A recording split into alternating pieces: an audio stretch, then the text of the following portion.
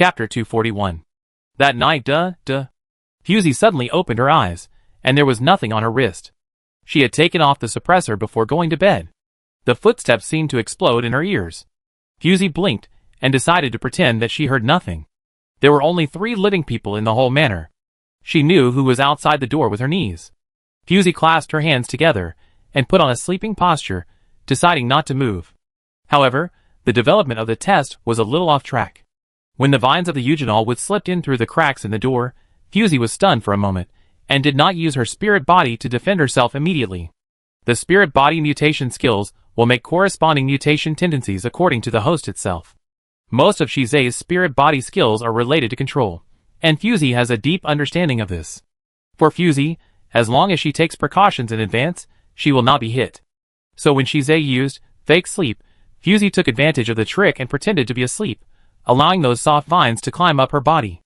However, as the concentration of pheromones in the room became higher and higher, Fusey suddenly regretted this decision. The spiritual body matching degree between her and Shize was as high as 96%, which would shock all parties if put into any historical data. His information degree was the most potent aphrodisiac for Fusey. Aphrodisiac. It was also from this moment that Fusey understood Shize's ultimate goal. He wanted to use the lifelong mark of the Sentinel to force her to stay in Morin. The moment the fact was confirmed, Fusey could not help but feel a little disgusted. Once upon a time, Morin also wanted to use means to force her to stay by his side, and even prepared a large number of carbon-based biological shells to imprison her. What's the difference between Shize's behavior and Morin's? His eyebrows were furrowed under his silver hair, and in a blink of an eye, Shize had walked to the bedside. Give him another chance, Fusey thought. Self-centeredly, Fusey didn't want Shize to stand against her, nor did she want to treat him with the same attitude as she did to Morin. But the paw on her waist was hot, penetrating through a thin layer of cloth to her skin, and it had a strong sense of presence. Okay, the child has grown up and learned to climb into bed in the middle of the night. The veins on Fusey's forehead were throbbing. Fusey didn't reveal any flaws, but her heart was fluctuating, and her spiritual sea was restless, with a tendency to fall into a manic period. Shize's movements became more and more wanton, and his spiritual body was not a fuel-saving lamp. The tiny tremors caused by the friction with the skin seemed to be a current flowing through. Until his kiss landed on Fusey's shoulder, her heart skipped a beat, her index finger trembled subconsciously, but she forced herself to hold it down. Wait a little longer, wait a little longer. She didn't want to wrongly accuse him. This level of physical contact was nothing. He didn't extend his mind assistant to touch her spiritual sea. However, in the next second, Fusey clearly felt that the strong and tough mind tentacles were sticking to her neck. This was a bit too much. Fusey didn't have much sense of boundaries for physical contact. Even if Shize sucked her tongue tip until it was numb, it couldn't match the strong thread brought to her by the quiet mind tentacle on the back of her neck. Ah, so annoying. Fusey rarely had such a tangled moment. If the person hugging her now was not Shize but Meyer Gas, she would have chopped him off with a knife. If Fusey was curious about what Shize wanted to do, and how far he would go at the beginning, now she was accumulating his crimes with a mentality of settling accounts later. He didn't even want to look back.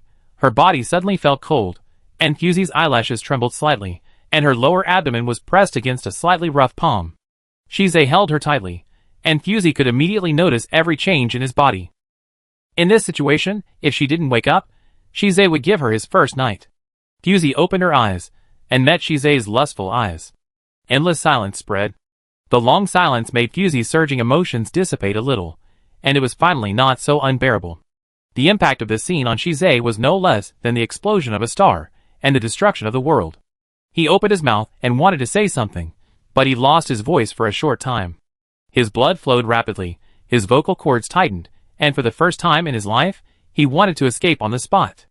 Fusey, on the other hand, was relaxed, without any trace of shame on her face, and said slowly, "Why, you dare not admit it?" The 2 words were particularly hot in Shize's ears, and he immediately denied it. "I didn't." "Huh?" Fusey narrowed her eyes, and stretched out her hand to pinch his neck. "You didn't? If I woke up a little later, you would have inserted it." Hearing this, Shize subconsciously looked down, touched her naked body, and immediately looked away. Fusey had used up all her patience in recent days tonight, and she repeated again, "Speak, don't pretend to be dumb." Shize suddenly turned his head, and looked straight into her eyes. "Don't you know what I want to do? If you really don't want to, you won't agree to my proposal this morning." Fusey smiled instead of getting angry. Are you blaming me? No. Shiza's tone softened. He stroked his sweaty forehead, a little depressed. The words of defense were stuck in his throat, making him uncomfortable all over. The atmosphere between the two was tense, but their bodies were close together. Shiza knew that the most important thing at this time was attitude, and he tightened his arm slightly in a flattering manner. My fault, I'm sorry. This time Fusey didn't buy it. Inconsistency is the root of human inferiority, and Shiza's soft words were just a stopgap measure. Besides, all this was his own choice, but in the end, he was unwilling to bear the corresponding consequences. There is no such good thing in the world. 2 years ago, I asked you, since you chose the identity of a relative, why did you cross the line? Fusey forced him to face reality. You can't always be greedy, enjoy the care of a relative, and also belong to the preference of a partner. This sentence seemed to pierce Shiza's long-standing fantasy. He seemed to be shattered suddenly, and couldn't say a word of rebuttal.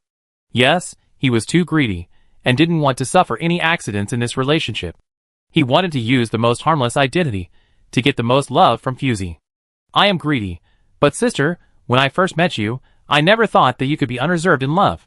I won't tell you how much effort you spent on that list. You are even willing to give him the core technology of the Wings of the Void. You have only known each other for less than a year, and he got your temporary mark. At this point, Shize seemed to have endless grievances. In the first few years when Fusey came to Kananki, she was not like a normal human being at all. She would kill ordinary humans who spoke rudely, and would also show kindness to death row prisoners in the underground prison. In a sense, she was a time bomb placed in society. No one knew whether she would become a humanoid weapon that endangered humanity, or a trump card to help Morin punish to fear. And Shize was one of the few guides who could get close to her.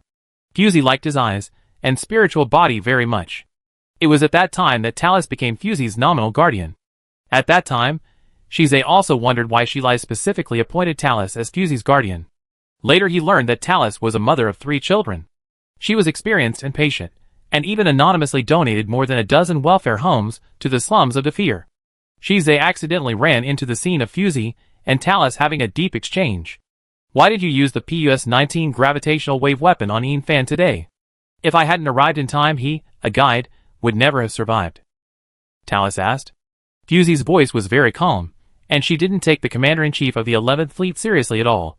Because he is weak, it is his honor to die in my hands. Talus thought, what did he say to you? You are very beautiful, I like you very much, can you date me? Fusey stated it again. Talus waited for a long time, but didn't wait for the second sentence, and was surprised. That's it? That's it. Fusey was sitting in the rose bush looking for flower seeds. I don't like the way he talks. Talus didn't know whether to laugh or cry. So you want him to die? Fusey casually pinched a blooming red rose. I don't want him to die. He is weaker than me, and can't resist. It's his own fault. You shouldn't do this, Talus said in a more serious tone. Everyone has the right to live. It's just a harmless confession. Really? Fusey raised her eyelids. Her ice blue eyes were neither sad nor happy. If I reject him today, will he be angry because of my rejection? Will he become more and more courageous because of this? Will he regard my rejection as playing hard to get? If any of the above situations are true, then as Commander Morin, the resources and power in his hands may cause me some trouble. At that time, I will have to explain to others that I don't like him and have rejected him, just like I explained to you today why I wanted to kill him. If others don't believe it, I will have to come up with more reasons to explain. It's very troublesome. It's better to kill him directly. Fusey is not a talkative person, and rarely takes the initiative to explain anything. After this long list, Talistan was speechless. It was also from this time that Shize and Talus clearly realized that Fusey was not ignorant of human behavior rules and interpersonal relationships. She was very perceptive in this regard and learned it without a teacher. Talus was still a little dazed, and Shize heard her tone become a little tougher. But this kind of thing is not punishable by death. Funny, Fusey said funny, but the corners of her lips did not rise at all. Aren't these things you said also artificial laws? If the law stipulates that the confessor cannot pester the confessor again after being clearly rejected by the confessor, otherwise he will be sentenced to death. Is it reasonable for me to kill Ian Fan today? Fusey stood up from the flowers and patted the green leaves on the hem. Talus was stunned for a second. You are sophistry. Sophistry?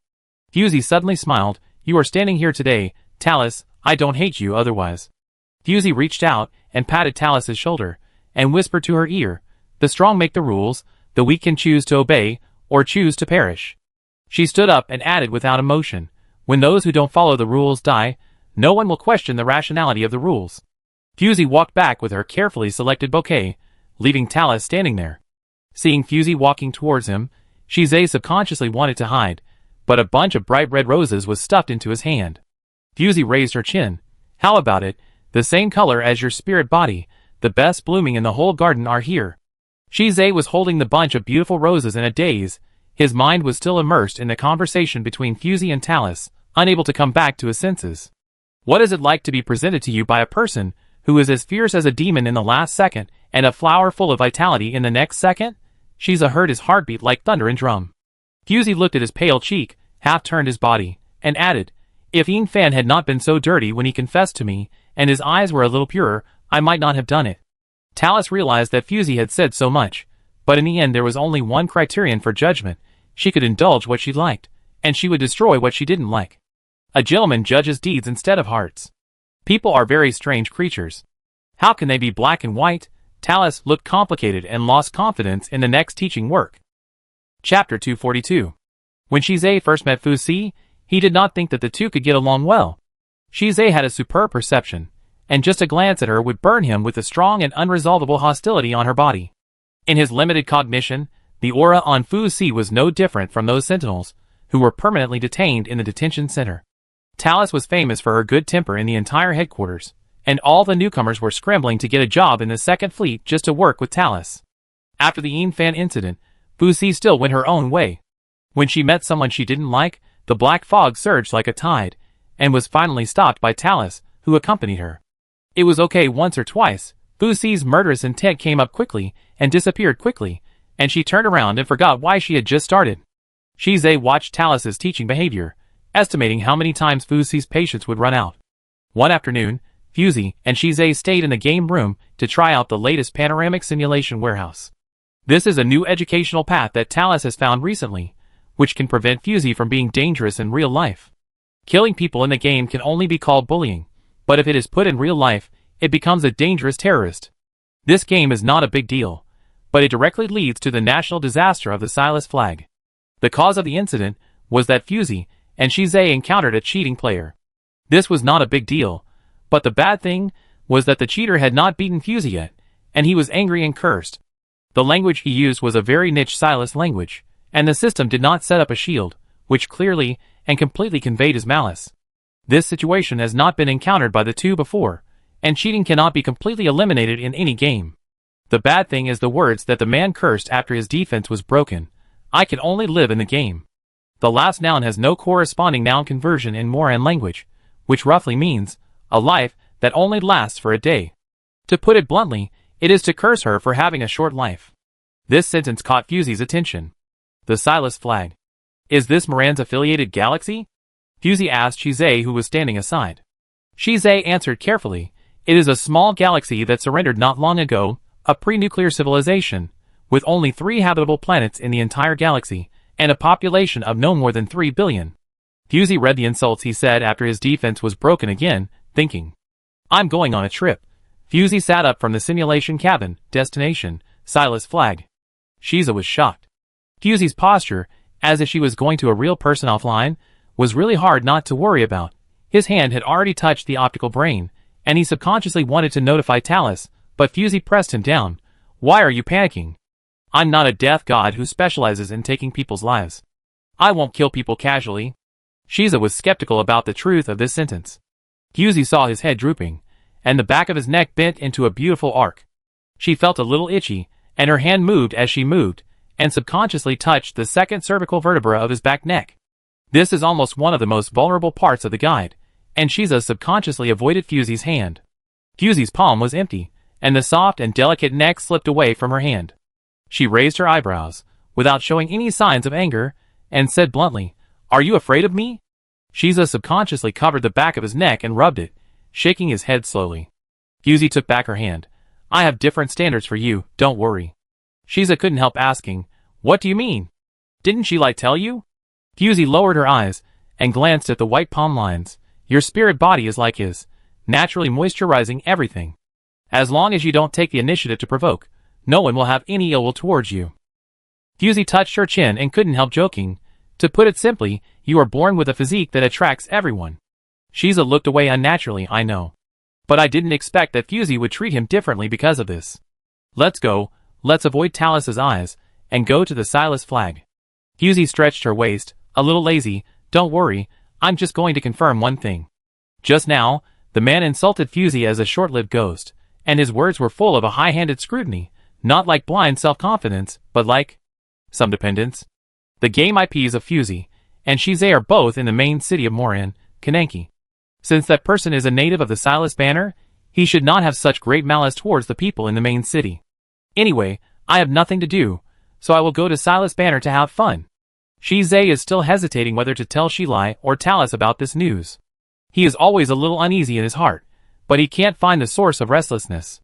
Fusey glanced at him. If you are really worried, you can tell Shilai, but let Talus go with you. Shize nodded.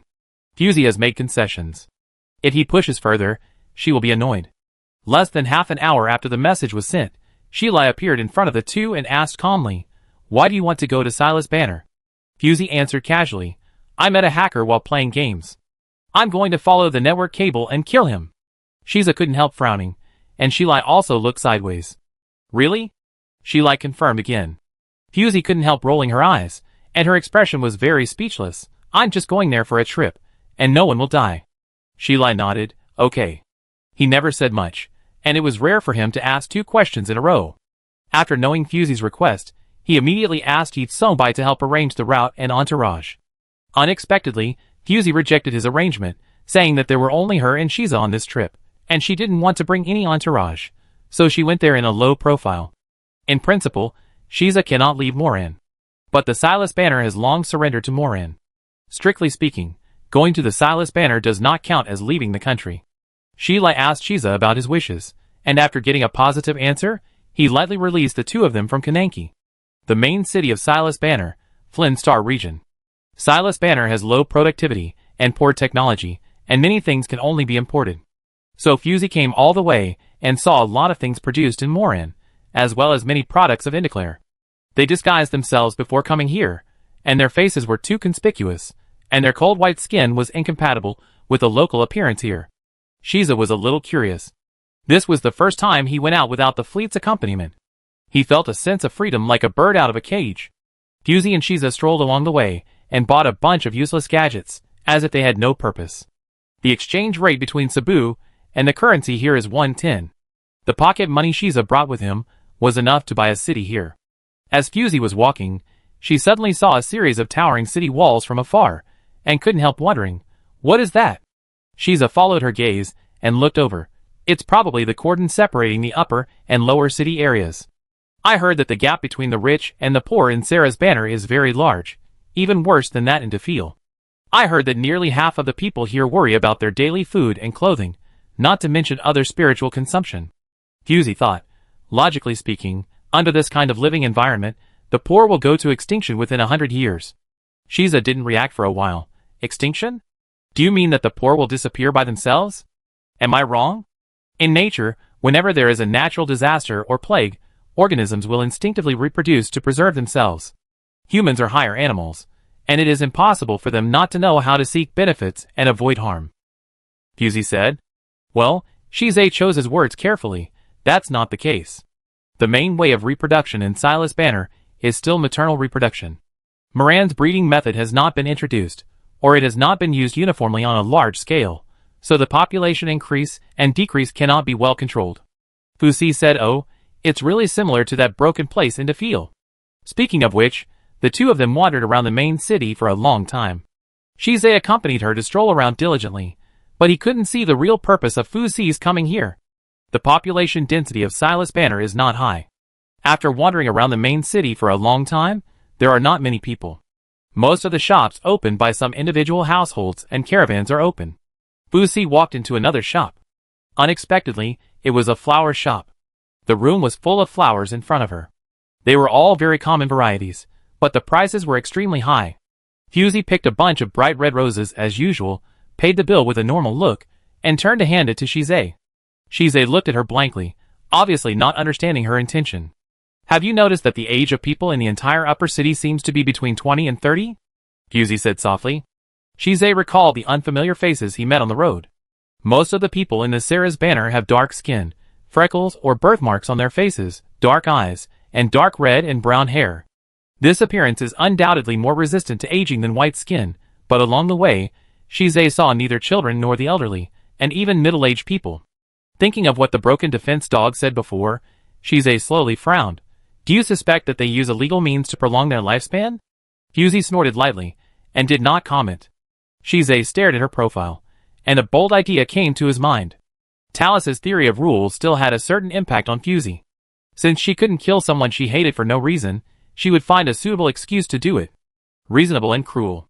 Then again, if someone in the upper city of Silas Banner really used gene editing technology to artificially extend life, there would still be room for recovery, but if they took other measures, such as making clones as a backup transplant bank, then the matter would be serious. Shize's thoughts were flowing, but Fusey seemed to see something interesting and pulled him out. Go over there and take a look. As the two walked away, several obscure eyes climbed up their backs. Chapter 243. It turns out that Shize's concerns are not groundless. Fusey wandered around the Flynn star field for 2 days, and confirmed the basic situation here. The human genes of the Silas flag have not been screened, and the awakening ratio of the Sentinels is very small, and there is basically no situation where the immortal species monopolizes the upper class.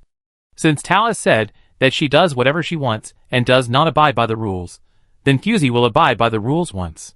According to the Moran Constitution Code, all Moran citizens shall not use any means to artificially extend their lifespan, including but not limited to extracting cerebrospinal fluid, replacing organs, and transferring consciousness. The Silas flag has been a subsidiary star system of Moran for more than 100 years. If they really have such behavior, it is knowingly and deliberately, and Moran will never tolerate it. The current problem is that they only found the weirdness, but did not find the corresponding evidence.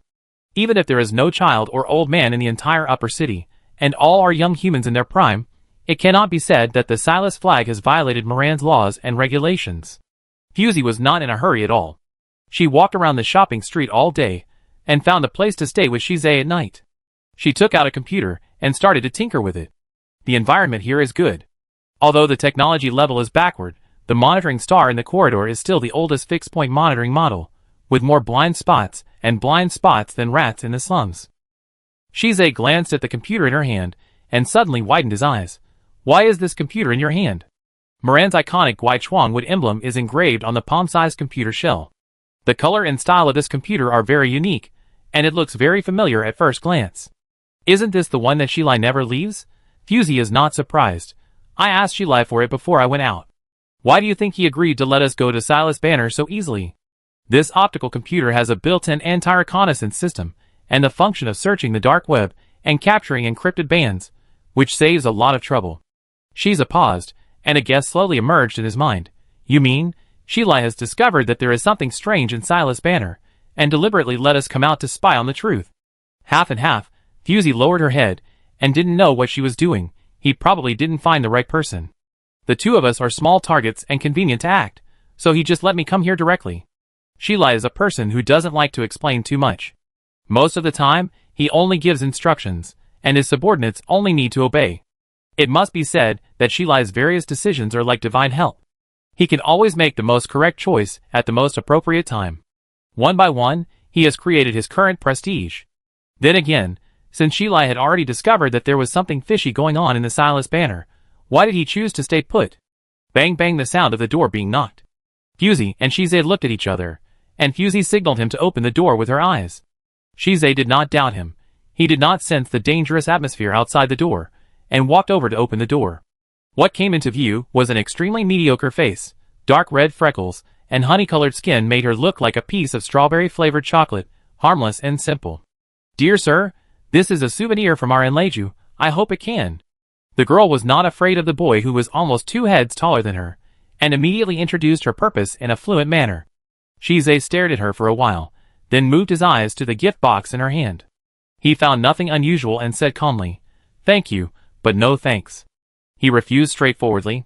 The girl was stunned for a moment, and the honey-like smile on her face also weakened a lot. "Sir, it's like this." She raised the souvenir in her hand again, trying to sell it, but there was an awkward look in the depths of her eyes that could not be ignored. Shize interrupted her again. "Really not necessary, Please go back. After that, the door was closed mercilessly in front of the girl. Shize watched Fuzi stick her head out from behind him, and was a little puzzled. Why do you want me to open the door? Fuzi glanced at the closed door, and waved to Shize. Come inside and talk. Shize watched her close the door to the inner room, and the thick black fog was like melted mercury, firmly blocking the gap in the door. We're being watched. Fuzi pointed outside the door. The girl is not an ordinary human. Her heartbeat frequency is not right. Shize frowned and thought for a while, but didn't find any flaws in the girl. At most she spoke a little too fast. Fuzi pointed at his chest. Normally, the heartbeat speed of humans is linked to emotions and physical fitness, and it's normal to have slow and fast heartbeats. When you opened the door just now, her heartbeat obviously accelerated for a moment, then gradually slowed down, and accelerated again when you rejected her. As soon as you closed the door, it immediately became a calm and still heartbeat. Fuzi analyzed it for him. She is pretending to be nervous. Shize quickly reacted. She knows that there is more than one person in the room, and she is very clear about your abilities. On the surface, she is talking to me, but in fact, she has been paying attention to you. That's right, Fuzi nodded. Normal humans can't control their organs to this extent. She is either a high-level sentinel or something else. After hearing this, Shize felt something was a little strange. I didn't detect any mental fluctuations. Just when they were about to conduct an in-depth investigation, this person came to show his presence. It was really a coincidence. Fuzi had a guess. If there is really someone behind the Silas flag doing gene editing experiments, they will definitely not put the laboratory in the main city. It's hard to imagine that just seeing an unusual trash talk in the game can lead to so many things. Shize still felt that it was a little unreal. Could it be that we are overthinking? If something makes you feel wrong, you must use the worst idea to infer it. Fuzi shook her head gently. Besides, this is not a coincidence. Shize slowly frowned. He understood what Fuzi meant. The game cabin they used in Kananki was set by Talus, but the internal parameters inside had been set. It was not a coincidence that they could be matched with the natives of the Silas flag in the same game. Coupled with Shilai's tacit attitude, Shize realized later that they might have been sent by Shilai as labor to work. He looked at Fuzi sideways. In his impression, she could not accept being used as a gun by others. Maybe she would be angry and kill back to Kananki. Fuzi noticed his gaze and smiled. Why, are you afraid that I will go back to settle accounts with Shilai? Shize nodded gently. He probably discovered that there was something strange here a long time ago, but he never found a suitable person to investigate. Fuzi shrugged. It doesn't matter. Compared with this kind of secret calculation, I don't like Talus's high-sounding verbal teachings. This is the first time he has heard of it. Shize raised his eyebrows, but he didn't show too much surprise. Since ancient times, it is easier to dodge an open knife than to defend against a hidden arrow. Most people would rather confront a straightforward enemy head-on than to fight with a villain who stabs them in the back. Talus did nag a little, but every time she dissuaded Fuzi, it was to let her take the right path and not make a big mistake because of a momentary impulse. I heard a saying when I was in Defear that no one can reach this position and is completely innocent. If you really want to investigate, the top leaders of Moran are not clean either. Fuzi spread her hands. Shize's eyes darkened, thinking of what Fan and others did in the past. In comparison, Shilai's actions were still within Fuzi's tolerance. As she said, the spirit of the Yuchuang Wood is very special, so she will naturally be more tolerant of the holder of this spirit. Let's go! If we want to lure the snake out of its hole, we have to establish a personal character first. Fuzi took back the spirit that was clinging to the crack of the door, and pulled Shize out of the door. The biggest characteristic of human society is that 3 people can make a tiger, and a lot of gossip can melt gold. Fuzi thought that if she wanted to perfectly integrate here, she just needed to create an absolutely harmless personality, and then spend some time spreading it out. It wouldn't take long before someone would come to fish. She examined the ratio of men and women here and the social sentiments, and decided to create a personality for herself as a rich woman, who was stupid and rich, and came on vacation with her lover. Shize's figure and face were still too advanced in this galaxy with low male genes. Even after disguise, the persuasiveness was still very strong. They found the largest luxury club here, and booked it for a month, revealing that they were rich from the inside out. After spending half a month in such an inhumane way, many people from the upper class wanted to come and make friends, and they became even more enthusiastic when they learned that the two were from the border of Defil. I have heard that the Moros nobles are powerful, and today I see that it is indeed well deserved. The beautiful girl with a voice that can make people sick sat next to Fuzi, clinking glasses with her from time to time. Yuna is a friend that Fusey has met in recent days. She has a cheerful personality and a sweet mouth. Fusey can chat with her very well. Fusey took the bottle from Shizei and shook it. You are too kind. It is just the wealth accumulated over time. Compared with the aristocratic families in the main city, it is not worth mentioning. The girl had a good face and her eyes were frighteningly bright. Speaking of which, you can't tell your age at all from your appearance. You are really well maintained. Fusey pretended to be drunk and leaned into Shizei's arms. I am old, and I get sleepy easily after drinking a little. I am not like you young people who are full of energy. As she said that, she pinched Shizei's fair face, and seemed to reveal a touch of sadness unintentionally. Shizei, The girl blinked her eyes, and suddenly approached Fusey mysteriously. Sister, you are so beautiful, but you really need to take good care of yourself. Our family has invested in a new project. I heard that it can slow down cell aging. Are you interested in listening? Fusey's eyes turned slightly under her hair, but her face was a little suspicious. Are you serious? At my age, is there any hope? The girl giggled. What are you talking about, sister? The average age of Dafir is 120 years old. 40 or 50 years old is just the beginning of life. Fusey obviously liked her compliment and immediately sat up from Shizei's arms. Tell me about it.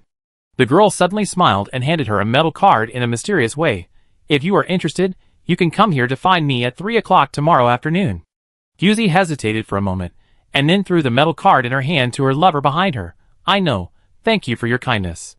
Seeing her casual attitude, Yuna's eyes darkened and she moved closer. Sister, don't you believe me? How could that be? Fusey refilled the wine glasses of the two. It is of course a good thing to be able to stay young forever. She said this, but her body still leaned towards Shizei, looking like she was concentrating on flirting with her lover, and she didn't seem to care about the methods Yuna said. Yuna opened her mouth and seemed to want to say something, but Fusey looked like she was completely addicted to male beauty, and she just hummed perfunctorily. Seeing this, Yuna felt relieved. It seemed that this Lady Aki was probably a small noble, who was idle, and relied on her family's wealth. She was not a threat at all. I think my sister is also a free and easy person, so I won't hide it. If you are interested, you can visit this website to learn more. It's getting late today. I go back first. See you tomorrow, sister. Yuna left a note, and left without saying anything more.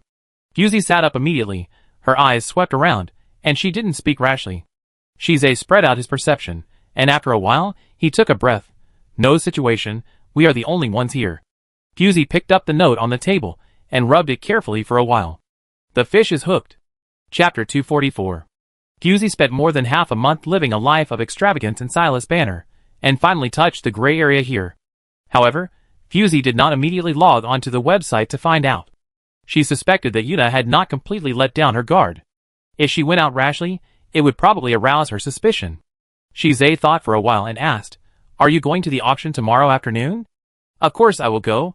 I haven't seen the auction site held by a large caravan. It must be very lively. Fusey memorized the information on the paper and destroyed it. Shizei looked at her actions and hesitated to speak. Fusey was clearly facing away from him, but as if she had eyes on the back of her head, she said bluntly, If you have something to say, just say it. This place is completely surrounded by my spiritual body, and no one will eavesdrop. The salesperson who came to sell a few days ago, and Yuna these days, they all have a strange spiritual frequency fluctuation. Shiza carefully expressed his guess. I know it's strange to say this, but they may be the same person. Who knows? Fusey is not surprised. Your feeling is right. Shiza blinked. Could it be? Fusey suddenly smiled for a moment, and her whole facial features became vivid. The appearance after disguise was also eye-catching. It seems that the water here is deeper than I thought. It is a kind of chronic suicide to be in the same boat with the pollution source. Shiza's expression became serious. If this is true, we must report back to the headquarters and ask for support. The technological level of the Silas Banner cannot support the long-term operation of a large laboratory. If the power of the pollution source is involved, it makes sense. The power of the pollution source is beyond human imagination. A super pollution source that can affect the entire small galaxy is definitely not something that an individual can contend with. Fusey turned sideways and asked with interest, reporting to the headquarters? What do you want to say? We haven't found anything now. With only a website that is not known whether it is true or false, do you expect Shilai to send troops to flatten this place? Shizei fell silent. At this time, he still had a trace of idealist naivety, and had beautiful fantasies about most events. In short, he has not been beaten by society.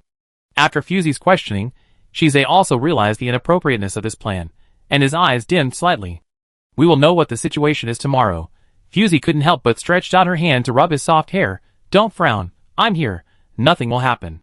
Fusey has completely entered the role these 2 days. This kind of physical contact has been done a lot. Almost everyone in the upper city knows that a super rich woman has come to the Flynn Star field. Not only are the little lovers around her of high quality, but she also spends money without blinking. So Shize didn't avoid her hand at the first time, and obediently let her touch him for a while before reacting and retreating stiffly. Fusey snorted and laughed, but didn't force it. The next day, Fusey and Shize arrived as promised. Yuna greeted them warmly, and repeatedly praised Fusey's outfit today for being really eye-catching. Her attitude was obviously different from yesterday.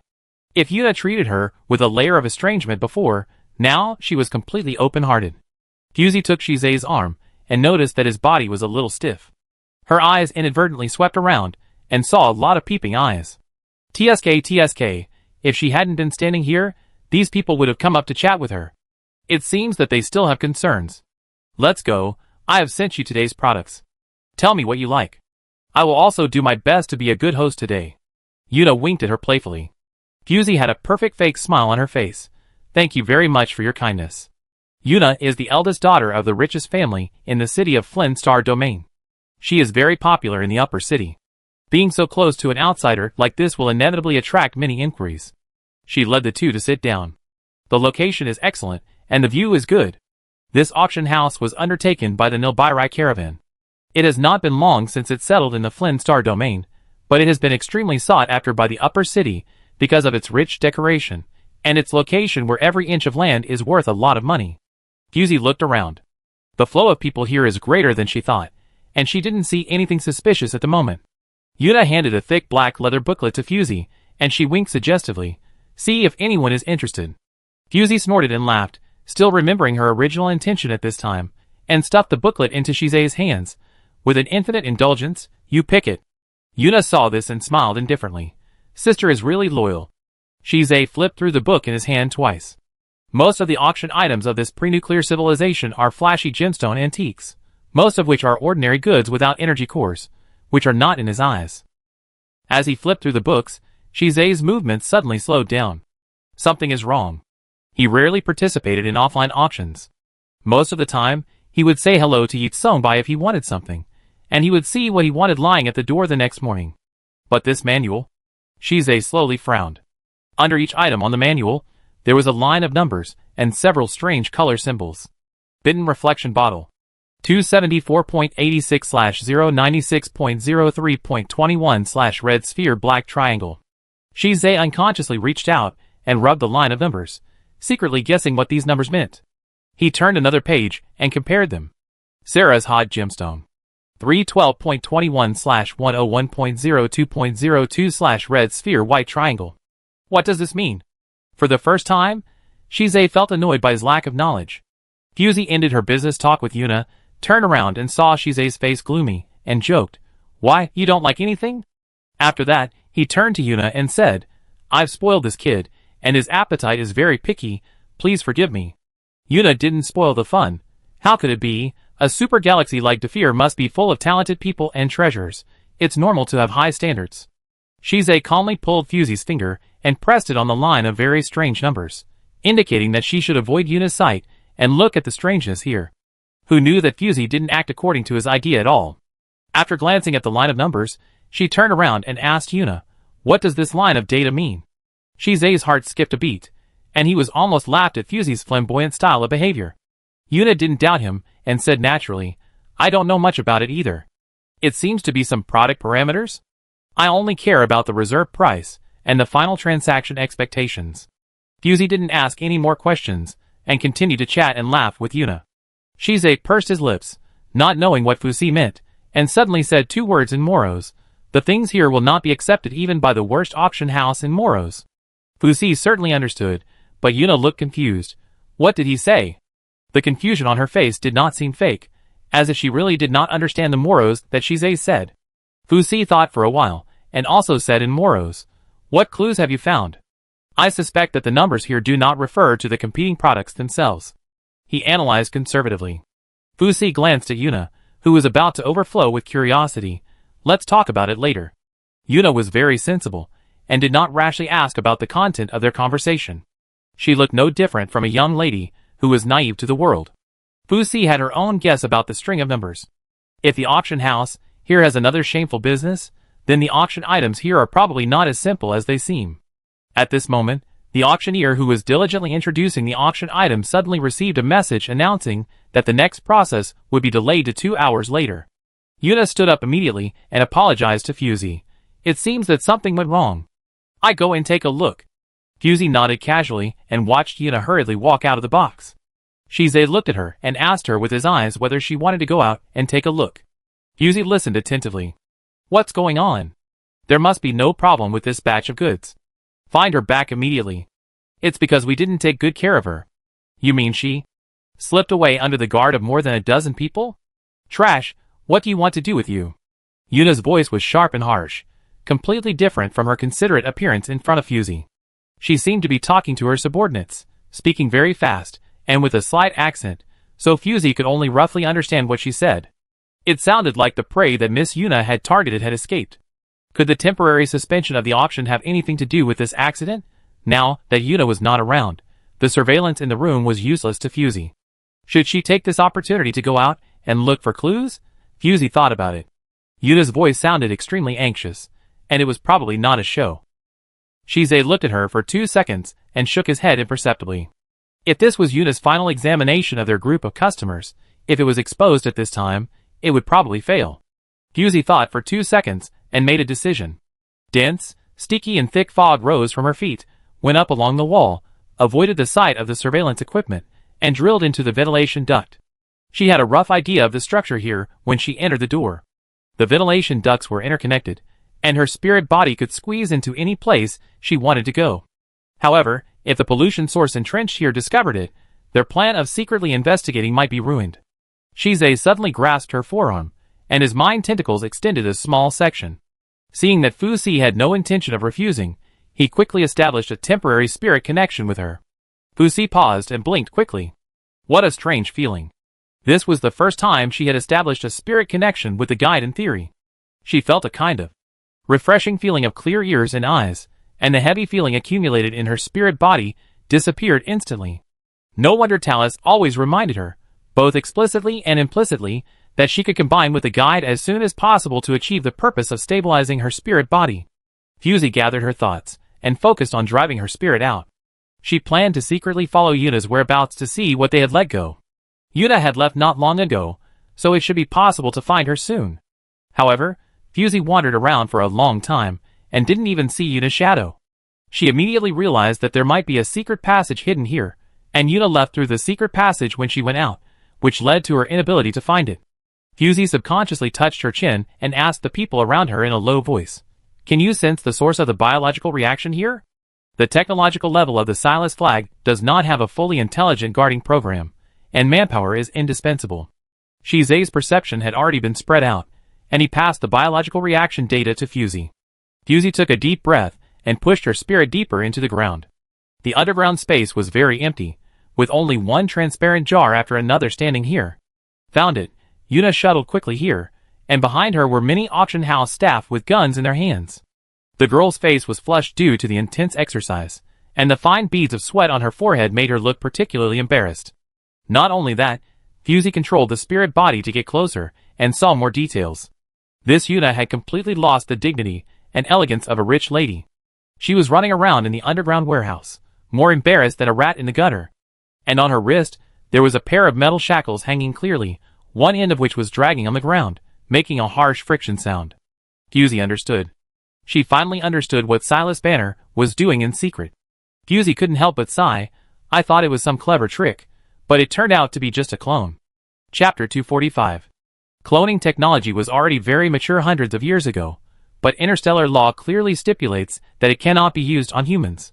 Imagine a humanoid creature with the same appearance and genes as you, with all your biological information exactly the same, and she also has independent consciousness, and can cry, laugh, feel sad, and get angry. Fusi snorted and laughed with an ambiguous meaning.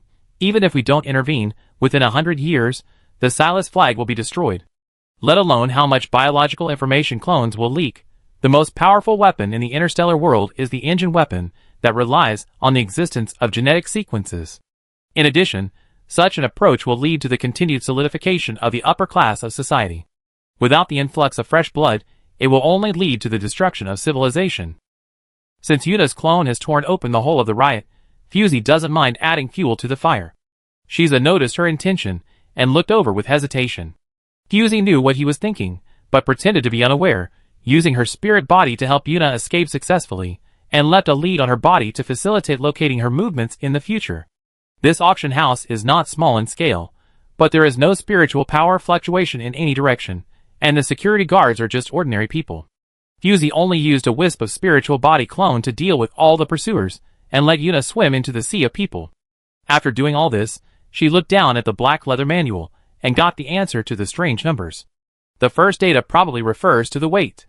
The human heart is between 250g and 350g.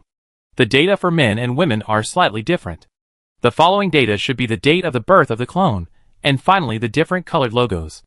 The black triangle is likely to represent women, and the white triangle is naturally men. The red ball represents the heart.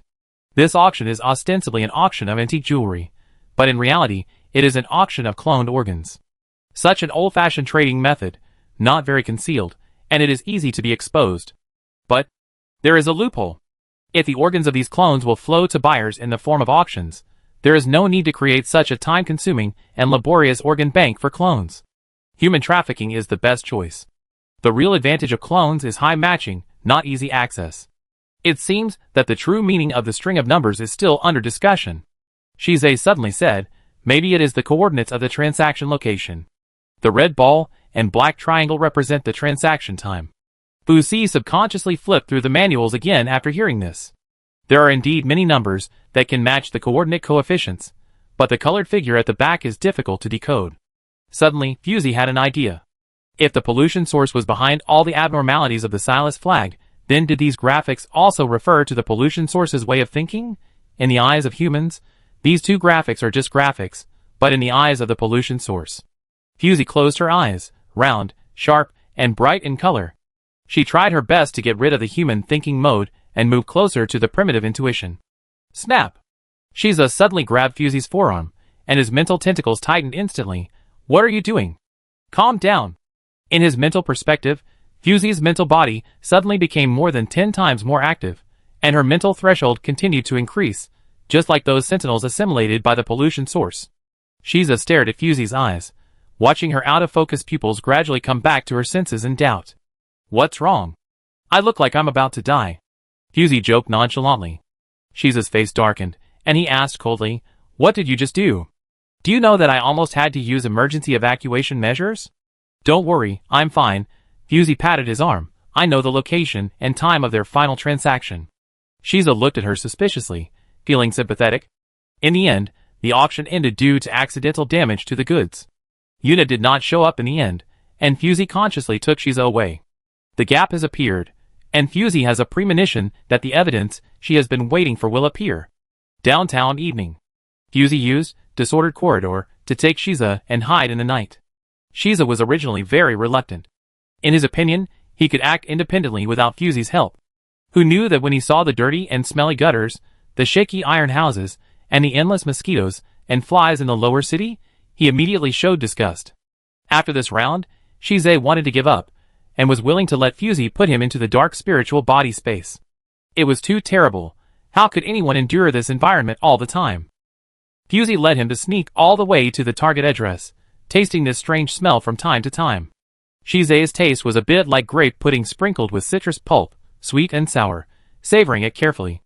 Ahem, Fusey forced herself to come back to her senses. Now is not the time to appreciate food. They have lived a luxurious life in the upper city for so long, and now seeing the dilapidated scene in the lower city is really a bit disconnected. Shize's reaction was normal. After Fusey jumped out of the human perspective, she understood the hidden meaning of the data. The red sphere represents the star heading for destruction, and the black triangle represents the time before midnight. In other words, the trading time is probably before midnight, when the star has not yet disappeared. Speaking of which, there is no curfew in the lower city. No matter you are sleeping on the roadside or killing and setting fire in the alley at night, no one will notice. The management is loose, or there is no management at all. Fusey took off the suppressor, and her 5 senses could clearly capture every tiny vibration in the air without any restraint. Her guess was correct. Not far away, a dozen people were approaching the escort team, and the frozen convoy that would not appear in the lower city was slowly approaching the center of the slums. There are many small roads in the lower city, and there are no regular and smooth roads like the upper city, which makes it easier to hide smuggling.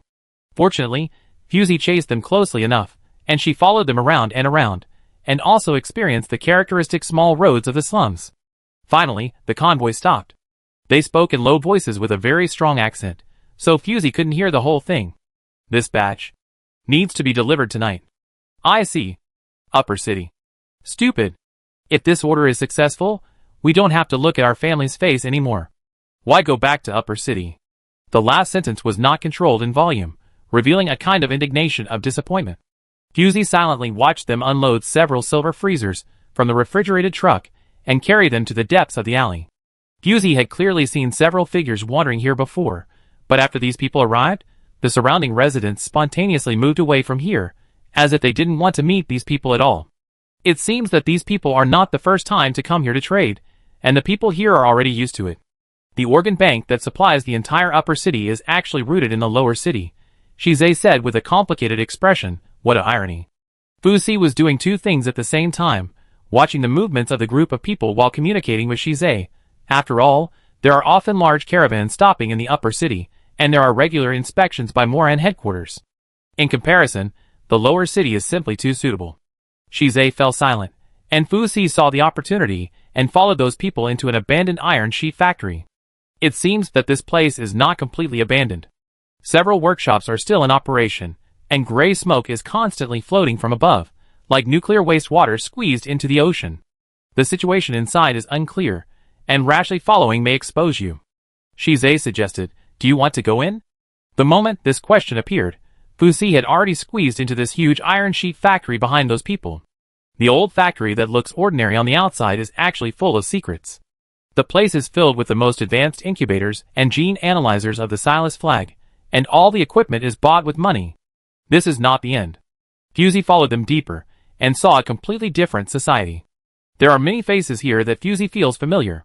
In the half-month she has been in the upper city, many people have come to make friends, including these familiar yet unfamiliar faces. This is a large clone training base. Why was the transaction site chosen here? Fusey vaguely sensed a hint of strangeness.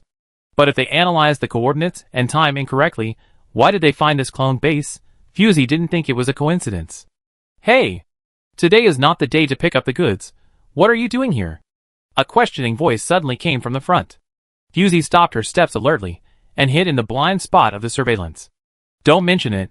We suddenly received news that we need to urgently transport this batch of goods. The leader of the refrigeration team explained with a low eyebrow. Fusey frowned deeply. This person's words were completely different from what she expected. Normally, the auction house will record the auction items about a week in advance and temporarily store them in the auction house. There is basically no possibility of a temporary change of mind.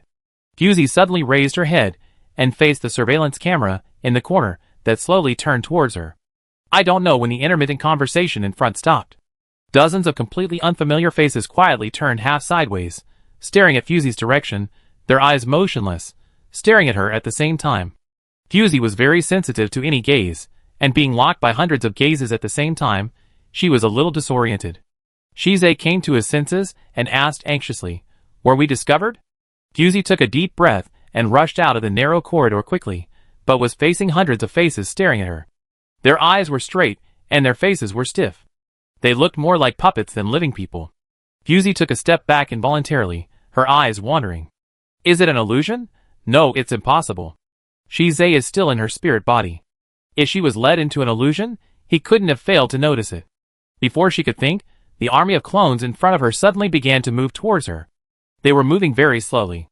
It didn't seem like they were going to capture Fusey, but more like they were going to assimilate her. What's going on? Their mental fluctuations are all approaching the same frequency. This situation, Shiza said in disbelief, it can't hold back and took action in advance? Fusey stepped back step by step, thinking about the details of this incident, and the original strange and abnormal places were explained. Since the day they came to the Flynn Star Field, they have been targeted. Since the hotel started to sell souvenirs to Shiza, it was the first step to test the source of pollution. They were too cautious, but they readily accepted the project proposed by Yuna, and it was hard not to make it doubt Fusey's true purpose. Now it seems that this pollution source is a hard stubble. Seeing that the soft way is not working, it simply set a trap for Fusey and lured her into the trap. Fusey stared at the crowd that was gradually surrounding her in front of her, and quickly looked for a breakthrough. Shiza was not worried about Fusey's safety. The clones here were all ordinary humans. Not to mention the hundreds of people in front of her, even tens of thousands would not pose a huge threat to Fusey. He was just a little bit surprised. Why did it suddenly attack? We haven't found its biggest handle yet. Fusey didn't answer. She stared at the group of clones in front of her with stiff limbs and weird faces, watching them take out one gravitational wave weapon after another and aim it at her. Oops. Shize was shocked. With the current technological level of Silas Flag, how could it be possible to come up with so many gravitational wave weapons? This is obviously a thermal weapon that can only be developed in the era of antimatter. Quantitative change leads to qualitative change. Even if you face so many gravitational wave transmitters head-on, you can't completely get away. Shize walked back and forth anxiously in the dark space, but Fusey had no intention of letting him out. Fusey narrowed her eyes slowly. It's more sensitive than I thought. It seems to be a highly intelligent pollution source, so its destructive power cannot be too high. At this time, he still has the mind to analyze the enemy's numerical value. Shize is almost laughing. The most urgent thing is to get out as soon as possible. The real owner has not appeared yet. Don't waste too much mental energy here. Unexpectedly, Fusey said in a deep voice, "It's too late."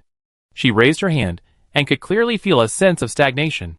Her hands and feet were stiff, and she felt like she was being tied by a thread. At this time, Shize had not yet mutated into a spiritual body skill. He only had the most basic mental guidance ability. Facing a high-level pollution source, he was also powerless. Besides, Fusey had no intention of letting him go out to act alone. These clones have become puppets in the hands of the pollution source. When attacking, they completely ignore their own safety.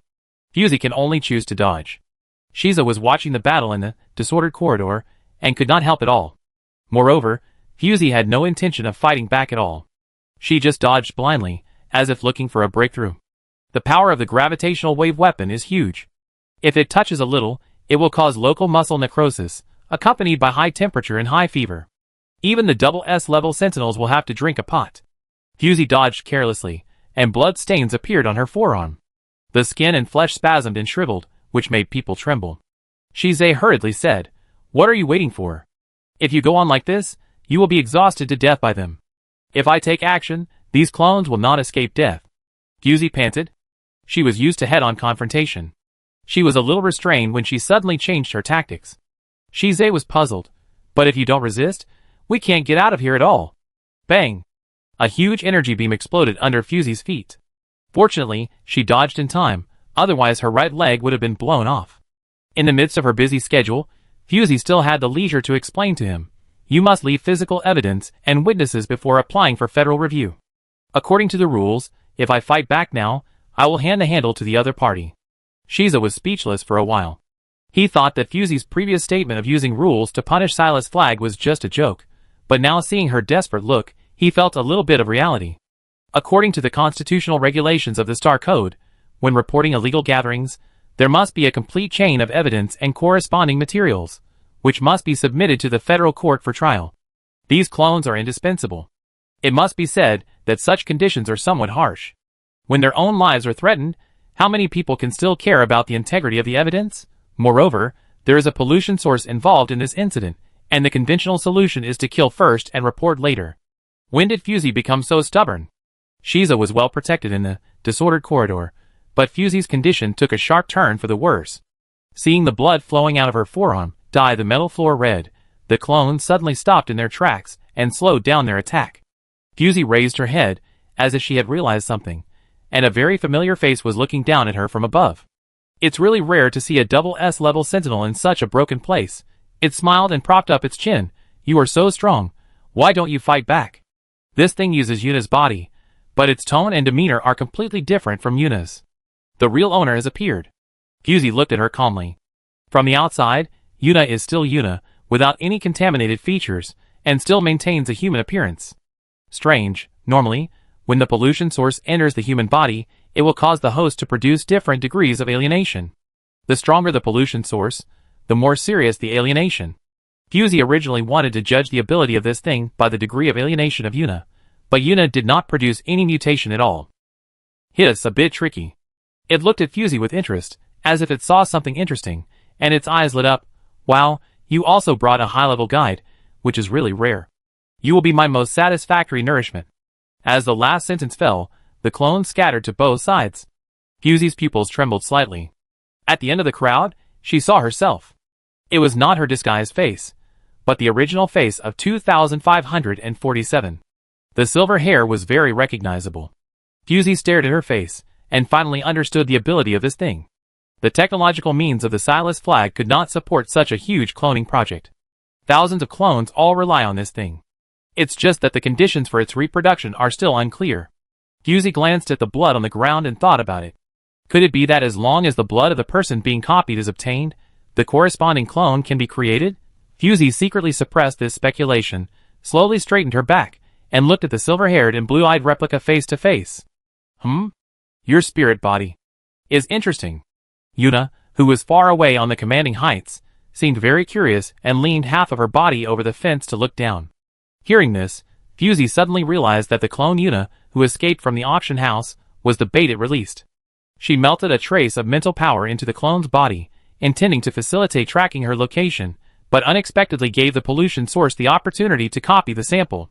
It was calculated. Strictly speaking, this was Fusey's first time seeing the pollution source. Her only memory of fighting the pollution source came from 2547, so she was not experienced. I thought that most of the pollution sources were stupid and only knew how to expand their territory and assimilate creatures. Now it seems that this thing is not inferior to humans in intelligence. As her thoughts turned, only a few seconds passed in reality. The clone did not give Fusey time to think about countermeasures. Black fog surged out and surrounded Fusey's body in an instant. Fusey knew how destructive her own spirit-body mutation skills were. This was the precursor of the end of the world. If it was successfully launched, the entire laboratory would be razed to the ground by the skyrocketing energy entropy.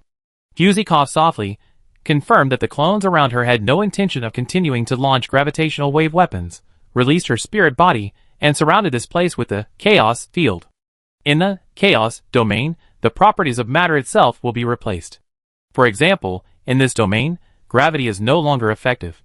Without the blessing of gravity, all destruction programs need to be recalculated and generated. Yuna opened her eyes wide. It can see things without relying on human eyes, but in this case, it is very dangerous to show up rashly. This double S-level sentinel is very dangerous. Her spirit body exudes an indescribable breath, which reminds it of the place of birth. The wound on Fusey's arm is almost healed, and Shize's anxious voice echoes in her ears. Let me out. No, Fusey refused without hesitation. Your appearance will only become my weakness. The situation is still unclear. It's okay if she is the only one cloned into an isotope. If Shize comes again, Fusey will only feel a headache.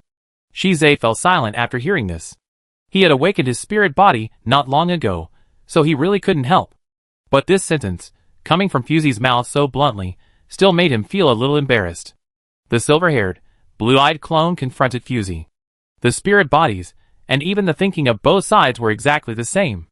Not to mention the spiritual body's mutation skills, even the close combat of the physical body could not determine the winner. Fusey used her palm to fight with her fists and resolved a wave of attacks, but she clearly realized in her heart that she couldn't continue to waste time with it. It sensed Fusey's intention and imitated the human appearance, curled its lips slightly, gathered its fingers, and then spread them out, and the vast contaminated area instantly extended. Its contaminated area was very special. The entire underground factory instantly became its body. Whether it was the floor under its feet or the door that could be opened and closed, it instantly turned into a fascinating trap. There is no doubt that this is a steel giant. Its whole body can be transformed into its weapon, causing extraordinary trouble to Fusey.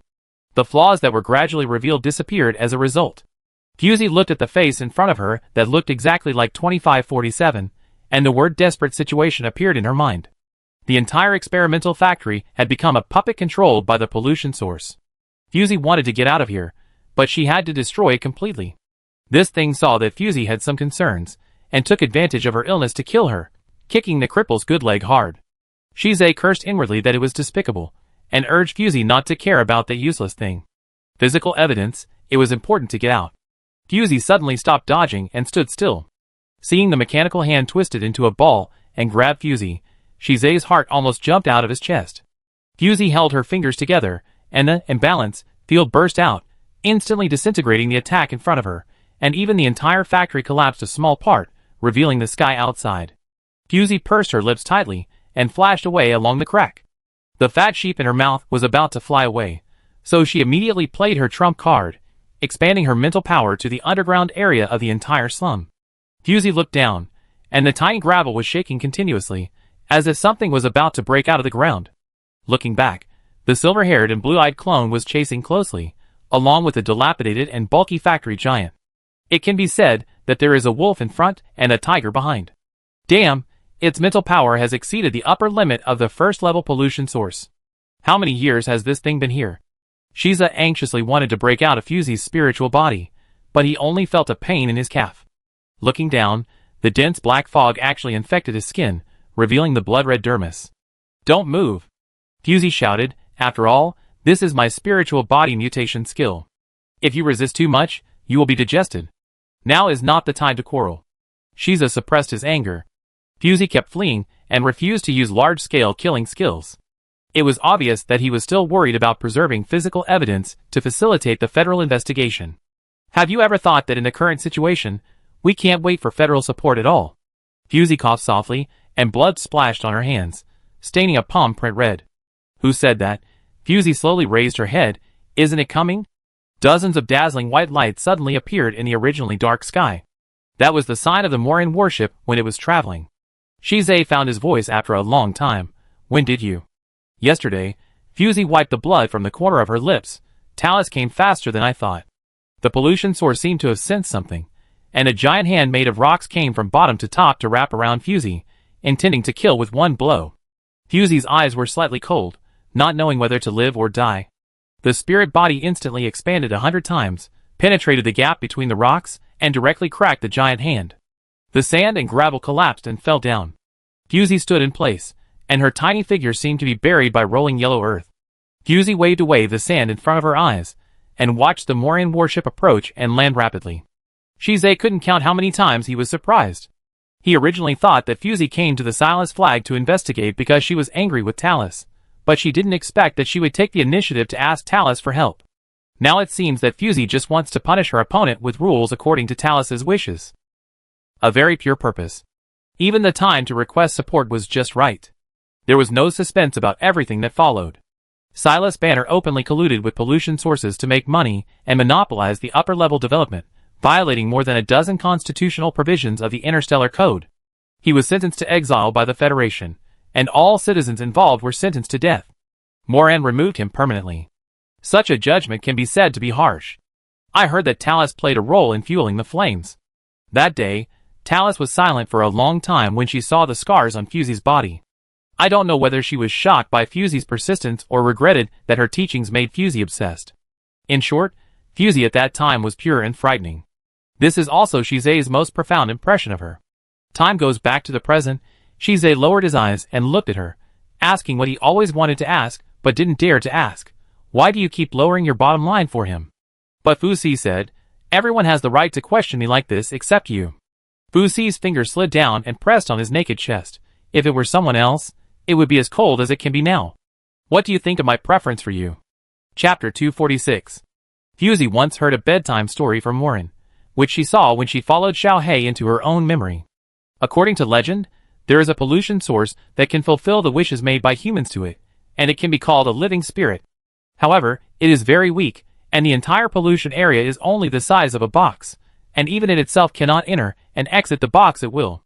The turning point of the matter came from a human, who made a wish to it. I want you to be loyal to me forever. The pollution source always responds to everyone's requests, and naturally will not refuse his request. So the human thought he had the whole world, and he quickly became a hegemon with the power of the pollution source, and his territory expanded infinitely, and he was unrivaled. And this pollution source also followed the human to plunder, and absorbed power crazily, and his ability increased greatly. He was no longer besieged by the small box, and had countless palaces and pavilions. The two supported each other, and were almost invincible. The good times did not last long, and he found that the pollution source would still satisfy other humans who made wishes to it. The human was very angry, and asked it why it broke its promise. The pollution source was very calm. It never took human emotions into consideration. Facing human questions, it collected the price that humans had to pay for making a wish, returned to the small box, and waited for the next wisher to come. Morin often told her bedtime stories, but after finishing this story, he was silent for a while. This story is not good. I won't tell it next time. It was not until today that Fusey realized that most humans have the same bad roots. Fusey was a little disappointed. You think I broke the bottom line for others, so I should put you outside the bottom line, right? Touching the look in her eyes, Shize lowered his eyes and whispered, Why not? Haven't we been getting along very well in the past 2 years? In fact, the fact that they have been able to get along so harmoniously in the past 2 years is all the result of his deliberate concession. Every time the two of them have a disagreement or a sign of quarrel, he will take emergency precautions, suspend the current topic, and talk about other things, trying to get away with it. It's okay once or twice, Fusey is willing to indulge his tricks, but after a lot of times, Fusey will start to treat him coldly, and when he comes to see her again, he will only get a few lukewarm greetings. He didn't dare to argue with Fusey for such a small matter, so it's okay to be a little cold. As long as Fusey can stay in Morin, Shize will be very satisfied. He is immersed in the illusion of self-deception and can't extricate himself. However, just yesterday, Fusey personally punctured the illusion he created. He endured and endured, but he couldn't survive his various fantasies. He was afraid and worried, and convinced himself, with countless excuses, to climb into her bed. What made him even more unable to let go was that even at this moment, Fusey did not show any sign of being angry. In this case, why couldn't she love him more? Fusey stared at his increasingly red eyes, and with a glance at his tense neck and shoulders, she could not help but soften her heart again. Fusey was a very pure sensual creature. The person she liked at first sight was so humble and weak in front of her. She sighed and decided to end it. Look at me, she reached out and held up Shize's drooping face. One last chance. Tell me what kind of identity and result you want. Shize lifted his eyelids with tears in his eyes, and the palm next to his cheek was warm and soft. Fusey was even more difficult to look at than when she was furious. He was not worthy of Fusey's indulgence and forgiveness again and again. Fusey was keenly aware of his self-pity, like a resentful widower abandoned by his partner, who saw that his partner had no hope of returning and decided to hang himself at the door of his house with a white silk. I said. Fusey laughed in anger. The death row prisoner still has a glimmer of hope, and I am not an iron-faced judge. If you don't say it now, you will never say it again. I want you to have only me as a guide. Shize blurted out, nervously grabbing her wrist to prevent her from escaping. Fusey didn't hesitate for even a second. No. The man's eyelashes trembled when he heard the words, and crystal tears flowed down the corners of his eyes, and broke easily. To be honest, seeing him crying silently without saying a word, Fusey felt a secret joy in her heart. Even though she didn't know where this emotion came from, she still enjoyed it. So pitiful, Fusey licked his tears viciously, still teasing him. If I say no, will you give up? Shize was silent for 2 seconds, and humiliatingly modified his wish. He can only be a mistress. It was very abstract, but Fusey understood. She raised her eyebrows and teased, Be a mistress?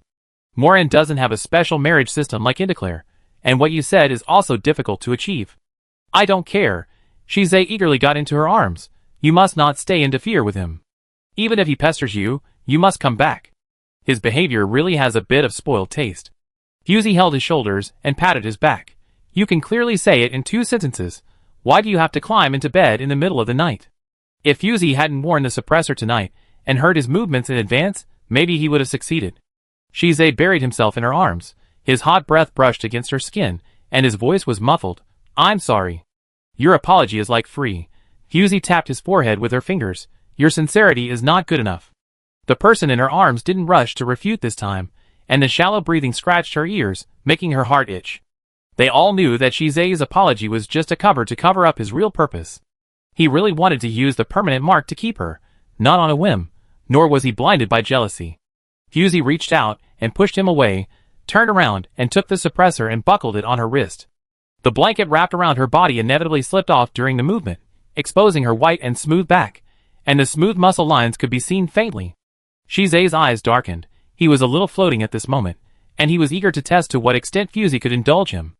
Fusey was adjusting the suppressor parameters when a hot hand suddenly came up from behind and gently stroked her back. "Can we do it?" Shiza leaned over and got close to her. "I feel so bad, sister." Since he could get what he wanted by showing weakness, he didn't mind being a weak person in front of Fusey. He didn't fight today, but he would be out of reach if Fusey was kidnapped to defeat in the future. Fusey had her back to him and had just put on the suppressor.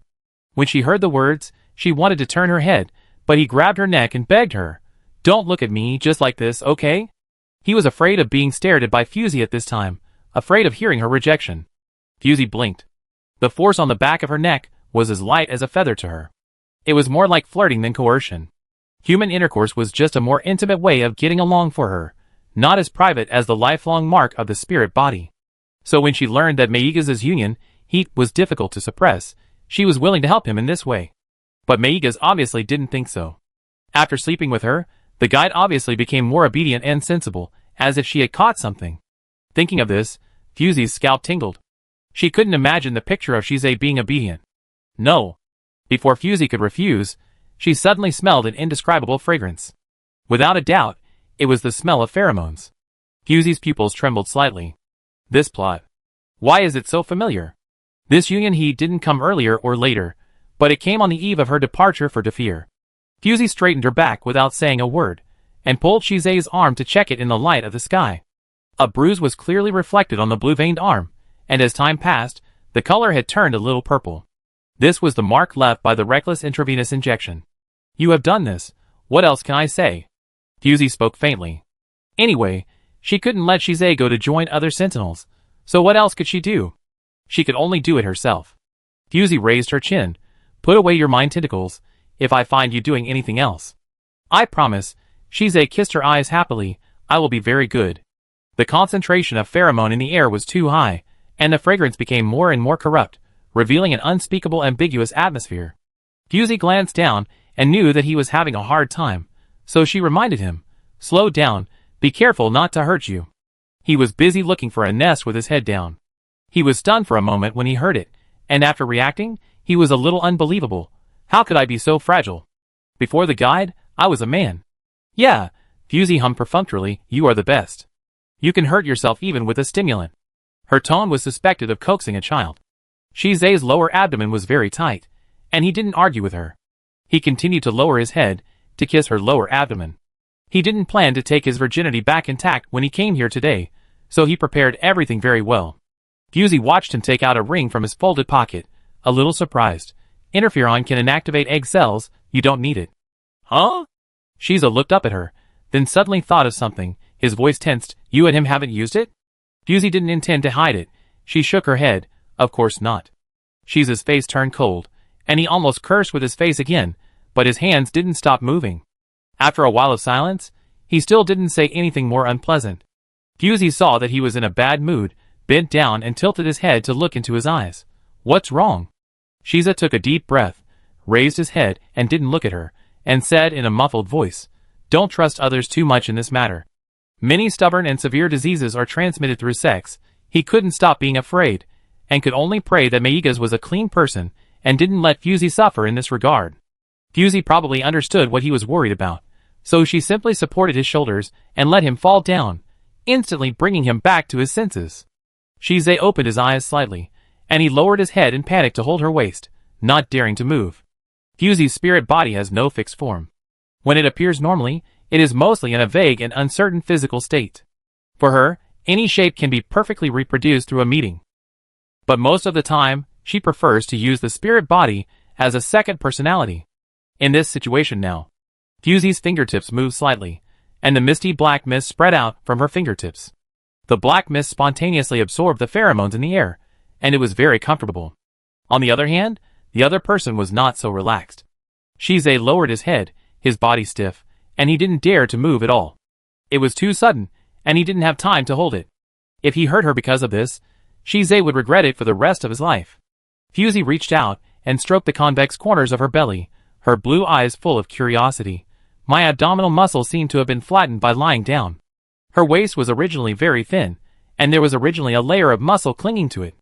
Now she has been lying down for 2 years, either watering flowers or playing games every day. Even the best muscle conditions can't support such waste. Shiza lowered his eyes and looked carefully. He could still see clear lines. It felt firm and refined, without any signs of degeneration. But he couldn't help but straighten his waist, and the bulge on his belly became more obvious. Fusey narrowed his eyes. This posture was still too torturous, especially when he was hiding in it and dared not move. It was simply a soft punishment. Without a mental connection, he could only judge whether the action was appropriate based on Fusey's expression, and he was completely restrained. He didn't know where the combination of confusion and heat was thrown into by him, and his eyes were full of the blush on Fusey's body. Fusey looked at his tight waist and abdomen. His broad shoulders and thin waist made him very eye-catching visually. His mermaid line and shark muscles were connected, and every muscle was telling of his nervousness. It was a beautiful body, but Fusey didn't have the chance to appreciate it. She stretched out her hand and motioned Shiza to hold her fingers. His hot and sweaty palm covered him, and his bones collided with each other through the skin. He trembled slightly. Although something more intimate was going on, he couldn't stand the warmth Fusey occasionally showed. You have to know that this kind of warmth didn't belong to him before. There would never be such an intimate action as holding hands between relatives. Shiza stared at the two people's clasped hands with a little obsession, and heard Fusey say to him in a trance, "Will this be better?" Fusey pinched his fingers. "Relax a little, your bonding fever can't be relieved at all. I don't know what level of bonding agent this guy injected himself with." The bonding fever came fiercely and quickly. After the body temperature rose, it warmed her lower abdomen, just like a human-shaped hot baby. Fusey couldn't help but criticize him. "Don't do this next time. Bonding agents are very dangerous. Using them casually may cause you to enter a period of mental disorder. The spiritual body of the guide is relatively stable, but there are exceptions, and it is more difficult to suppress than the sentinel when it attacks."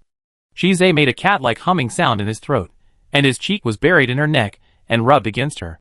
I don't know if he heard it. At first, he was still worried about whether he would hurt her, but his brain was also removed later, and the effect of the bonding fever was completely stimulated. It was not until dawn that he could rest. He was very clingy even when he fell asleep, hugging Fusey's waist and refusing to let go. Fortunately, his body temperature had dropped, otherwise it would be really tiring to stick together like this. She picked up the laptop thrown on the bedside with her only free hand and glanced at the time. It was almost noon. Silu hadn't seen them all morning, so she tentatively asked Fusey if something had happened. The headquarters had been asking about the whereabouts of the director of the review. Today was a working day, and he was missing. Yi Tsobai had been working overtime at the headquarters, cursing and swearing all morning. Fusey told Silu that she just got up late. As for Shiza, he had come early due to the fever, so he needed to take 3 days of sick leave, and hoped that she would help tell Yi Tsobai. Silu replied to her very quickly, "Silu, no problem, you have a good rest." "Silu, I will handle it at the headquarters, but if Knight comes to see me, the director of the review may need to show the dispatch documents of the alien fleet." Fusey, got it. Fusey looked at Silu's reply for a while, and the word he was very spiritual. The two of them disappeared at the same time for the whole morning. It was hard not to imagine some nonsense. The furry head squeezed over from the side, and pulled her close to his arms forcefully, as if complaining that she was too far away. It was as if some gates were suddenly opened, releasing an insatiable monster. Fusey moved her shoulders, and the blanket covering the two of them slid down against their skin. A burst of fragrance diffused in the air, accompanied by a kind of ambiguous breath of tea, full of absurdity. It was hard to imagine that Shiza could still maintain his sanity with a high matching degree of 96%, and his thinking tentacles were suppressed all night without leaking a bit. Fusey couldn't control herself just by smelling his pheromones. She quickly reached out a hand to press the blanket. The soft fluff brushed across her skin, and she shuddered again. This couldn't go on. Fusey stared at the ceiling, her mind full of only 4 words. Lust makes one lose one's mind. She gently pulled the octopus-like guide off her body. His arms were exposed, and there were bruises on them that Fusey accidentally pinched yesterday, and there were messy red marks on his neck. What was even more terrifying was that she didn't remember when those marks were made. Fusey couldn't help rubbing her temples, and casually put on a coat and walked out. If it were just the two of them here, it would be fine. There was a living person like Silu living downstairs. You couldn't let the little girl live alone for 3 days. But when Fusey went downstairs, she met a pair of sparkling eyes. Fusey's body stiffened for a moment, and she met her eyes with hers, and said in a relaxed manner, "Good morning."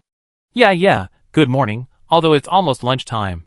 Silu held her face with both hands, and her sweet and lovely face looked wrong. Fusie's back felt cold when she was stared at by her.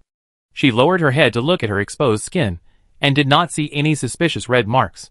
The pheromones on her body had been metabolized by her with purifiers, and it should be no different from usual. But looking at Silu's eyes, Fusie was uncertain again. "Ask whatever you want to ask," Fusie said helplessly. The journey to Defeer was not short, and it was better to satisfy her curiosity at once than to be stared at by her with such eyes all the way. Silu blinked quickly when she heard it, and kicked back and forth with her legs hanging on the chair. "Did you sleep in the same bed last night?" Fusie could see that this was the result of her trying her best to restrain her words. Although this girl is young, she knows a lot. Her perception is definitely above the K1 level. The moment Fusie appeared, she felt a familiar spiritual fluctuation from her. Fusie couldn't help laughing. "You know it, but you still ask? Do you have to hear my confession before you stop?" Silu said hee, and didn't explain, just looking at her. Fusie nodded helplessly. He had a fever suddenly, and he just took a sick leave this morning. Silu nodded like a chicken pecking at rice, got the answer she wanted, and didn't bother to talk about it anymore, and turned to talk about another thing. Captain Lykia's return time has been confirmed. If you want to borrow his alien fleet, you can submit the dispatch documents now. Silu thought for a moment and added, "In addition, the Interstellar Daily announced something this morning, and I think you should be interested." Fusie has already walked downstairs. She pulled out a chair in the restaurant and sat down, and casually responded, "What is it?" Silu said mysteriously, "Hasn't the battle for the division of Defeer been deadlocked before? Just this morning, the old members of Cadia successfully expelled Caligar from the space station of Moros. Now Defeer is a veritable half-country. This is surprising news." Fusie raised her eyebrows and subconsciously asked, "Are you sure? Caligar's forces are willing to give up their position? The space station in the main city represents the highest combat power reserve of a galaxy. Once it changes hands, it will be a fatal blow to any galaxy." Silu shook a finger in a serious manner. "If you ask me, the chairman has long disliked the review committee. He now holds the command of the Interstellar Federation, and has no need to care about the life and death of the review committee. Moving out of the main city is just a change of place for him to live, but it is enough to make those useless people in the review committee tremble and run away in fear. This view is not uncommon. Most people will sneer at such a cowardly organization as the review committee when analyzing the situation of the battle in Defeer. They are like a group of weak but stubborn wood lice, which disturbs the chaos in Defeer. When the foreign enemy attacks, they can only hide behind and make plans. Now that they have initially calmed down the fighting, we should not attract widespread attention if we go at this time. Silu can't wait." There is no fear of war in his eyes, but a strange sense of excitement. Fusie nodded gently and asked again, "Has Thor's whereabouts been reported recently?" The ordinary human gave her a sense of crisis that was extraordinary. She had been paying attention to his news every moment in the past 2 years. If the technology of artificial guides were to be leaked on a large scale, it would have a significant impact on the entire carbon-based biota. No, Silu shook her head. Many people speculated that Thor had died in a corner of the interstellar space, turning into a handful of ashes. After 2 years of intensive searching in Indiclay, Thor still had not been found. It was really strange.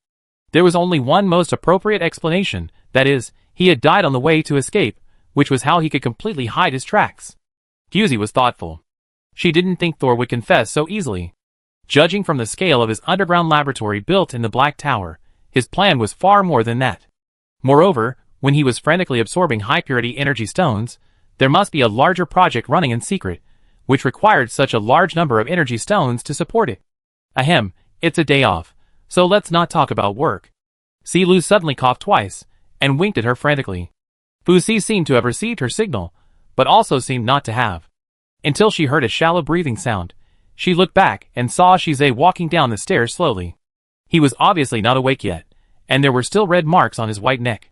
His eyebrows were full of fatigue. The sequelae of the forced induction of combined heat almost made him unable to get up from the bed. Fusie looked up at him. "You woke up?" "Yeah." Shizei stood beside her, and his fingers naturally lifted her silver hair and put it behind her ears. "What are you talking about?" Fusie looked at the indentations under his deep eyebrows and frowned imperceptibly. "Why don't you rest for a while?" Shiza didn't say anything. When he woke up, his arms were empty, and the warmth beside him had long gone. At that moment, He thought Fusey had left him and left early. When he came to his senses, he realized that he had gone downstairs to find her. I can't sleep. I won't sleep anymore. Shiza lied casually and sat next to her without any hesitation. Lu was still sitting opposite them. She couldn't control her sight at this moment. She looked around in panic and screamed in her heart. Ah, is this what she can see? Her CP has come to fruition. Now she is so excited that she wants to swim 20,000 meters in the sea.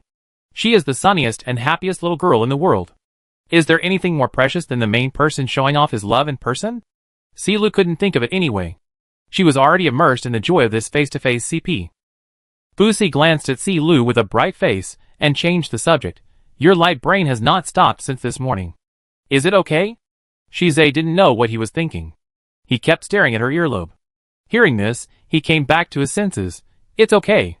Heath Sobai is at the headquarters recently, and will not be out on the field in the short term. I can handle it without him. In fact, just last night, he had the idea of resigning. If Fusey couldn't stay in Morin, it would be the same for him to follow her. But this idea was extinguished as soon as it appeared.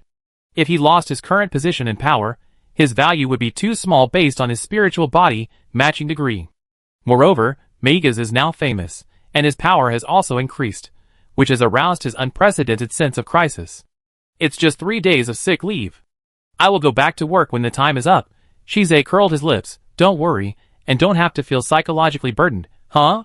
His tail tone was raised, and his laziness revealed a little certainty. Fusey couldn't help but look at him sideways, always feeling that he was a little different, but couldn't tell where the difference was. Chapter 247. Lu was sandwiched between the two of them, looking left and right, unsure of what the subtle atmosphere between them was about. To be honest, Lu was a love novice, who was more knowledgeable in theory than in practice, and she couldn't understand what was going on with this tense and ambiguous atmosphere. The two of them disappeared together for a whole morning, and anyone could see that there was something fishy going on. I thought the deliberation director had succeeded in his confession, but now it seems. Lu pointed to the kitchen very tactfully. I go see how lunch is. As soon as she finished speaking, she hurried away. Fusey glanced at Lu's back in surprise. She was so gossipy just now. Why did she run away from the scene in the blink of an eye? I must go. Shize's voice interrupted her thoughts. Because of lack of sleep, his eyes were a little swollen, and he looked softer than before. Fusey was stunned for a second before she realized what he was saying. Fusey nodded quickly. I must go. I need to find Morin to verify something. This matter should have had a result 2 years ago, but it has been delayed until now. Hearing this, Shize was silent for a while. He didn't know what kind of magic potion Morin had given Fusey.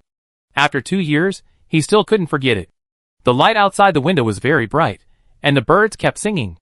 The population density of Kananki was not high, and the ecological environment was very good. It was a place that was easy to get addicted to.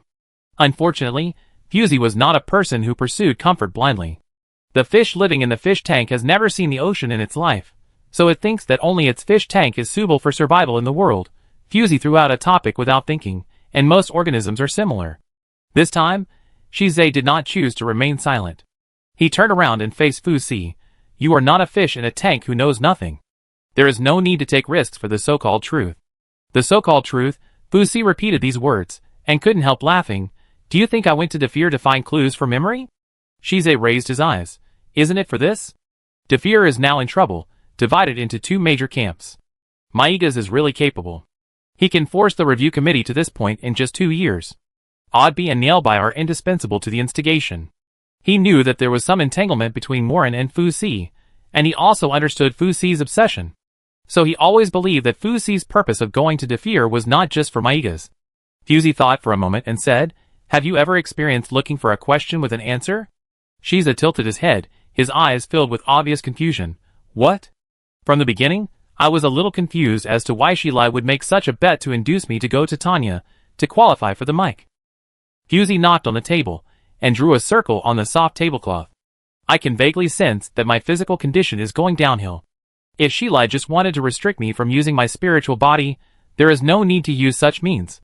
Unless he knew from the beginning that something unexpected would happen in the mic finals, I would never be able to complete this bet. Fusey put the fight between her and Shilai on the table for the first time, not only to convince Shiza, but also to strengthen her goal. Shiza's expression gradually became solemn, and he did not speak rashly, but listened quietly.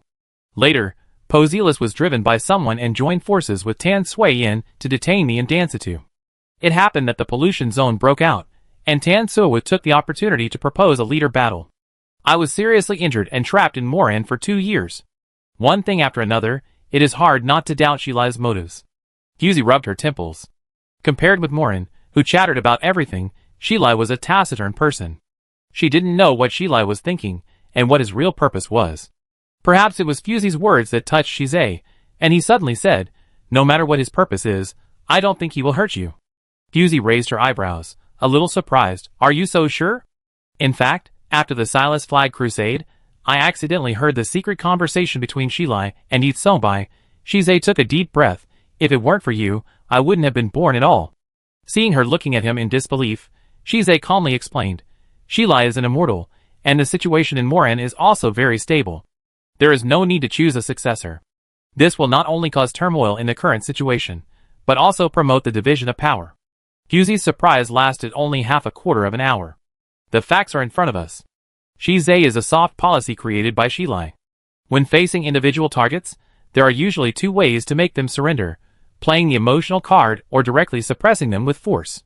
The special nature of the Guichuangmu spirit body makes Shizai have a gold medal of immunity from death here in Fusey, and he is indeed the best candidate for soft means.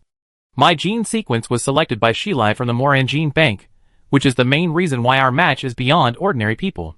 When Shizai talked about his life experience again, he felt a sense of melancholy, as if he were in another world. Once upon a time, he hated that his life trajectory was planned completely, but now, he can retell it so calmly. It's nothing but the person in front of him. Shizai looked at her, and an indescribable bitterness surged in his heart. "So when you choose someone else, I can't bear the gap at all." Fusey patted his head soothingly, but she was thinking about something else. The spirit of the Guichuang wood is very rare. The gene sequences of Shilai and Shizai must have some similarities. In this way, as long as Shizai's gene sequence data is obtained, a gene weapon against Governor Moran can be made. Shizai gently shook Fusey's arm. "What are you thinking about?" Although her eyes were focused on herself, she was obviously wandering in her mind. Shizai couldn't help but worry that she would hate him because she knew the purpose of her birth. No one likes a carefully arranged trap. Fusey suddenly laughed. "I suddenly remembered that there are child husbands in Indiclare. Many guides are kept in the White Tower from childhood and wait to be selected when they grow up. Today I also experienced it." Shiza took 2 seconds to understand what she meant, and his ears were already red. He opened his mouth, still immersed in the seriousness of analyzing the traitor, and was teased by Fusey so that his brain was a little out of order.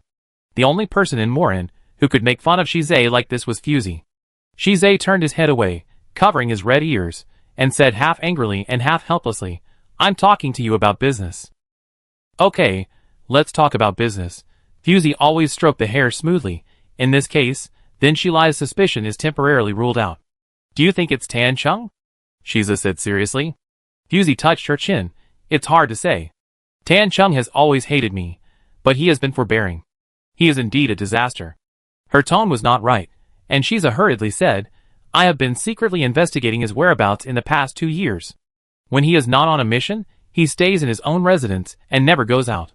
He has almost no social life." After listening, Fusey shook her head slowly. "It's unlikely.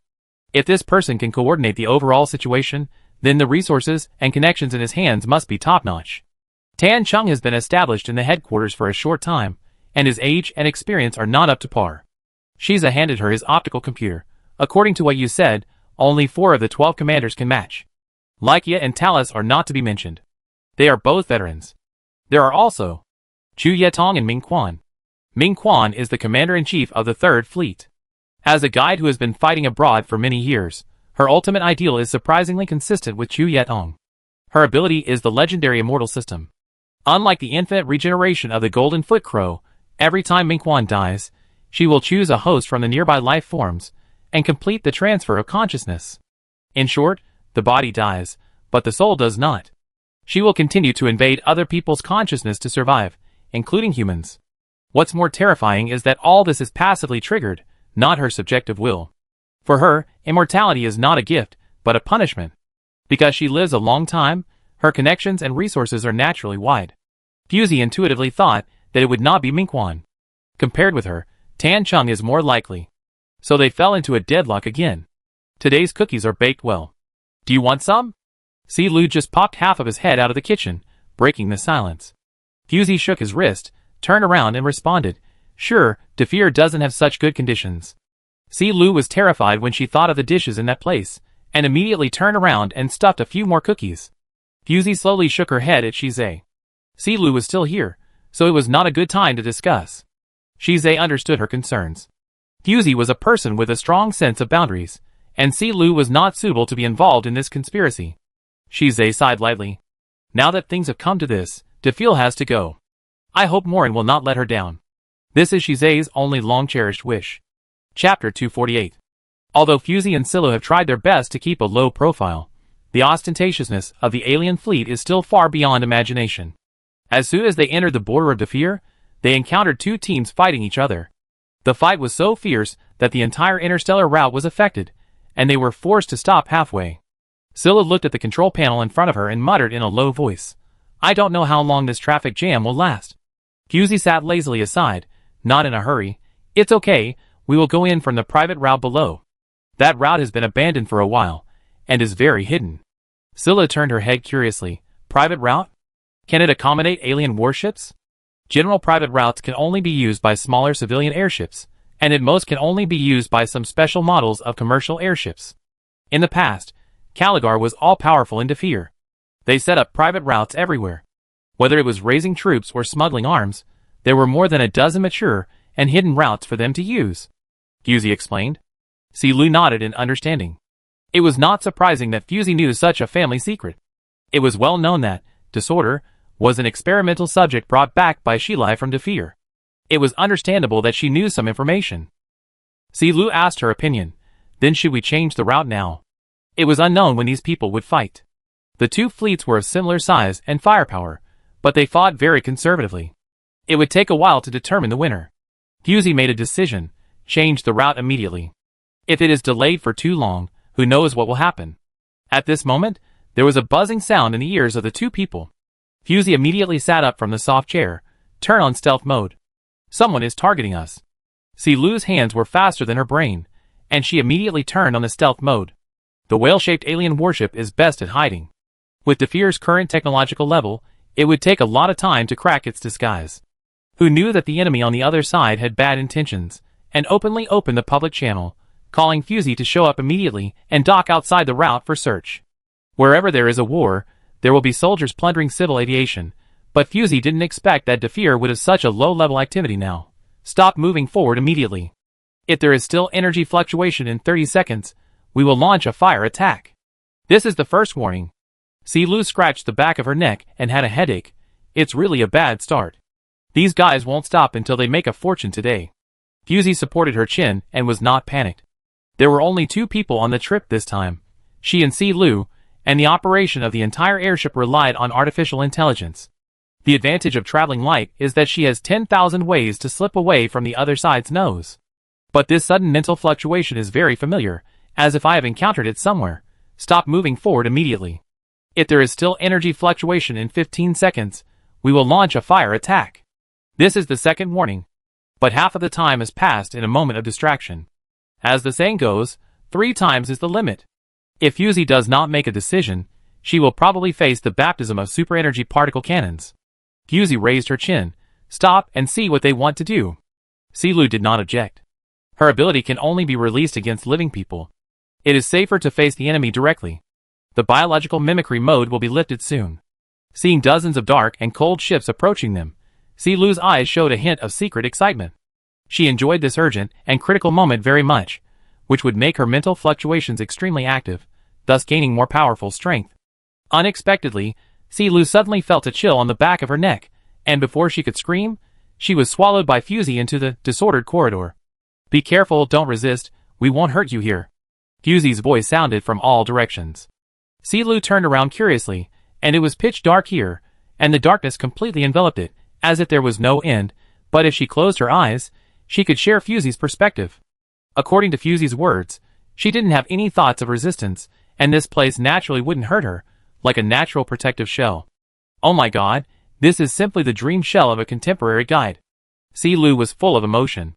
Fusey settled Si Lu properly, and suddenly, she was relieved of her burden. She slowly opened the hatch and invited her in. The last person who dared to rob her halfway had been floating in the interstellar dust for who knows how long. Fusey stared at the leader's eyes and said in a daze, "Oh, it's you." She did not hide her appearance this time. The rumors of the leader battle have passed. Even if she is still alive now, it will not pose any threat to Tan Suiyan's current rule. Everyone looked at the sentinel with silver hair and blue eyes in front of them, and they were a little unresponsive for a while. One person. Such a big ship, only one person, and why does her face look so familiar? Fusey glanced at the gravitational wave generator they carried, and said in a flat tone, "Mashu, how come you are doing so badly after not seeing you for a few years?" Hearing her accurately call out Mashu's name, the leading man was finally sure that the person in front of him was Ai Fuziki, who had disguised herself and sneaked into Mike that year. She is not dead? The well-trained task force was shocked. They took a few steps back without caring about the discipline of the troops, leaving Mashu standing in front. Seeing this scene, Fusey understood. From the specifications, this team is on the edge of the Garo Gate, and the members are still inexperienced, so they were sent to the deserted planet for garrison. Unfortunately, they kicked Fusey's iron plate today. Mashu's lake blue eyes were much dimmer than 2 years ago, but they lit up the moment they saw Fusey. "Let's talk." Fusey raised her eyebrows. "I have nothing to talk to you." "No, it's not me," Mashu corrected in a deep voice. "It's Ina. Please save her." Fusey blinked slowly and took 2 steps forward. Mashu thought she was softening her attitude and immediately stepped forward to talk in detail. Who knew that the domineering mental power spread out, suddenly invalidating all the hot weapons they carried? Fusey opened the hatch with her backhand and activated the gravity simulation system to prevent being squeezed out by the internal and external pressure. "Leave now. Leave half of your energy materials, and I can spare your lives." Fusey casually threw him a list of materials. Mashu looked at her in disbelief and said anxiously, "Last month, the leader disappeared unexpectedly, and the chairman did nothing. Now her life or death is uncertain, only you can." "You seem to have misunderstood something." Fusey tilted her head. "I am not familiar with Naidini. The last time we met, she impeached me in public at the Federation conference." Fusey curled the corners of her lips. "According to your logic, if this is considered familiarity, Morin and I are already as close as gold." Hearing her say this, Silu couldn't help but chuckle. What a hell of a joke. Moshu gradually lost heart in her joke. Defir has been in turmoil for a long time. The chairman did not care, and let the regime be divided. Everyone was in danger. Garoman was originally a special dispatch team directly under the chairman. As the leader, Naidimi would not be affected by this coup at all. Who knows what the chairman has done? He gave up the main city of Moros, but occupied the auxiliary space station in the main city. At this time, the contaminated area broke out, and Moros citizens suffered heavy casualties. Naidimi received a task to go to the contaminated area to contain the pollution source, but she never returned. She was like evaporated from the world, without a corpse or a trace. Garoman has always been a cruel place. Once Naidimi disappeared, everyone was scrambling to get the position of leader, but the chairman directly gave the position of leader to his youngest adopted son, Leba. Mashu was disheartened. He and Lebo had always been at odds, so he was directly sent to the border to guard the desolate planet. This was the border where the remnants of Cadia and the nobles were fighting. The war was constant, and the plague was rampant. Who knew that just when he was on the verge of despair, a strange alien airship suddenly broke into the territory? He originally wanted to expel it, but he didn't expect to meet someone unexpected. Ivsky is not dead. This realization made him ecstatic. If there is anyone who can find Naidemi now, Ivsky is definitely one of them. However, Fusey was more indifferent than he expected. He didn't see the slightest emotion in her eyes, as if she really didn't care about Ina's life or death. For the first time, Fusey saw an unbelievable look on this expressionless face, and secretly complained that it seemed that he was a loyal fan of Ina. It just lacks a little brain. Ina's spirit-body mutation skills make her invincible in the contaminated area, and Asta is almost invincible among similar pollution sources. She would disappear suddenly, mostly because she wanted to disappear. Just like when she faked her death and left Garoman. It was only with the help of Maiga's last time that Ina was able to successfully escape to A2547 and hide her tracks. Who helped her this time? Fusey casually confiscated the energy weapons of this team and walked away in the eyes of everyone who dared not speak. It's not that they don't want to resist, but Fusey's spirit body is too weird. It can make the gravitational wave weapons lose their effectiveness in an instant, and it can also kill them in an instant. Their combat power is not enough. Moreover, this whale-shaped alien airship is really weird, and its defense coefficient is far higher than the limit of their thermal weapons. It is better to sell resources to save their lives. Fusey is very kind. She took the supplies and left without making things too difficult for them. Silu never showed up from the beginning to the end, and Fu Si solved the crisis alone. Silu praised sincerely. So awesome. Your name is really scary. Once you show up, they dare not resist. Fu Si snorted and laughed. After all, no one is a fool. I am not from Cadia. There is no benefit in fighting with me, and it will cost you your life. After being exiled to the frontier, who would be willing to be the first to charge into battle? However, Moshu just revealed a very important news to her. Morin is still in the space station near Moros. The value of this news is more valuable than the energy and munitions in that warehouse. Chapter 249. Moros' main city, Cadia Garrison. Contrary to the outside world speculation, there is no bloodshed or wailing here, but it can be called peaceful. For most civilians, war is a distant thing. Those who were skinned and bled were all old nobles who participated in the eradication of Cadia. They were not afraid of being held accountable.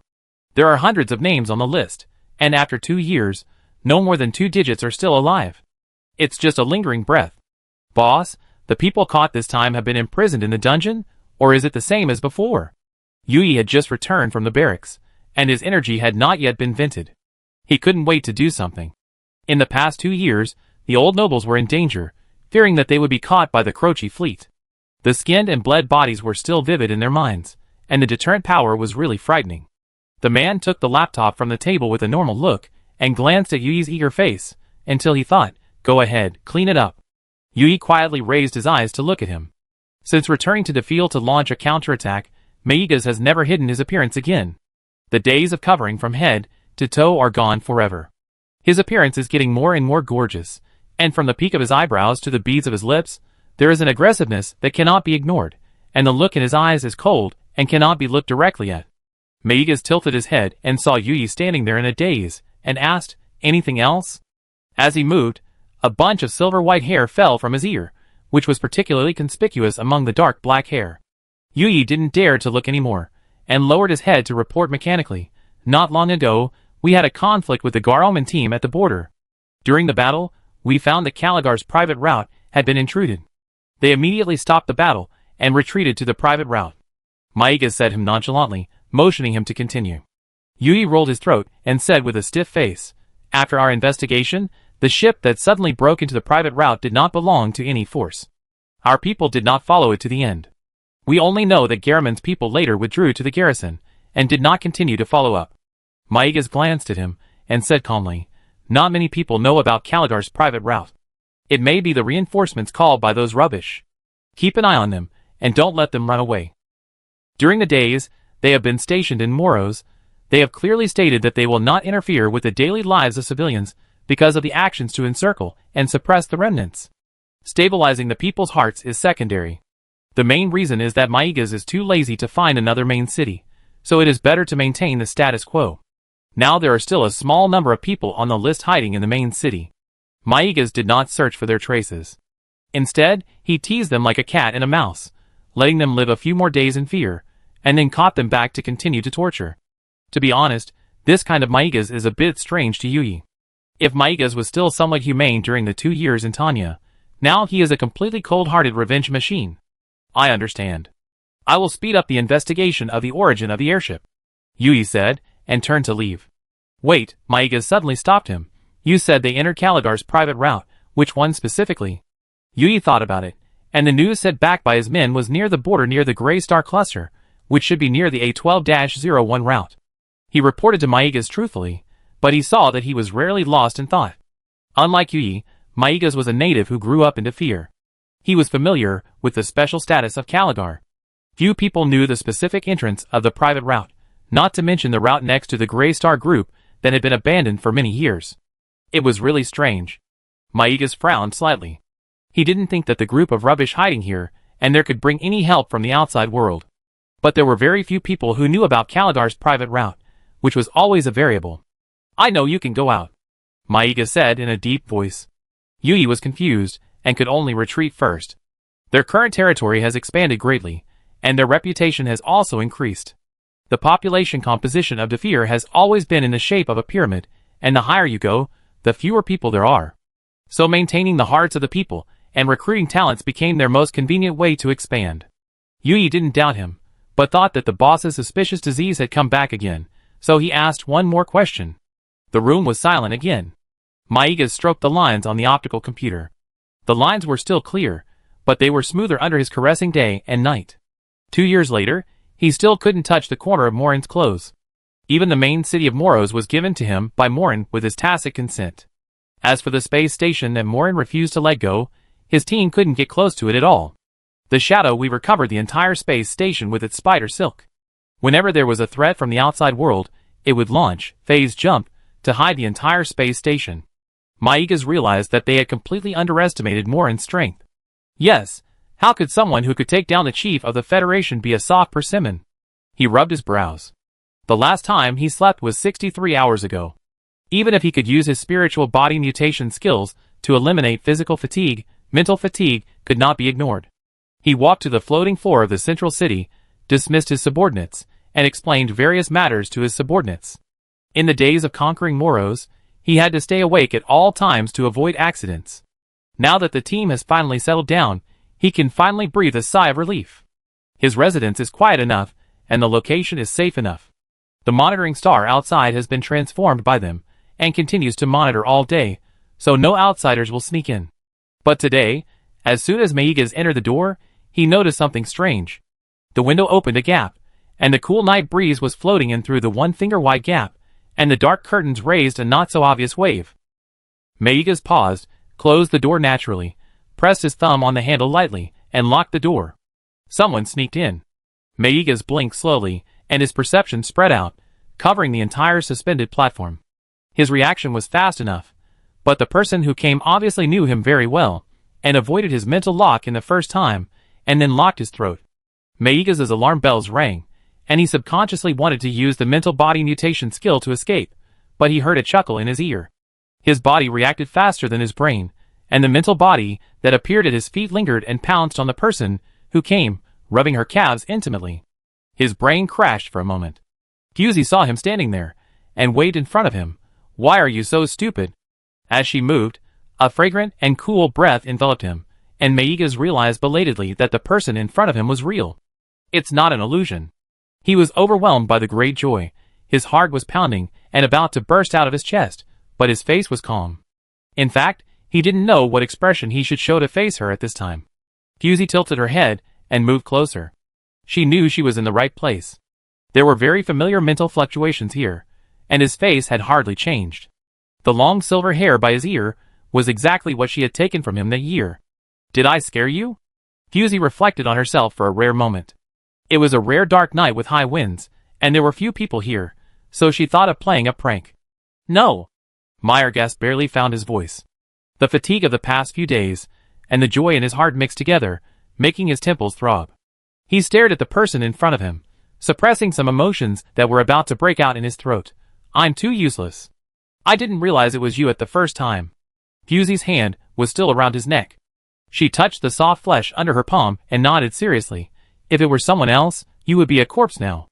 If it were someone else, they would have died under his spiritual body mutation skills, Maigas silently refuted in his heart. However, he still nodded along with Fusey's words. "I'm useless, so I need you very much." Fusey snorted and laughed twice. "Why are you so obedient today?" He nodded to everything she said. Maigas glanced at the wooden bracelet on her wrist that was stacked with the suppressor, and subconsciously reached out to take off her bracelet. In the middle of the night, a man and a woman alone, this behavior is nothing more than 2 hints. Fusey raised her eyebrows. Is this an invitation or a threat? For a sentinel, having the suppressor removed by others is nothing more than a provocation. All 5 senses of the body are released, and any slight change in the air cannot escape her perception. Maigas raised his eyelids. "You know, I followed you when I was 18 years old." This is true. He was indeed just an adult when he entered Tanya. He did not give Fusey time to understand. He raised his hand and inserted his fingers into her right hand hanging at her side. The 10 fingers were interlocked, and the scorching temperature was smeared between the 2 palms. "My spirit body has no resistance to you," Maigas stated his own gaffe. "The combination heat is coming, you are responsible." "Huh?" Fusey released a small handful of spirit body in surprise, and the goathorn snake was entrenched on her calf and refused to come down. The abnormal mental fluctuations were clearly transmitted to Fusey. Maiga's eyes gradually became lighter.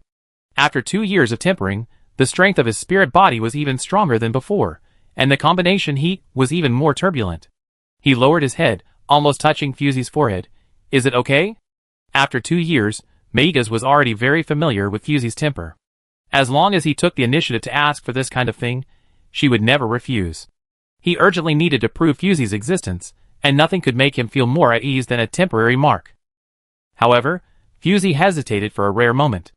At the same time, Silu covered her eyes and shouted in her spirit body, I didn't see anything. Let me out quickly, I can't do it. Woo woo woo, I said I don't want to follow you. Maiga's looked at the petite girl who appeared in front of him, and his pupils shrank suddenly. He immediately sensed that this was a high-level guide, and she had just come out of Fusey's spirit body, which was Fusey's method of storing guides. The breath around Maiga's instantly dropped to freezing point. As soon as Silu came out, she rushed to the door like a headless fly and wanted to escape immediately, but the door had been locked by Maiga's. She shook the doorknob for a long time, but nothing happened. She turned back weakly and asked for help. Can you please let me out before you continue? Chapter 250. Awkward, endless embarrassment, Silu stared at the ground, and for the first time she felt what it felt like to have a thorn in her back. She couldn't help but look up at the backs of Maiga's and Fusey standing side by side, and silently complained in her heart. Authority, this face is too authoritative. Just by seeing his face, Silu could feel that the dim room suddenly became a little brighter. And from the conversation between the two, this high-level guide is not only young enough, but also knows how to show weakness in competition, and the degree of spiritual body fit is not low. The deliberation director lost well, and Silu silently shed 2 lines of tears for her CP. Let's do it here. Maiga stopped and pushed open a door with his backhand. Do you think it's okay? He was arranging a temporary residence for Silu. The little girl was alone, and she couldn't be too far away from Fusey, nor too close, so he simply arranged it downstairs from them. Fusey glanced at the room casually, then turned to ask Silu, Do you think it's okay? Silu nodded, Yes, I'm not picky. Silu felt very happy that she could be arranged to eat melons downstairs every time, and she didn't feel wronged at all. Fusey thought about it, and still reminded, If an accident happens, shout for help, don't be stubborn. It seemed like she was treated as a weak person, but Silu accepted it well. No problem. As soon as Silu finished speaking, Maiga's obscure eyes swept over her, causing her to shudder. After entering the biometric information, only you can enter and exit this room, he raised his hand and gestured, just like this. Silu immediately responded, I understand, thank you. Maiga's. Then we go back. If you have anything to do, you can tell the smart butler at the door. There are not many people here, so it may be inconvenient. It's okay. Silu immediately waved her hand to show that she was completely independent. I'm very worry-free and easy to support. Fusey, that's not necessary. In Maiga's eyes, Silu was just a young girl. She must have some extraordinary qualities to be brought by Fusey. It was almost time. They almost rushed to Moro's without rest. The sentinel's body could still hold on, but Silu's eyelids were already fighting. Fusey simply let her go to rest. It's the same if there is anything to talk about tomorrow. The two walked back side by side.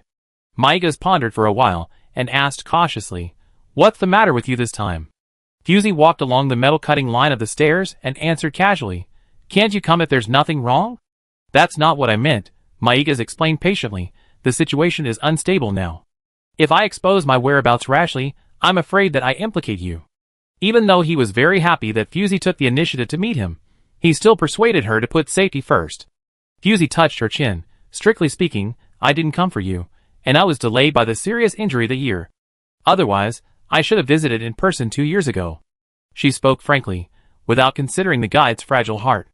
Maiga's eyelashes trembled slightly. He lowered his eyes, watching Fusey's alternating steps forward, and remained silent.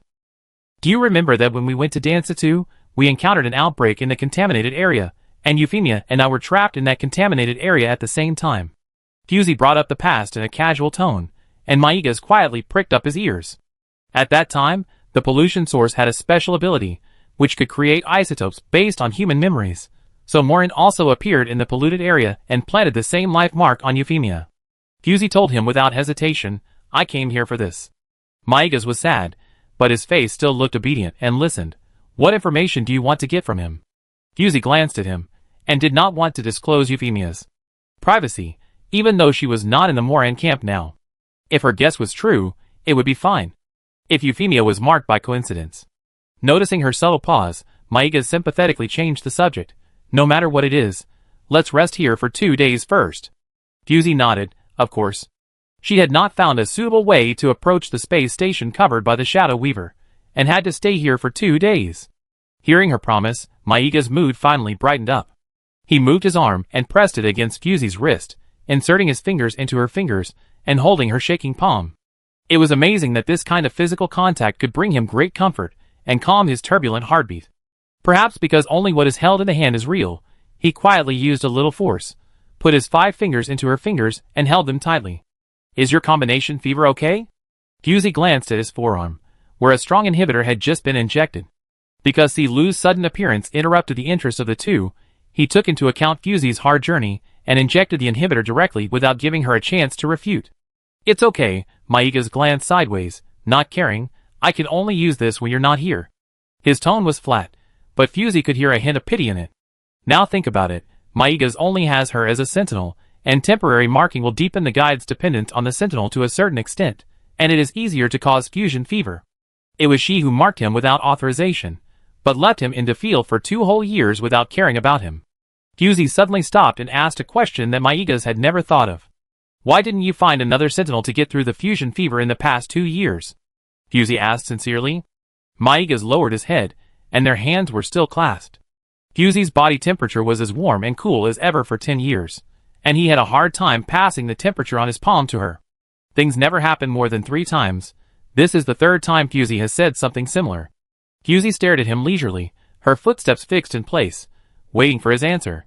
Maiga's took a deep breath, suppressed the depression in his heart, and wanted to correct Fusey's cognition for the first time. Why do you think I will definitely betray you? Fusey, this is not betrayal. Human emotions change rapidly. Besides, we have been apart for a long time. You have every reason to find a new partner. If Maiga's had other sentinels around, she would not show up tonight. However, Maiga's whole day seemed to be filled with official duties. He did not touch the ground. No sentinels could get close to him except for cruising. Not only that, the entire garrison was dead, there were no young faces playing and joking. Everyone was in a hurry, and invisible pressure was shrouded here. This is why she chose to show up. Bethlen is doing well now. Fusey originally intended to go to Oddby's house to find her and reminisce about the past. Maiga's thought, do you think my love for you will disappear in 2 years? What if it's not? Fusey asked back, 2 years is not a short time, and we have no contact. Even if you... Baby, Maiga suddenly interrupted her. Why do you always ignore my feelings? He had a guess in his heart, but he didn't dare to believe it. As the disorder that everyone fears and the Commander Moran that everyone admires, Fusey always doubts whether the people around her can follow her forever. Unless she has never been firmly chosen. Fusey seemed to understand his doubts, but she said, don't look at me with such sympathy. Whether it's Euphemia or Talus, they always have unnecessary expectations of me. Fusey stretched out her hand and pinched his earlobe. This expectation makes me very tired. Putting herself in others' shoes, she would not invest any of her expectations on others. When Fusey handed over the core technology of the Wings of the Void to Maiga's, she was prepared for total failure. She did not expect a young man who had just started out to complete the so-called revenge plan. Maiga's was just a chess piece for her to test. But this chess piece was smarter and more changeable than she imagined. The fact that it had come to this point had nothing to do with her, the chess player behind the scenes. I don't expect anyone to become what I have stipulated, Fusey explained. You are a completely free individual and can choose anyone. Maiga sighed and confessed to her for the 3rd time. I like you, I love you, and I will not look for other sentinels without permission. Fusey looked into his eyes and nodded slowly. Okay, I understand. Maiga shook his head gently, not thinking that Fusey could change her cognition immediately. He let go of his hand and leaned over, his arm passed through Fusey's knees, and picked her up. Let's go back to sleep. Fusey did not resist it the first time. Since she was seriously injured and had 2 ribs removed, she has lost a lot of weight. Fusey stretched out her hand to hold his neck, and her fingers wrapped around the conspicuous silver hair. You are more loyal than I thought. Back then, Maiga's came to Kananki desperately, wanting to use mental counseling to alleviate her injuries, but was blocked by the temporary mark left on her by Shize. Anyone can see that her relationship with Shize is not innocent. But Maigas has never asked a single question until now. Did she not care, or did she not dare to ask? Fusey looked at his slightly cold and hard face, and said fearlessly, "Last time you went to Kaneki, your mind tentacles were blocked by Shize's temporary mark. Why didn't you ask me?" Maigas turned his head to look at her. His eyebrows softened for a moment. No need. While talking, the two had returned to his room. He leaned down and put Fusey on the soft stool. "Your safety is more important than anything else." Fusey was lucky to come back alive from the battlefield, and he didn't ask for anything else. Fusey looked at him, suddenly stretched out her hands to hold his face close to her. Maigas obediently offered himself, and the sound of water rang in the silent room, and the long and silent kiss replaced all the thoughts. Chapter 251. That night, a soft and warm strip wrapped around Fusey's waist. She seemed to feel something and reached down. Fusey was a little curious. She touched a tail as thick as a finger. The fine hair on it rubbed against her palm, which was itchy and strange. She moved her eyes. The person next to her was sleeping soundly. Fusey moved her fingers and pulled out the tail. This was a pure black tail, which was the embodiment of the tentacles of thought. The tip had a heart-shaped horn and trembled slightly as Fusey touched it. It was so cute that Fusey couldn't help but curl her eyelashes. Sensing her emotional fluctuations, the black tail intimately approached her cheek, just like a slippery and obedient black snake. Maigas opened his eyes tiredly, and saw Fusey pinching his tail, and looking at it. He leaned to the side and said in a hoarse voice, "Did I wake you up?" With his partner by his side, his spirit body was out of control, and his tentacles also began to mimic. Maigas said with some guilt, "How about I go to the next room?" Fusey saw the increasingly obvious red bloodshot in his eyes, and propped up her chin on the bed to look at him. "It's okay, I just haven't seen the tail of a succubus, and I'm a little curious. You continue to sleep." As she spoke, the tail in her hand became more and more unbridled, and it seemed to be about to get into her collar. Maigas rubbed his eyebrows. The tail was out of his control, and it was particularly naughty. "Chat with me," Maigas said softly. "We have been apart for too long. I want to participate in your life." "Well, what do you want to know?" "Oh, by the way, do you know Kuramon?" Fusey's eyes suddenly lit up.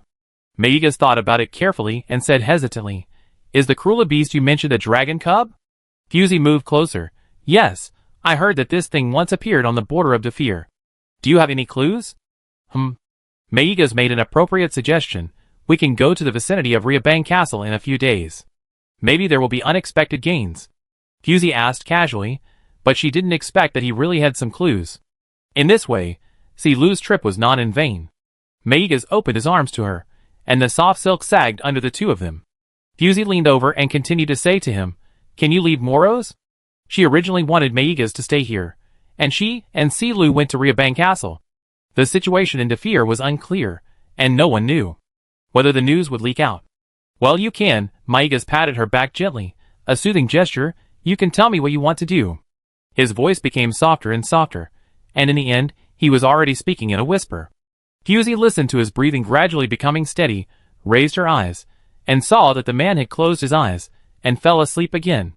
When he closed his eyes, his superior bone structure would be more prominent, and his angular face had lost its immaturity compared to 2 years ago. Without deliberate disguise, he would not give people the illusion of obedience. Fusey could not help but reach out and gently trace his eyebrows and eyes, and teased his narrow eyelashes with her fingertips in a mischievous way. He moved his arms, and hugged the person in his arms tighter, and the hair that was pressed behind his head spread out.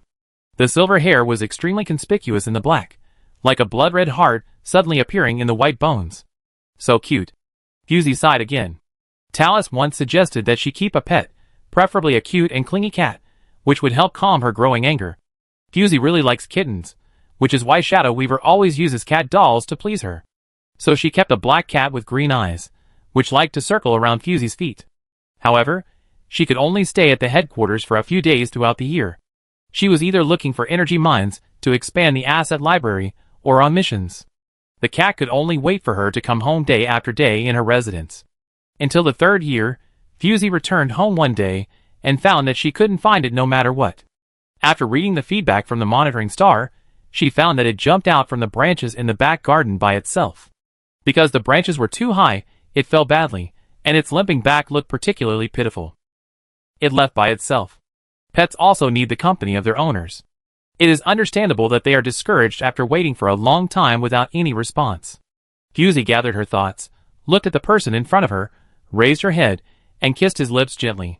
If Meigas was awake, he would be flattered, constantly trying to figure out Fusey's psychological motivation at the moment, and testing her behavioral logic to prevent himself from getting the wrong meaning. But he was really too tired.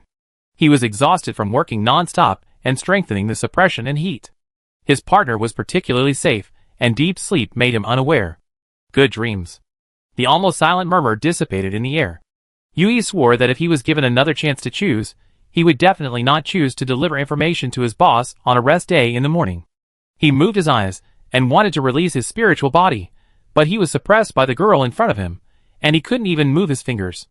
Everything started with the word "stay here and don't move." Then he really couldn't move. Yui wanted to cry, but had no tears. Let's not talk about why such a dangerous person appeared in the boss's residence. This guy stopped him here, and didn't mean to turn around and leave. He looked back and forth beside him carelessly. Silu circled around this guy twice, thinking that he was a simple-minded fool with underdeveloped limbs.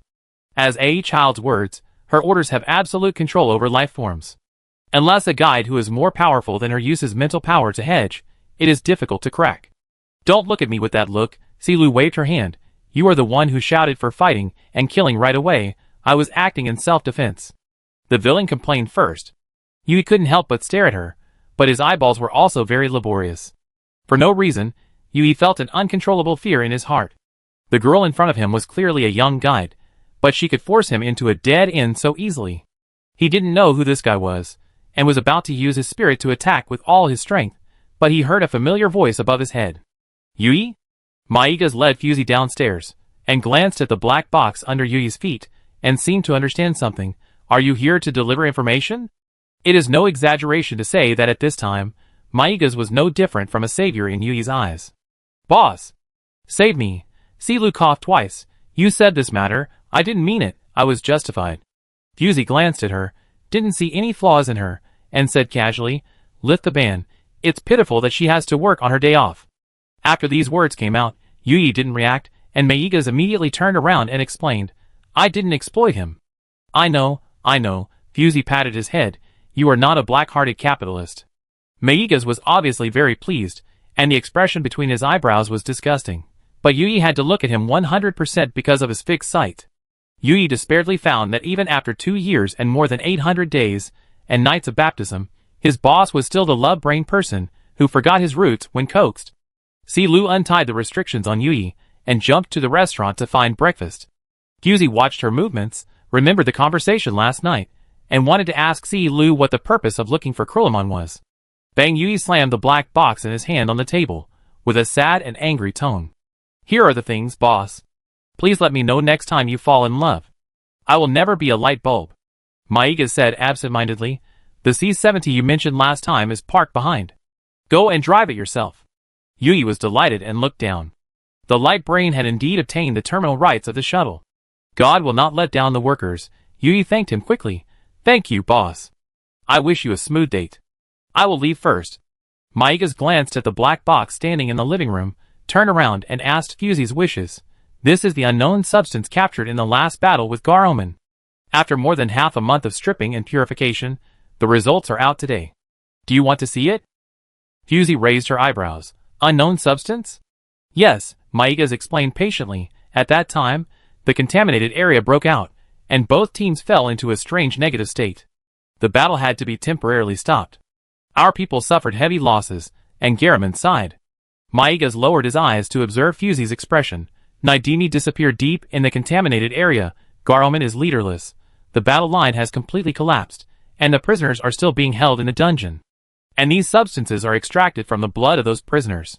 Fusey subconsciously asked, Are you sure it's blood? Her expression was wrong, and Meigas nodded in affirmative answer. Yes. Fusey immediately walked to the box. Open it, I want to see. Silu came over secretly. That, I avoid it first. No need, Fusey interrupted her. You have to see it too. Ah? Silu pointed at herself. This is internal information after all. It's not good to reveal it to outsiders. Fusey stared at the slowly opening black box. Her tone was unusually solemn. I have a guess. 10 years ago, Moran had a very serious outbreak of contaminated areas. At that time, I went to contain the source of contamination. I clearly remember that it was completely crushed by me. As the things in front of her slowly emerged, Fusey stopped talking. In the freezer in front of her were 2 thumb-thick transparent test tubes, which contained blue-green translucent liquid, and something was faintly moving. Si-Lu saw the moving object clearly, and couldn't help but feel nauseous, covering her lips to prevent herself from vomiting. Meigas had never seen such a solemn expression on Fusey's face. The translucent blue liquid was filled with ants the size of rice grains. Such a large number of arthropods piled together, with their tentacles and limbs intertwined, was chilling. Chapter 252. Meigas had never seen this thing, but Fusey's face was not good, and he also looked solemn. No mistake, this parasite is sky ant, but I have clearly. Fusey pressed her eyebrows, and tried to recall the scene of the year. The ability of sky ant is very troublesome. It can parasitize all life forms that enter the contaminated area and turn them into its puppets. The blood of the parasite is light blue, and there will be ant-like pollutants shuttling through it, which is difficult to completely eradicate. Shilai should have led the team to contain Sky Ant, but she wanted an energy mine in Shilai's hands, so she volunteered to go deep into the contaminated area alone, and wiped out the alien species on the periphery without much effort. She set a trap to lure the main body, and hit it with one shot. Her spiritual body can devour most of the difficult pollution sources. Disorder Corridor is a warm and safe brooding bag for its guide, and a bottomless abyss that eats people without spitting out bones when facing the enemy. Fusey remembered clearly that the taste of Sky Ant was worse than that of Morin, but she still devoured it completely. How could its parasite appear here? Before she could figure out a clue, the back of her hand was suddenly covered by a pair of warm hands. She raised her head and met Meigas' worried eyes. She herself did not realize that the frequency of her finger trembling just now was a little morbid. Don't worry, Meigas comforted softly, the situation is still unclear, just based on these. No, Mimi, the reproduction speed of the Sky Ant is far beyond your imagination. If we do not isolate the organisms at the first time of its outbreak, we will face tens of thousands of alien species. Fusey's tone was solemn. Meigas was startled and asked subconsciously, are those captives still contaminated? I'm not sure. Fusey put the test tube in her hand back into the freezer. According to you, this source of contamination has appeared for a while, and your battle at that time attracted its attention, which led to the outbreak of the contaminated area in the center of the battlefield. Sky Ant's rating is not high in the headquarters, and it is not even as high as the one in the Ceres flag the year. It's just because its alienation speed is far faster than ordinary sources of contamination, and its incubation period is very long, so it is difficult to detect it at the first time. There are many inducements for the generation of contamination sources. Theoretically, there can't be 2 completely identical sources of contamination in the world, just like there can't be 2 completely identical leaves in the world. Fusey was only absent-minded for a moment, and soon calmed down. Si-Lu realized the seriousness of the matter, blinked her eyes, and dared not speak. When Sky Ant was taken in, there was no disturbance. At that time, Si-Lu had not yet entered the headquarters to work, which was why Fusey was relieved to let her participate. Si-Lu is the person with the simplest interpersonal relationship in the entire headquarters, and Tong Yin is a very special ability. Under the influence of this ability, Si-Lu is a person who cannot lie. Once she tells a lie against her conscience, Tong Yin's ability will be defeated, and it will be difficult to make waves. Someone stole the Sky Ant sample. Fusey took a deep breath. Obviously, the headquarters also contains more terrifying pollution source samples. Why is it targeting Sky Ant? Fusey and Meigas looked at each other, and Fusey spoke immediately. Synchronize your information to me, I must know all the details. After the words fell, Si-Lu looked at Meigas with some doubt. Strictly speaking, such confidential information must not be leaked. Besides, their identities are sensitive. Meigas took out the light brain and handed it directly to Fusey. It's all inside. The authority is mine. You can use it at will. Fusey didn't say a word. She must find out the timing and reason of the appearance of Sky Ant as soon as possible. The matter of entering the Moros Auxiliary Space Station has not been settled yet, but she has found additional clues. The information Meigas gave her was very detailed. The battle between Garleman and Croce was very long, covering almost 2 years of time. And Moros has always been a must-fight place for both sides. Until Morin took the initiative to give up the right to live in Moros and retreated to the space station, the battle gradually subsided. In addition, the border star A2547 has always been occupied by the chairman, and the gray star group stationed by Moshu at that time also included the star A2547. The review committee was united at the beginning, but later it was split into conservatives and radicals. The conservatives were determined to protect themselves and did not want to have a head-on conflict with the Crozier fleet. After all, the technology of the Void Wings was one version ahead of them, and a head-on confrontation was just like hitting a rock with an egg. Meyergas was not willing to let Morin stay in the auxiliary space station of Moros. He and Fusey knew that it was the place where the 2547th experiment was born, and the gene sequence number that could threaten Fusey was stored there. Morin didn't want anything, but he still held her lifeline and didn't let go. This time, the battle between Garriman and the Crozier fleet took place in the ring star belt outside Moros, and it was still for the ownership of the space station. The Sky Ants broke out without any warning, and even Neodemi didn't react. Both armies were enveloped by the contaminated area at the same time. The speed of the Sky Ants' contamination was extremely fast. Although they were all wrapped in the warship and had no direct contact with the air in the contaminated area, they were still quickly assimilated by the dense pollution sources. What's even more bizarre is that Neodemi went to the core area of the contaminated area alone. Within 2 hours, the contaminated area disappeared, and she herself disappeared as well. The leader disappeared, the Garomen were defeated, and Meigas easily captured their team members, and also seized the most powerful armed fleet under Morin, which was a great harvest. When Meigas determined that the source of pollution was Sky Ants, he issued an order for biological evolution. The prisoners in the dungeon were all potential sources of pollution. Fortunately, the spread is not wide now, and the spread can be curbed as long as the close contacts are isolated. Fusey thought for a while. I still have to go to the scene to take a look. Perhaps there are some details left that have not been recorded, and she must go to the scene to investigate in person. I go with you, Meigas said immediately. But Fusey said, no, not only you, but Scylla can't follow, I go alone. Meigas frowned deeply, his eyes full of disapproval, and did not immediately refute, just looked at her pleadingly. Fusey turned her head and said, you have to be obedient.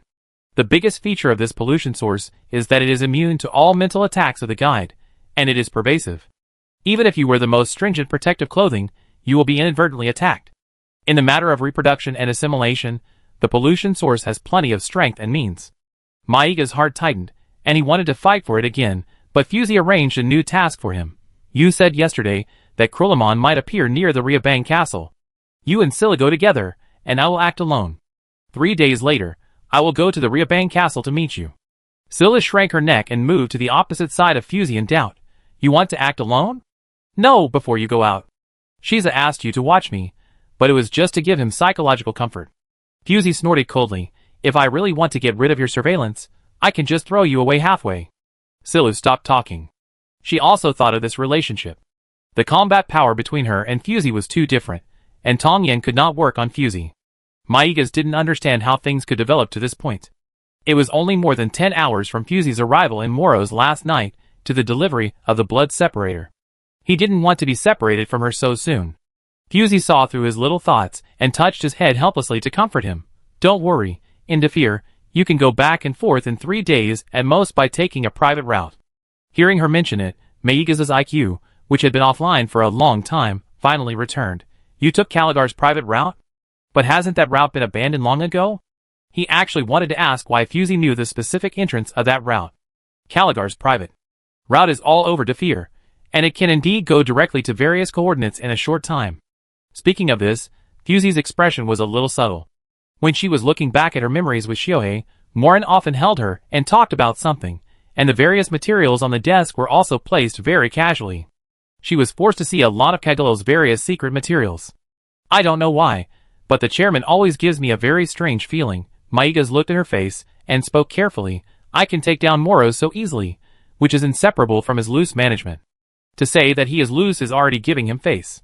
Morin's attitude towards the review committee and Moros is completely free-range. To this day, the old nobles who originally had expectations for the chairman are completely disappointed. It's settled, I will act alone. You go to the Riabang castle to wait for me. Fusey made the final decision, leaving no chance for the two to resist. Silu was anxious, but it was difficult to continue to dissuade him. Looking back, she saw Meigas's face was gloomy, and she felt a little disappointed. Even at the Morin border, acting alone is a very dangerous thing, not to mention that Fusey is now recovering from a serious illness, and is completely unsuitable for acting alone. Maigas lowered his eyes, looking like he was submissive. Silu cried inwardly, Chairman, it's not that I don't want to help you, it's just that I can't. Fusey turned around and looked at the two of them, who were so bitter and resentful, and smiled helplessly. You don't trust me? Maigas pursed his lips. No. For some reason, he was always vaguely uneasy, and he had to keep Fusey in his sight to calm down. It's just 3 days. If I don't find any clues, I will return to meet you. Don't worry. Fusey guaranteed again. There was no way. She said so much, and Maigas could only compromise. He picked up Fusey's hand and squeezed it gently, and all his words turned into one sentence. Be careful, go early, and come back early. Chapter 253. The investigation of Sky Ant is urgent, and Fusey is ready to set off as soon as the plan is confirmed.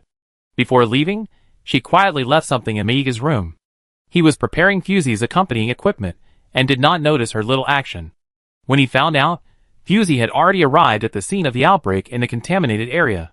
At the same time, in the Moro's affiliated space station, the last Pure Land of the review meeting, the huge conference room was filled with invisible gunpowder smoke, and the leaders of the major old nobles gathered here and argued endlessly. The war on the front line is tight, and we can't avoid it anymore. Don't you see it? That kid just wants us all to die. Okay, then resist. How do you resist? You go and hit them with your head. How can this be my business alone? Everyone should contribute to this. They argued endlessly, and Morin was bored and flipping through a pure white booklet. The sound of turning pages echoed in his ears, and there was a strange sense of calmness. Chairman, please express your opinion. The situation is critical now. The enemy's armed forces far exceed ours. If there is no good plan, I am afraid that this last piece of Pure Land will also be handed over to others. Mo Lin slowly stopped his movements, his pale face facing more than a dozen pairs of expectant eyes, and his thin lips slightly opened. Your life and death have nothing to do with me. In the dead silence, Morin felt that it was not enough. You seem to have forgotten that Caligar also faced the plight of Kaidya. Seeing that a force was rising rapidly, he suppressed it desperately and divided it. That would have been fine, but he was not clean enough and let others catch the handle, and ended up in the current situation. Excuse me, everyone here is a fool. He was in a bad mood today. He sat here and watched them talk nonsense on a whim. He stood up and left the table after he finished speaking. He had no intention of continuing the meeting. Being humiliated by him, everyone dared to be angry but dared not speak. You have to know that the entire space station relies on Shadow Weaver to guard the last line of defense, and Garamond is also in Morin's hands. You could offend anyone, but not the chairman. The person who made the suggestion is the current speaker of the Abi family. It's hard for him to fight at the negotiation table at an age when one foot is in the coffin. Although Morin's words are unpleasant, he never disdains to fabricate facts. What he said is indeed the problem that Defeer has always existed. Kalidar covered the sky with one hand, turned his hand to make clouds and rain, and the whole Defeer was full of their private routes, and his ruling power was unparalleled in ancient and modern times. This regime was completely overthrown when Morin came to power. He killed his adoptive father with his own hands, watched coldly as the major families devoured it, and contributed to the current decline. Morin didn't care about Defeel's life or death. For him, gaining power was just a necessary means to achieve his goal. He himself was not interested in playing tricks to decide life and death. When he went out, Horus was waiting for him. Since Naidimi disappeared, Horus has temporarily taken over the affairs of Garoman. With his experience and ability, he can still convince the public. The matter you asked me to investigate before has been figured out. Horus respectfully presented a document. Morin took it and looked at it absent-mindedly, and his eyes suddenly brightened. Get ready. I'm going to the Grey Star Cluster. The itinerary is confidential. No entourage is needed. I go by myself. Morin immediately explained. Horus immediately responded, Yes, Leber. It's not important, Morin frowned. He will know what to do when he finds out I'm missing. Horus nodded subconsciously. I understand. Then he felt something was wrong. Morin had always asked Shadow Weaver to guard the last line of defense of the space station, but if he left here... Morin saw through his worries and sneered. I'm kind enough to let them live longer. The implication was that he was going to let go completely. Horus was shocked. What instructions do you have for the Garoman? Speaking of this, Morin still felt a little regretful. Xiao Yuan was once his best adopted son, but his talent was not as good as Naidimi, who he picked up from the Grey Star group, so he could only be his deputy. Naidimi was more powerful than he imagined. Twin spirits are rare in a century. Even if someone can awaken twin spirits, they cannot mutate into powerful spirit skills. It's not surprising that such a person can catch Fusey's eye. But this time, Morin narrowed his eyes slightly. A rat had sneaked into Defiel, and Meyergas probably hadn't discovered it yet, and Fusey might suffer as well. When he thought of this, Morin couldn't help but feel sad. He had obviously created the safest glass house, but Fusey insisted on going out and ended up getting hurt. However, Morin saw the opening time of the private flight displayed on his hand, and slowly smiled. When we meet, no one can stop us. Horace listened to his mumbling, and didn't dare to look up. The crazy behavior of the chairman in the past 2 years was frightening, and no one could understand what he was thinking. In the entire conference hall, only Morin was in a great mood. Fusey left Moros, and before leaving, she was caught by Meigas and told a lot of things. He copied his access rights to Fusey, and as long as it was in the Cadia station, she could pass unimpeded. In this way, Fusey had the 2 major routes of Caligar and Cadia, and basically would not encounter headache-inducing interstellar storms. With Fusey's repeated assurances, she embarked on the journey alone. As soon as she left the interstellar field of Moros, Fusey couldn't help it, and her fingers sliding on the console trembled uncontrollably. Excited, not only because of the freedom brought to her by acting alone, but also because of the sense of crisis brought to her by the hidden truth. Fusey had a guess that she had never revealed to anyone. Even Shizei didn't realize Fusey's plan. She had been waiting for an opportunity, and the appearance of Sky Ant proved that this opportunity was ripe. In just half a day, Fusey arrived at the polluted zone, the Ring Star Belt. After the baptism of war, there were basically no people here, only the most primitive waste Earth planet, and the red sand all over the sky. Fusey checked this red Earth planet, which was a very standard mineral planet, without any biological reaction. According to Meigas, Sky Ants appeared suddenly. At that time, they were fighting for the energy of the Earth vein, and the entire collection tower was affected. The environment here is harsh, and only underground energy is a hot commodity. Apart from that, the air here is polluted in the lungs. Fusey opened the hatch, stepped on this red Earth planet with both feet, squinted her eyelashes, and looked at the red sand all over the sky, with a chill in her heart. Even if there were any clues, they would have become a handful of yellow soil, dissipating under the red sand. It seemed like a wasted trip. Fusey stood there. The rustling sound of the wind kept passing by her ears, like a ghost crying at night, noisy and strange. Since the leader battle, she has never used her spirit body on a large scale, but now she has to use it. Fusey's spirit body extends much faster than the wind and sand. She pressed the black fog into a thin and long one, and it was only a matter of time before it spread to the entire planet. As the spirit body spread, Fusey soon found something wrong. She opened her eyes, and her figure disappeared from the spot. There was wind and sand everywhere, and the wind speed and range were within normal values, but there was a place where Fusey's figure appeared. It was not eroded by the hurricane, but only a weak breeze. This piece of land was simply full of the words "I'm not right, come and see me" written on it. Fusey stamped her feet, looking at the dust splashing from the edge of her shoes, thinking. It's not that she is suspicious, this place really looks like a trap. Since it is a trap, there must be a hunter. A good hunter will disguise himself as prey. Boom! The earth trembled, and the strange sound that exploded in the sky made Fusey's eardrums ache. What's going on? She raised her head suspiciously, and her eyes saw a sandstorm in the form of a mushroom cloud, as if something fell from it. Before Fusey made a decision, a familiar mental wave suddenly came from the air. Her body was faster than her mind, and she quickly retreated several hundred meters to avoid the mental lock. Well, one wave has not settled before another wave comes. Fusey hasn't gone to find him yet, but he ran over. The Shadow Weaver's body, as gorgeous as the starry sky, was particularly conspicuous in the red sand. His slender forelimbs, like sickles, cut through the air. The slender man looked no different from the last time they met. Fusey's face was slightly cold, but she didn't make sarcastic remarks at the first time. Molin rarely saw her good face. Her first reaction was not happiness when she didn't get scolded, but she was worried whether Fusey was hurt. Did you get hurt? Molin took 2 steps forward, but still didn't dare to get too close to her. Sorry, I rushed here as soon as I got the news, and my methods were a bit radical. Fusey looked at him with a very straightforward look, her eyes swept from head to toe, and her tone was unusually calm. Why did you come? Molin breathed a sigh of relief. It seemed that she was not affected. He considered his words, not wanting to make the atmosphere awkward as soon as they met. I received the news that the private route has been reactivated.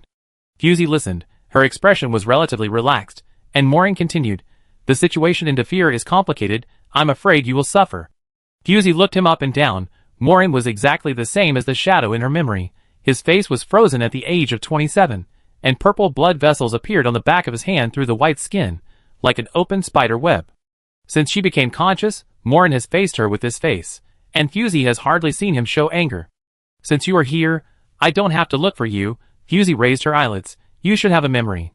I asked you back then if you could sense the state of the spirit body at the other end of the Tongsheng seal, and you said yes. So now tell me, who marked Euphemia back then?" For some reason, when Morin heard this question, a strange expression appeared before the voice. "Yes."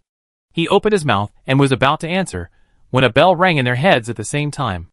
Ding. Fusey turned her head immediately, trying to find the source of the sound. She had just focused all her attention on Mo Lin, and didn't notice the changes around her. Mo Lin's pupils slightly opened, and he said something quickly, but was drowned out by the continuous ringing of the bell. Ding! Ding! Ding! Ding ding ding. Fusey could barely see his mouth shape in the red sand. Don't go alone. Chapter 254. Damn it, why do you always interrupt her when she is about to succeed? Fusey got up from the ground, and this was the first sentence that came to her mind. She subconsciously looked down at herself, but was stunned. A pair of fleshy white hands were spread in front of her, and it seemed that she still had some baby fat. Fusey touched herself from head to toe in doubt, confirming that she had really turned into a child of 6 or 7 years old. Even though Fusey was knowledgeable, she was still a little unsure of what was going on at the moment. She and Mo Lin heard the bell, and then their eyes went black, and they were here. It was probably related to the sudden bell. The Sentinel's mental perception was far less sharp than that of the guide. She had to spread her mental body to achieve the purpose of detection, so Mo Lin would definitely notice this accident before her. I just don't know if he had a brain injury or wanted to trick Fusey, but he didn't avoid this mental blockade in the first time. Fusey calmed down and roughly analyzed the surrounding environment. She became a helpless child, and there were many children like her lying around. Is this a laboratory? No, Fusey immediately denied this guess. Although the blanket under her body was rough, it showed signs of years of use. Her eyes swept across the simple light pink bed, which was full of soft elements, completely different from the laboratory filled with high-precision instruments. The shallow breathing sounds around her came one after another. They were all half-grown children, without any mental fluctuations, and they were ordinary. At this moment, she heard a small cry, intermittent, very aggrieved. Fusey huddled down from the high bed. This body was too strange. She had never observed the world with such a depressed perspective. She followed the cry and found a girl woke up in the process. Fusey found that she looked over sharply. The girl huddled on the bed, closed her eyes unnaturally, and pretended to sleep. Fusey frowned. The timidity in the girl's eyes did not seem to be fake, and there was no aggression. She walked to the door lightly, and the faint cry came from the crack of the door. It was pitch black around. There was still a faint light coming in from the window in the house, but there was no light outside. The dark hole looked like the open mouth of a monster. If a little girl of 6 or 7 years old came, she might really be afraid. Fusey stretched out her hand and opened the heavy wooden door a little. An old and decayed smell came to her face. Fusey couldn't help shrinking her neck. It was not as pungent as she had imagined. Her sense of smell was now at the level of ordinary people. She was just a little uncomfortable, and would not be irritated by this smell. In the dark corridor stood a thin and pale girl. Fusey stared at her profile, her brain buzzing. The girl turned her head when she heard the movement. Her tender and gentle face was abnormally flushed. With the weak light, Fusey saw that her beautiful eyes were full of tears. This face was really unforgettable for her. Fusey had a complicated expression and asked softly, "Ina?" The girl stared at a miniature version of Ina's face and cried breathlessly. Fusey watched her take 2 steps back and was a little at a loss for a while. The name Ina is probably her pseudonym. If the Ina in front of her has no memory of knowing her, this name will become a decoration. "How do you know my name?" Fusey heard her stammering. Fusey was surprised and continued, "Are you really Ina?" The girl nodded cautiously. "Do you know my mother?" "Mother?" Fusey savored the word and hesitated to say Who knew that she immediately believed Fusey's words, came forward, and whispered to Fusey, "Really, is my mother okay now? With money, my father should not send her to the concentration camp." Fusey knew only a little about Ina's life experience, and she was not sure whether the person in front of her was real or constructed based on her thinking. In this situation, Fusey could only nod with difficulty. "Your mother is fine now." Hearing this, Ayane's eyes lit up, and the fear that followed her like a shadow was swept away, and her heart was full of joy. Great! Thank you for telling me this news. Her tone was very excited, but her tone was still suppressed, almost speaking in a breath. For some reason, seeing her like this, Fusey felt an indescribable weirdness. The relief on the girl's face was completely unlike what she should have at her age. This relief even overshadowed her original cowardice. Before Fusey could think about it, a dense sound like thunder and drums suddenly sounded, and Ina pushed Fusey's shoulder in fear. Go back quickly. What are you doing? The rough female voice exploded in the ears of the two. The woman, who was nearly 2 meters tall, stared with a pair of big copperbell eyes, reflecting the thin figures of the two girls, and her index finger was as long as a purple eggplant, almost poking into the eyeballs of the two. Her hair was a dense black snake group, baring its fangs and claws, and spitting out scarlet tongues, drooling at the two weak and tiny girls. Fusey squinted her eyes, and roughly understood what was in front of her. In short, this is a fantasy world based on the spiritual world. The creator is undoubtedly very powerful. It must have taken a lot of effort to pull Fusey into this world. The sound of the bell is undoubtedly the key to open the world. I ask you, what are you doing here? The woman stared at the two girls in front of her. The black snake on her head became more rampant, and the fangs were as sharp as bones. Fusey could almost smell the wet and salty smell. Ina was very scared, but she still stood in front of Fusey and said in a trembling voice, Dean, I want to sleep. She didn't say what the two were doing here, but just diverted the Dean's attention to herself. The woman's eyes turned, and Fusey saw that she had more than one pupil. 3 pupils filled her wide eye sockets, all staring at Ayane's head. Fusey's intuition was not good. She was a weak child now, and the spiritual body she could use was very limited. And the woman in front of her was obviously not a good person. Don't think I don't know what you are thinking, little bitch. The woman pinched Ayane's shoulders vigorously. You'd better stand here honestly until dawn, otherwise. Dean, a clear female voice stopped the Dean from continuing to torture Ina. Fusey looked up and saw a beautiful figure of a woman at the end of the corridor. Compared with the Dean's bloated figure, she looked very thin and narrow. The figures of the two people were as exaggerated as witches who were given potions in fairy tales. At the same time, Fusey heard Ina whispered, Aunt Dia. Dia lowered her head, smiled gently at the two children, and pushed them back into the house without leaving a trace. Ina was obviously relieved and hurriedly pulled Fusey out of the corridor. As soon as Fusey entered the door, she noticed that more than a dozen pairs of eyes were staring at them. The children who were originally sleeping woke up, but lay motionless on the bed, half raising their heads and looking at them. The noise outside the door was roaring continuously, and the sight inside the house was cold and obscure. The sight of these children was like a group of cobras sticking their heads out of a pottery jar, and Fusey felt uncomfortable. Ina pulled her onto the bed, and the two beds were next to each other. She whispered to Fusey, Aunt Dia is a good person. With her here, we can avoid a lot of corporal punishment. Fusey raised her eyebrows, seeming surprised. Then she is very kind. Yeah, Ina nodded. Last time the Dean punished me to eat hair, it was she who helped me out. Eating hair? Fusey felt a little sick when she thought of the Dean's wild and evil snake hair. Ina took Fusey's hand and wrote on her palm, Thank you for telling me about my mother. We are friends now. She wrote intermittently, and there were a few words that were strange, probably written wrong, but Fusey understood what she wanted to say through the context.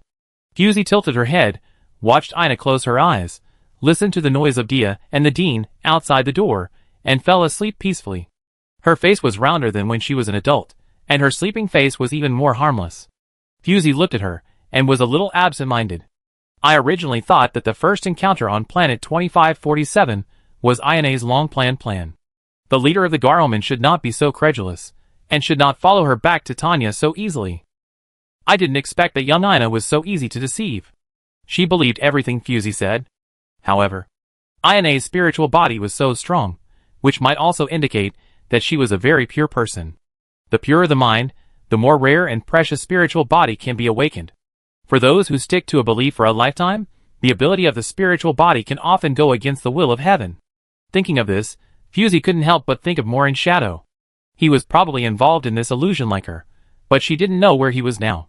There were girls here, and Morin obviously wouldn't appear here. Recalling his last words, Don't go alone, it was obvious that he didn't finish. Fusey sighed silently. She was also curious. Morin liked to catch her appetite every time. Would she die if she finished it all at once? Ayane's appearance here basically proved that Fusey's guess was correct. The sky ant was a bait artificially placed to attract her to join the game. I just don't know whether Ina took the initiative to enter the illusion or was trapped here artificially. Fusey hoped it was the former. The girl next to her frowned and murmured unconsciously. Judging from her appearance, it was most likely the latter, and Fusey sighed silently again. The argument in the corridor continued.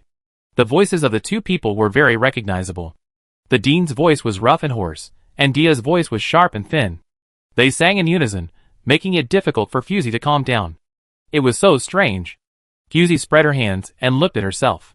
This place was obviously based on someone's spiritual world, so the dean and Aunt Dia would present such exaggerated and magical figures.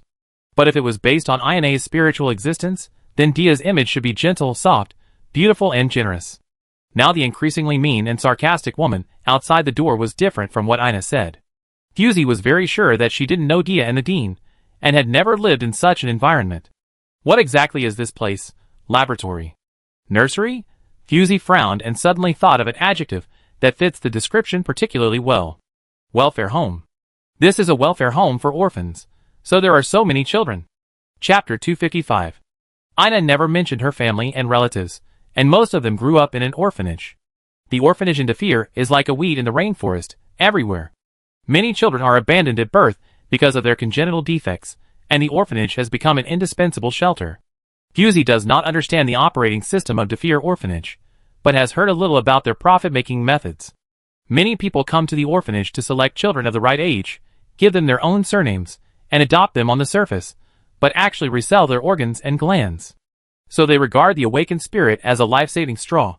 Once they become a sentinel or guide, their value will soar, and they will not be easily transferred out by the orphanage.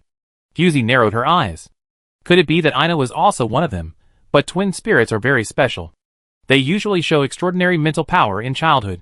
The possibility of the pearl being covered in dust is very small. Fusey closed her eyes, and a wave of sleepiness that was hard to ignore came up, eroding her will.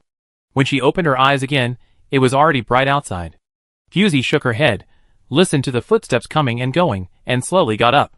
She was using the body of a child, and no matter what she did, she had a sense of imbalance that was difficult to control, which made her very uncomfortable. Fusey looked at her hands with disgust and turned over and got out of bed. Judging from the light, it was still early morning, but these half-grown children had been busy for a long time. They came and went, holding a small handful of black things in their hands, and no one knew what they were doing. Fusey glanced at Ina passing by the window with something carefully in her hands. Her vision was limited, and she couldn't see what Ina was holding in her hands. She turned her head and looked around. The beds around her were neat and rigid. Only the place where she had just slept was messy, and still had some people. Fusey looked at the half-open door, and suddenly realized something. Squeak! The door opened. The slender and thin boy was against the light, and his eyes became particularly gentle when he focused on Fusey. "Good morning," he said. Fusey narrowed her eyes. The boy had an exceptionally clear and beautiful face, but there was a sinister aura in the corners of his eyes and eyebrows. His eyebrows pressed down on his eyes, and he didn't look like a good person. Emolyn touched her eyes, and couldn't help touching his face. "I shouldn't be old this time, right?" Fusey looked at him, then looked at herself, and anger rose from her heart. Why did she become a 6-year-old child when they both fell into the illusion, but Maureen could still look like a teenager? Mullen saw that her face was not right, and hurriedly explained, "You became like this because of Ina's subconscious, not me." Fusey's expression eased a little. She looked up and looked around. This place looked like an orphanage during the day, with stickers everywhere that only children would like. Fusey stepped out of the door. Her tone was not good. "What's going on?" Mullen said seriously, "I haven't found the singularity here yet. The only thing I can be sure of is that everything that happens here is real." "Real?" Fusey was a little surprised. She thought this was a subconscious product constructed by mental power. Mullen's eyes turned around Fusey's tender face. He had already broken the observer effect. No matter how Fusey's appearance changed, it was the same to him. Just like that year. When you returned to the juvenile period, Morin suddenly reached out and unbuttoned his sleeves. "For you, the timeline is just a reference." He approached Fusey tentatively, and continued his action when he saw that she did not show obvious rejection. Mullen pulled Fusey's wrist, stretched out a finger, and scratched a bloody mark on the inside of her forearm with her sharp nails. Fusey wanted to see what he was going to do, so she did not stop him. The sound of flesh bursting apart accompanied by the warm touch of blood. Fusey frowned. The sticky and slippery blood flowed down his forearm, and the touch was extremely real. Not only that, Fusey suddenly remembered that there was a deep scar in the same position on the arm of Morin when he was an adult. Why is this happening? Fusey was a little stunned. Maybe he's right, Morin sighed. His eyes suddenly became more mature. I want to apologize to you, Xiaolin. I was too self-righteous. Fusey didn't understand his sudden mood, and was a little irritated. What are you talking about? Why don't you tell me the news that I didn't have time to tell you when I was outside? Morin looked down at her, his eyes sad and mournful. It's too late, Xiaolin. So you are here? A shrill female voice came out of nowhere. The time has come. Should we take her away? Fusey was full of irritation, and had nowhere to vent. She felt that there was a sense of weirdness everywhere here, whether it was Morin's ambiguous words, or the already clear candidate. Morin pointed at Fusey in front of him. I've decided, I want to adopt her.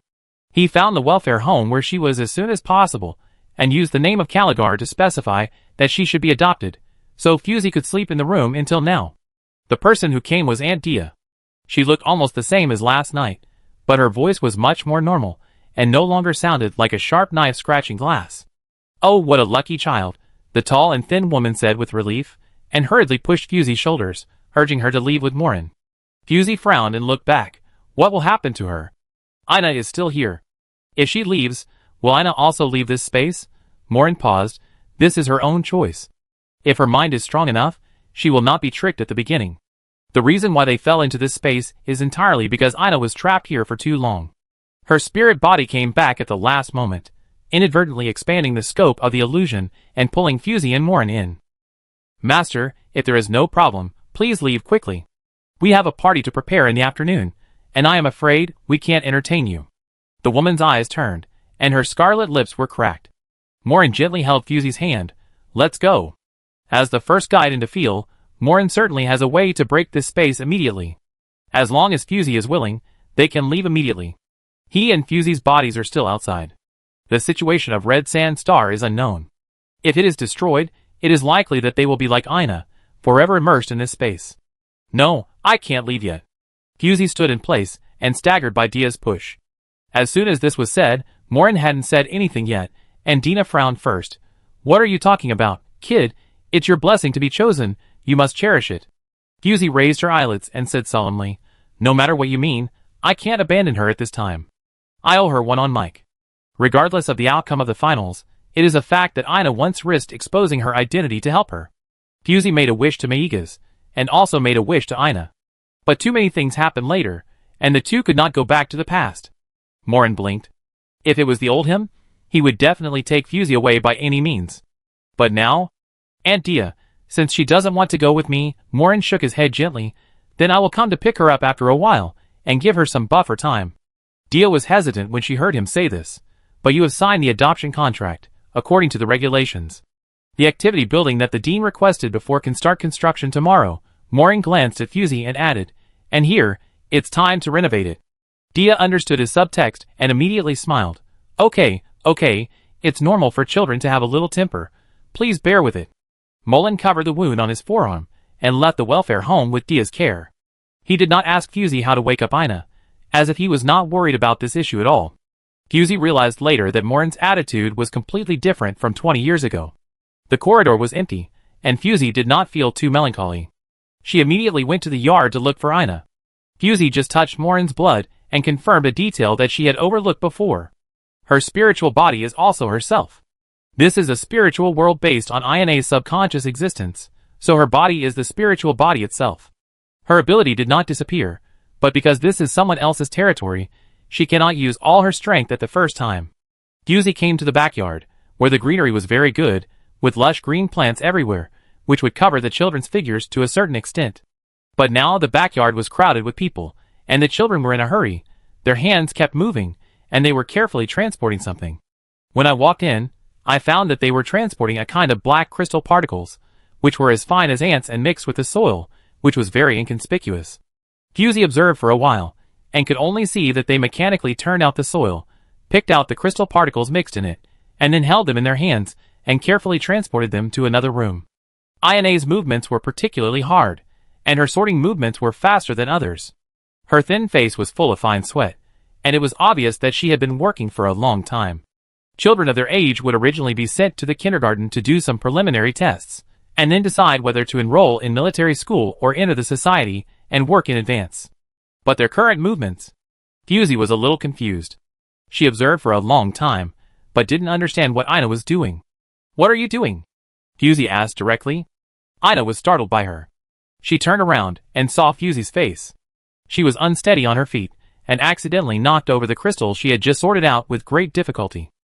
You didn't leave?" Ina was obviously a little surprised. "Aunt Dia said you have been adopted." Fusey shook her head and asked again, "What are you doing?" Ina's face paused, and she seemed a little embarrassed. She whispered, "I'm panning for gold." "Huh?"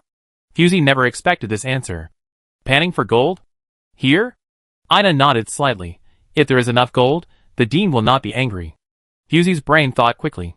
This illusion is very strange, but if it is based on Ina's spiritual world, then everyone's behavior rules can be traced. The dean and Aunt Dia are from two camps. In layman's terms, one is good and the other is bad. Last night, Ina was punished to stand in the corridor. It must be the dean's handiwork. And today they are panning for gold here to please the dean. Could it be Aunt Dia's suggestion? Fusey touched her chin. It seems that the two adults here are not good people in the conventional sense. I didn't expect that Ina's heart would be so simple when she was young. Chapter 256. Ina squatted on the ground, her thin, white, rough fingers rummaging in the wet soil, her back as thin as paper. Fusey stared at her back, thinking about countermeasures. It was obvious that Ina was immersed in her own spiritual world, and couldn't extricate herself. This was her original starting point, and the grave she chose for herself. The director of the welfare home and Aunt Dia were not very friendly to her, but they would not endanger her name. Although living a life of mediocrity was cowardly, it was also the norm for most people. Fusey didn't believe that Ina would be the majority. "Do you want to be adopted?" Fusey asked. Ina paused, and in a place where Fusey couldn't see, her eyelashes trembled, and she couldn't help but reveal a trace of fear. "I won't be adopted." Ina turned around. A bitter smile that didn't belong to her age appeared on her young face. "No one will adopt a child like me." She reached out to lift the hem of her clothes, and a hideous and knotted scar was across her lower abdomen, like a deadly venomous snake lurking in a pool waiting for an opportunity. Ina explained in a low voice.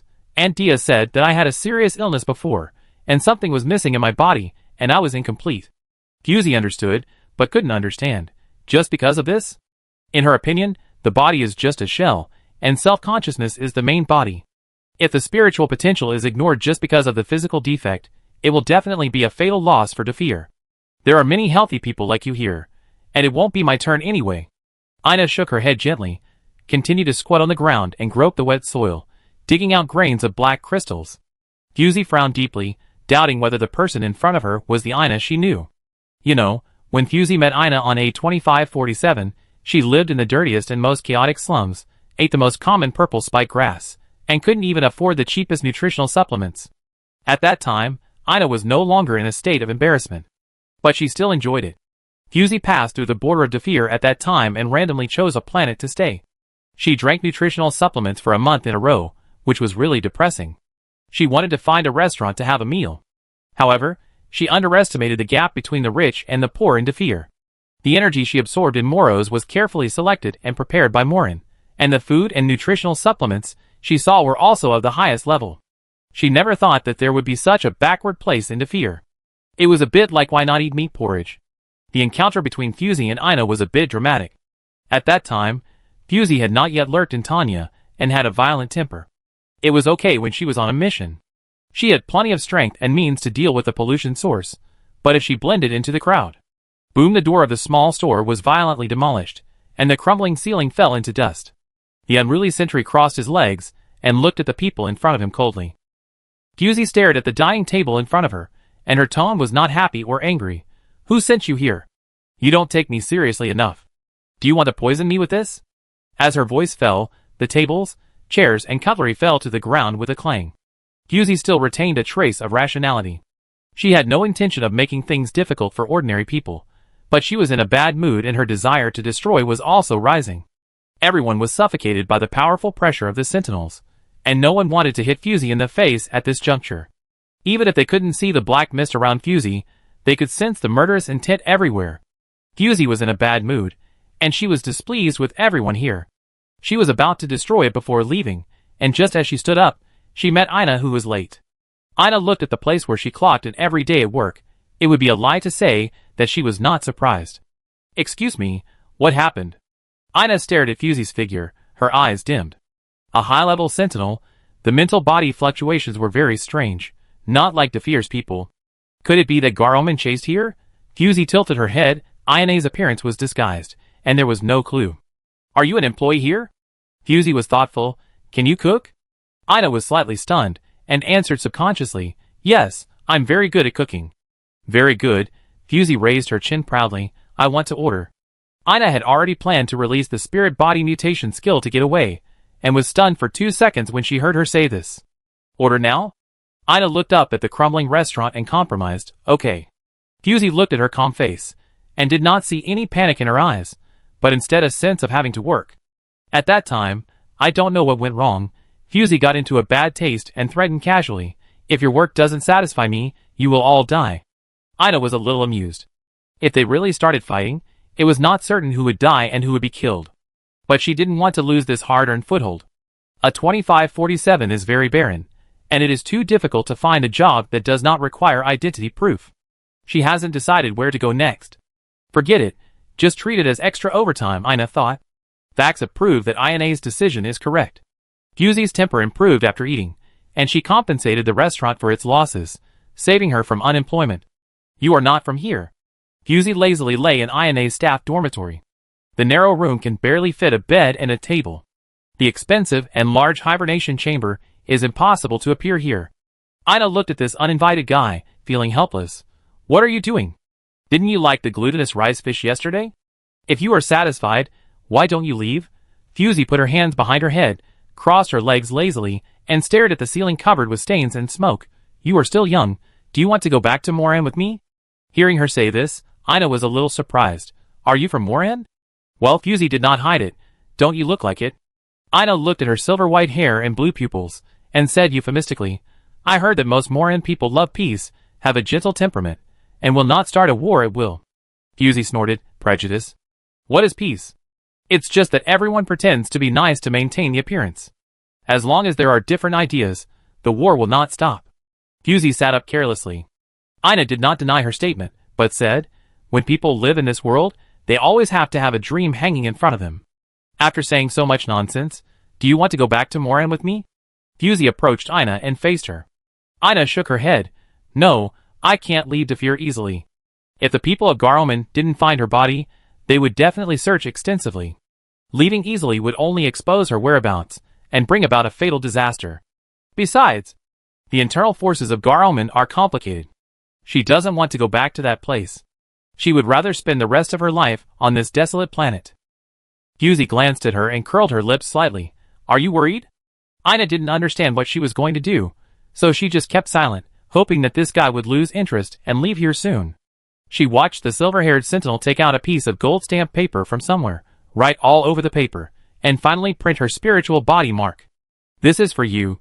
Fusey put the invitation on the narrow and shabby wooden table. "If you change your mind, take it to Tanya. Someone will receive you."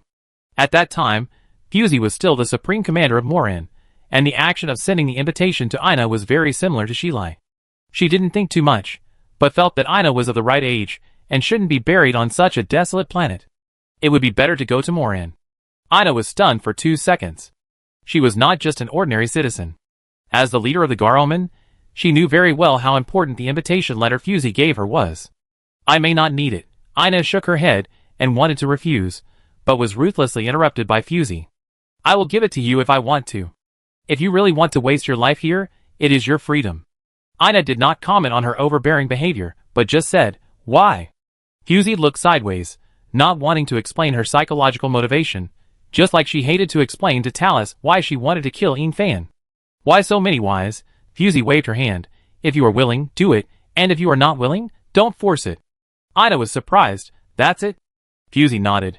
"That's it." It turned out that Fusey's invitation not only facilitated Ina's reunion with her, but also brought Maiga's unexpected opportunities. Although Ina was aloof at that time, she also had a self-will that was hard to ignore. And now, the greening of the welfare home is very good, and the surrounding vegetation is particularly tall, and the figures of the two are submerged in it. Ayane's self-consciousness is disappearing. Fusey thought of the scar she showed to herself. Normal people will not judge themselves by completeness. Any subjective consciousness is not as good as the spiritual incompleteness. Similarly, if the firm belief that has always been firm collapses, the spiritual body that the sentinel is proud of will also collapse. Fusey was thoughtful, and she probably knew why Ina was trapped here. Think about it carefully. After leaving Garoman, Ina never thought about going back to continue her work. Why did she leave Tanya and return to Defil shortly after the end of Mike? What did she experience when she changed her identity from Ina to Naidimi? Fusey used to think that no matter what decisions others made, they should not interfere. Every subjective consciousness has its own choice and destiny.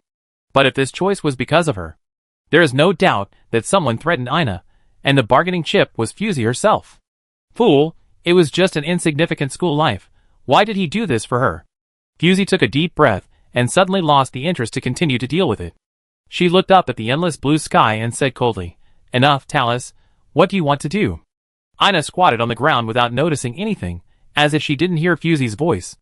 However, the ground under their feet began to collapse, the green vegetation began to melt, and all the colors mixed together. Fusey watched coldly, and then her eyes went black. Fusey's consciousness was particularly clear, and she was vomited out by Ayane's spiritual world. Consciousness and body merged into one, and the weight of the body finally returned to normal. Fusey shook her dizzy head and looked around. There were endless metal walls all around, and she seemed to be locked in an extremely deep corridor. She looked up, and could vaguely see the dark red energy crystal hanging above. The appearance of the device was very strange, and Fusey had no way of knowing its function for a while. But she soon realized that the thing might suppress the release of the spiritual body. She tried to move her body, but found that her body was filled with hundreds of tons of pressure, and her hands and feet were extremely sluggish. Fusey gasped. Her lungs were squeezed so hard that it was particularly uncomfortable. If the Sentinel's body had not been strengthened, he would have been a pile of meat paste. So that's why, because of this thing, she couldn't use her mental power in Ayane's spiritual world. It was indeed a well-prepared trap. Fusey narrowed her eyes. "Do you still want to hide? Talus, I can still look up to you if you come out now." The empty metal inner layer echoed Fusey's voice, and there was silence all around, as if she was the only one from beginning to end. Clang, hiss, huge roars came from all directions, and the vibration under Fusey's feet was particularly obvious. At the same time, the wall that had always been metallic suddenly became transparent, and Fusey realized that there were countless cylindrical test benches around, most of which were empty. Fusey turned her sight, and saw Ina, who was unconscious. Her condition was not good. The long sleep caused her body to fail rapidly. Her mental power was also suppressed by the strange device above. Both her mind and body fell into a trough period. Fusey looked up again. The dark red crystal was hidden in the middle of the disc. The dark luster flashed. Fusey's scalp was numb, and she felt disgusted by being watched. This thing gave her a familiar feeling. 2 years ago, she sneaked into the Black Tower, and saw the whole process of the Golden Foot Crow Church incident. Thor created a hotbed for guides under the Black Tower laboratory. I don't know how he created a bunch of artificial guides. Fusey's perception was very pure. She snorted and laughed. No wonder Tan Suiyan searched the entire Indiclay and couldn't find your trace. It turns out that you ran to Defir. In the huge space, only her own voice echoed, making her look like a madman talking to herself. In the distant ground monitoring room, Thor looked at the woman beside him. "Aren't you going to catch up with her?" "Provocation only works on children," Talus said calmly. "How much energy storage progress is left?" Thor glanced at the panel next to him, and said leisurely, "It's still 30% short. Do you really want to use her to start the furnace?" Thor couldn't help laughing. "Are you willing to do it?" Theris's dark green pupils were clear, without any signs of being manipulated. Her gene sequence was created by Morin, and it will definitely spread the fluctuations to the entire galaxy. Thor reached out, and tapped the control panel, his expression becoming more serious. "The energy storage progress is a bit slow. The quality of this batch of energy stones is still too poor." The device hanging above Fusey's head is indeed not simple. It can limit the release of the spirit body and the activity of body cells. The more powerful the Sentinel, the more severe the restriction. Similarly, such a device requires a lot of energy to support its operation. Just restricting Ina alone has consumed nearly 1/3 of their energy reserves. Now with Fusey and Morin, the magic forbidden device must maintain maximum power operation. Otherwise, if one of these two releases the spirit body, The stronghold that has been built with great difficulty will be destroyed again. Talus was not nervous. She said, "Spread the news." Ivsiki and the chairman disappeared after fighting at the border. The review committee and the rebels must be in chaos. We take the opportunity to seize the central energy city. Thor smiled slightly. Heroes think alike. Calculating the time, the news should have reached Moros. Talus heard him say this, and there was a slight disapproval in her eyes, but she didn't say much. On the other side, Fusey looked around. She was very sure that there were countless eyes staring at her. In fact, if it weren't for that seemingly true illusion, she wouldn't have pointed the finger at Talus so quickly.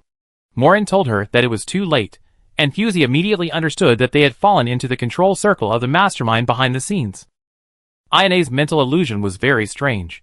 If the person behind it just wanted to destroy her spirit, there was no need to create the character of Dia to give Aina hope.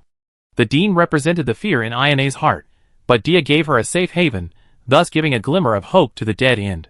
But if you want to kill Aina, why leave her a chance of survival? This is the horror of Talus. Fusey discovered a long time ago that Talus is not a guide in the traditional sense. To teach a blank sheet of paper is nothing more than to give sincere and pure love, which is likely to get a good child in the eyes of the world. But how did Talus do it? When Fusey first met Ian Fan and was approached by him, Talus was beside him. She watched this harassing conversation until Fusey killed him. Fusey went to the Silas Banner. Obviously, the news had already been passed to the headquarters, but Talus still had to wait until Fusey was in a desperate situation before taking action. She is keen to push the victims to the critical point, and then extend a helping hand like alms, waiting for their gratitude and trust. Fusey didn't care about these details before, but now she thinks they are all flaws. The sudden appearance of 6785, the anonymous letter received by Poseidon, and the mysterious person who helped Thor escape from pursuit, one by one, there were already clues. Only Talus and Sheila could check her whereabouts, and only Talus knew the special bond between Aina and her.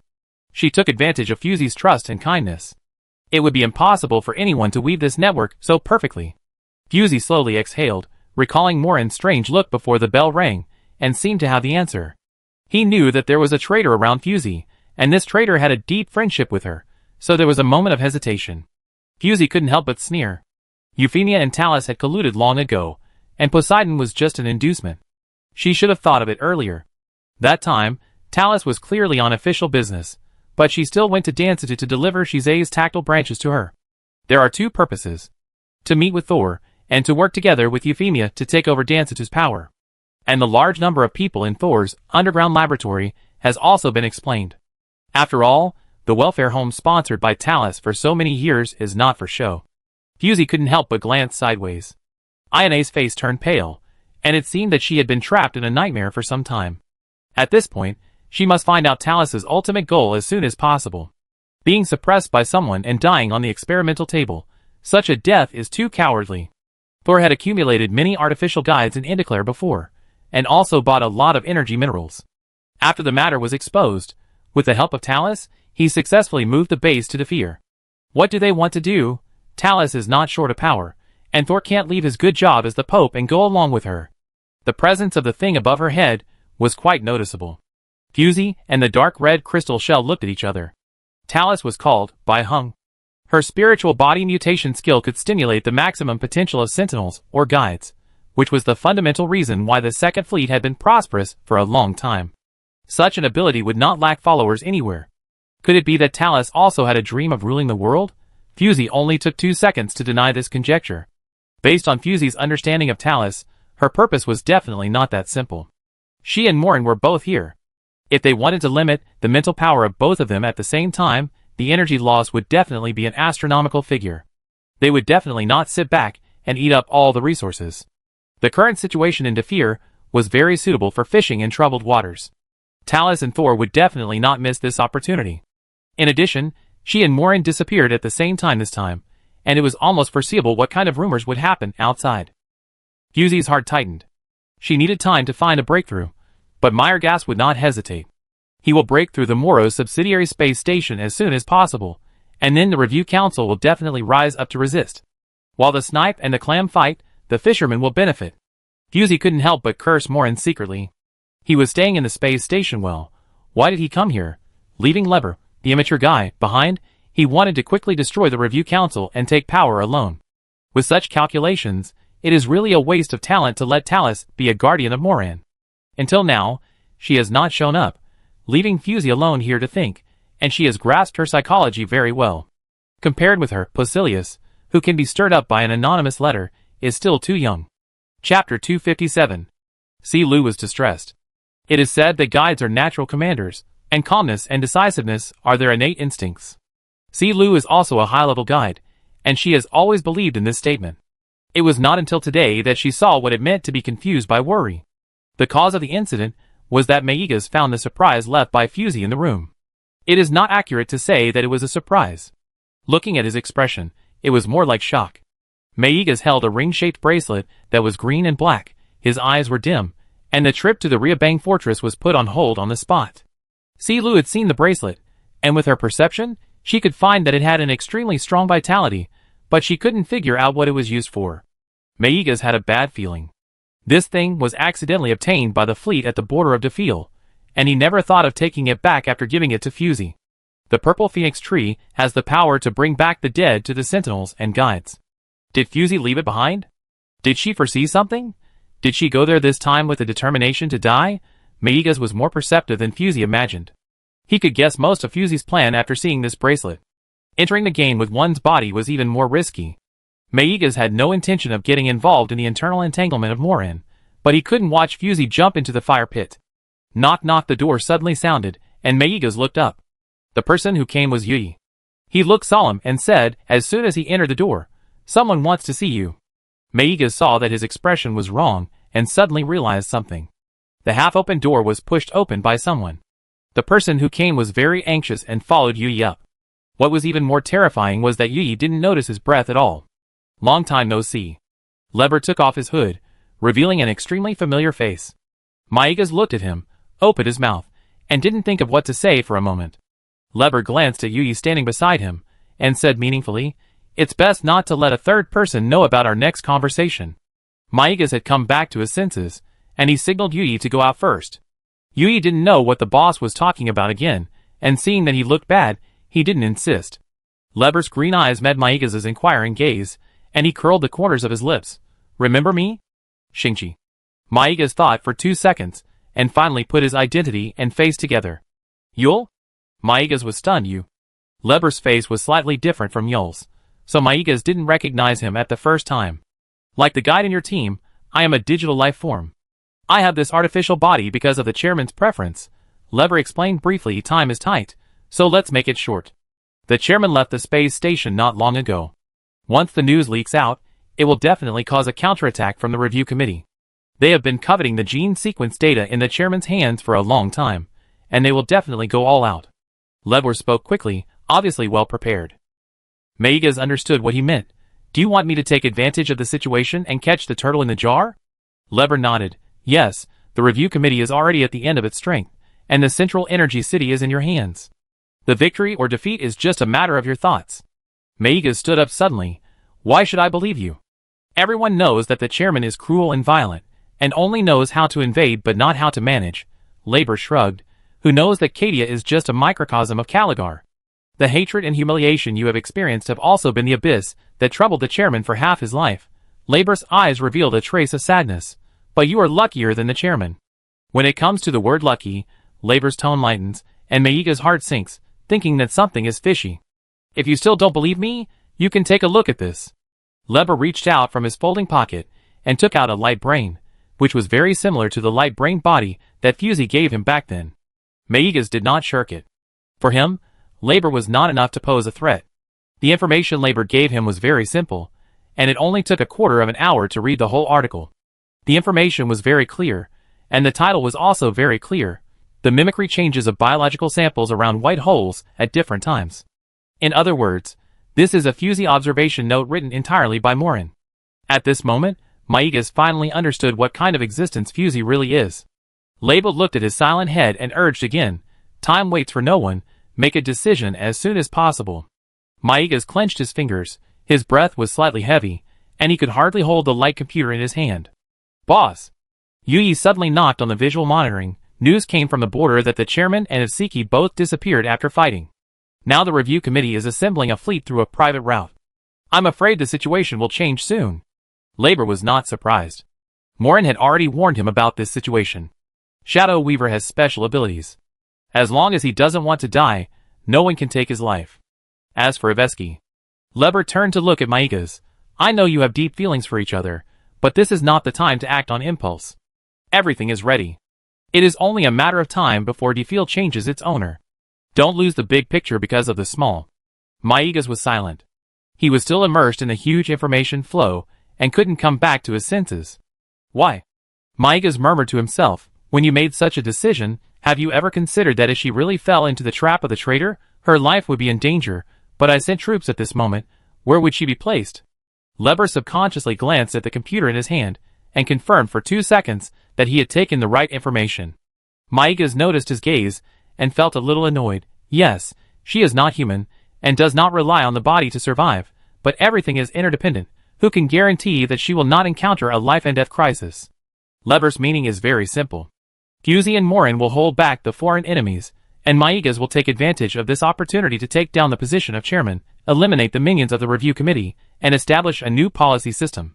To resist foreign aggression, we must first stabilize the internal situation, and we need to wait until the situation in Defil is stable before eradicating the rats who are making trouble. Leber is a man-made digital life form. Originally, he could only survive in the electronic turbulence, but because of Morin's momentary thought, he accidentally gained self-awareness in Mike. But many times, he still cannot understand the various emotions of human beings. The optimal solution evolved through the algorithm will not give in to personal emotions. Give me half a day, I want to think about it. Maigas closed his eyes, and said in an unquestionable tone, before that, you can't leave Moros. Labor disagreed. Every second counts on the battlefield. Such hesitation will only miss the opportunity. Maigas had made up his mind. He threw the light brain to Labor, and said in a cold voice, someone will take care of you. Leba wanted to say something else, but Maigas had already disappeared in the corridor. He urgently met with Claude, and had no intention of caring for the old man. He said, I want to lead the team to Red Earth Planet, which made people's blood pressure soar. Uncle Da hadn't felt such a headache for a long time. He also heard the news, and could only carefully dissuade.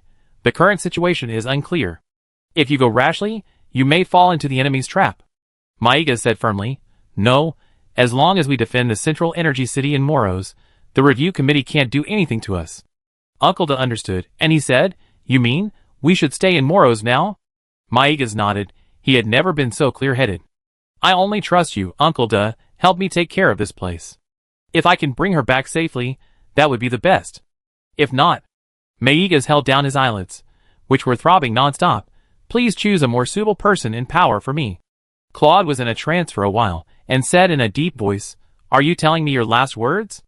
Old men can't stand such rash decisions made by the younger generation. He said with great sorrow, we have planned so much, but you are acting impulsively because of your love? Who are you worthy of? Uncle Da, Maigas frowned. I can get to where I am today, and you and I know the people I rely on. I remember my mother's kindness in giving birth to me, but I want to turn around and abandon her kindness in raising me. What's the reason? Claude remained silent, and the two of them were in a stalemate for a while. Maigas subconsciously rolled up the silver hair beside his ears, held it between his fingertips, and rubbed it carefully.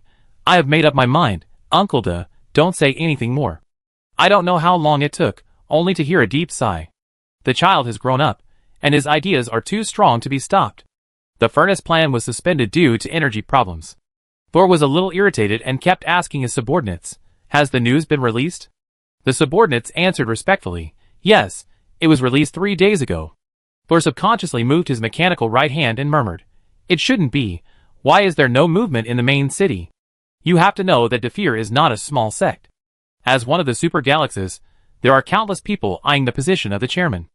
Maigas should not be able to resist this temptation. Talus was still looking at the interface sent back by the monitoring star. Fusey had been resting her eyes since the day of the sarcasm. If her chest had not been still rising and falling slightly, Thor would have thought she was dead. Talus narrowed her eyes and said abruptly, not quite right. Thor glanced at Fusey's calm back and continued, what's wrong? I know her very well. She is not the kind of person who will sit and wait for death. Even if her spirit is suppressed, she should do something to resist. Talus stared at Fusey's figure. The current reaction is a little too calm. The suppression power of this device for top sentinels is no less than that of the 10,000-meter deep sea. With the disordered spirit strength, she can hardly move a fingernail. Thor was obviously very confident in the device he developed. Morin and Ina are still unconscious. No matter how you look at it, Fusey is isolated and helpless. Thor looked at the energy storage progress of the furnace again, with some expectation. It will be soon, it will be soon. As long as the furnace is successfully started, they will usher in a bright future. The history of mankind will be rewritten because of this. Chapter 258. Fusey has been thinking about a question these days. This place is much quieter than the inside of the noise reduction tower, and it is a good place for thinking. She really wants to know why Thor and Talus joined forces. Although neither of them showed up, Ina's reaction has told Fusey that her guess is correct. She used her last strength to send Fusey out, and now she is trapped in the nightmare and can't get out. Fusey must think of a win-win solution. The grudge between her and Talus should not involve other people. Although she still doesn't understand why Talus wants to kill her. It can't be because of the failure of education that he is angry and embarrassed, right? Strictly speaking, Fusey was already a complete individual when she came to Morin. Sheila put Talus next to Fusey only for supervision, not guidance. In other words, Sheila did not have any expectations of Fusey's character. So he would definitely not use this as an excuse to give Talus a task. No emotion arises out of thin air. Even if Talus is mentally ill, there must be a chance. But Fusey went over the past 20 years of experience again, and she couldn't find the so-called chance at all. As an immortal, Talus has been in office for more than 100 years, and has quelled many rebellions for Morin, with hundreds of merits and honors. She is fully worthy of the words devoted and devoted. Fusey slowly opened her eyes and sighed. I want to talk to you, Talus. The echo here is very loud, and the sound waves collide back and forth in the inner wall, which is a second torture to her eardrums. As usual, Talus did not show up or respond. Are you so afraid of me? Fusey snorted and laughed. It's not like you to hide your head and show your tail, Talus. No one answered. Fusey knew that this kind of provocation was nothing to Talus. If she didn't say something explosive, she would never communicate with Fusey directly. I'm curious, what conditions did Thor offer you to join him in corruption? Fusey slowly raised her head. You made this thing, didn't you, for the artificial guides in those underground laboratories? Fusey touched her chin and seemed to talk to herself. Since you can make artificial guides, you should also be able to study something to suppress guides through reverse theory. She looked up at the dark red device that had been hanging above her head, and suddenly had a guess. No way, Fusey blinked. Talus, you don't want the spirit body to completely disappear from the world of Sentinel, do you? As soon as she said this, Fusey could keenly feel that there were more eyes watching her from above. It seems that she had hit a sore spot, and couldn't help it. Fusey reached out, and touched the cold wall around her. The joints of her bones made a crisp sound. The huge pressure made it difficult for her to make more movements. At this moment, Talus's face appeared under her palm, spreading on the entire wall. Fusey raised her eyebrows. With the light and shadow imaging technology, Talus would rather communicate with her in this way than show her true self. Is he afraid of something? Fusey thought. Could it be that although Thor and Talus developed this device to suppress sentinels and guides, they did not prepare a corresponding solution? Be quiet, 2547, Talus said in a very cold tone. You can't do anything, so you might as well save some energy. Fusey raised her head, and the tall and wide wall made Talus's face a little distorted. Nothing can be done. Fusey chewed on this sentence. You are so confident, it seems that you are well prepared.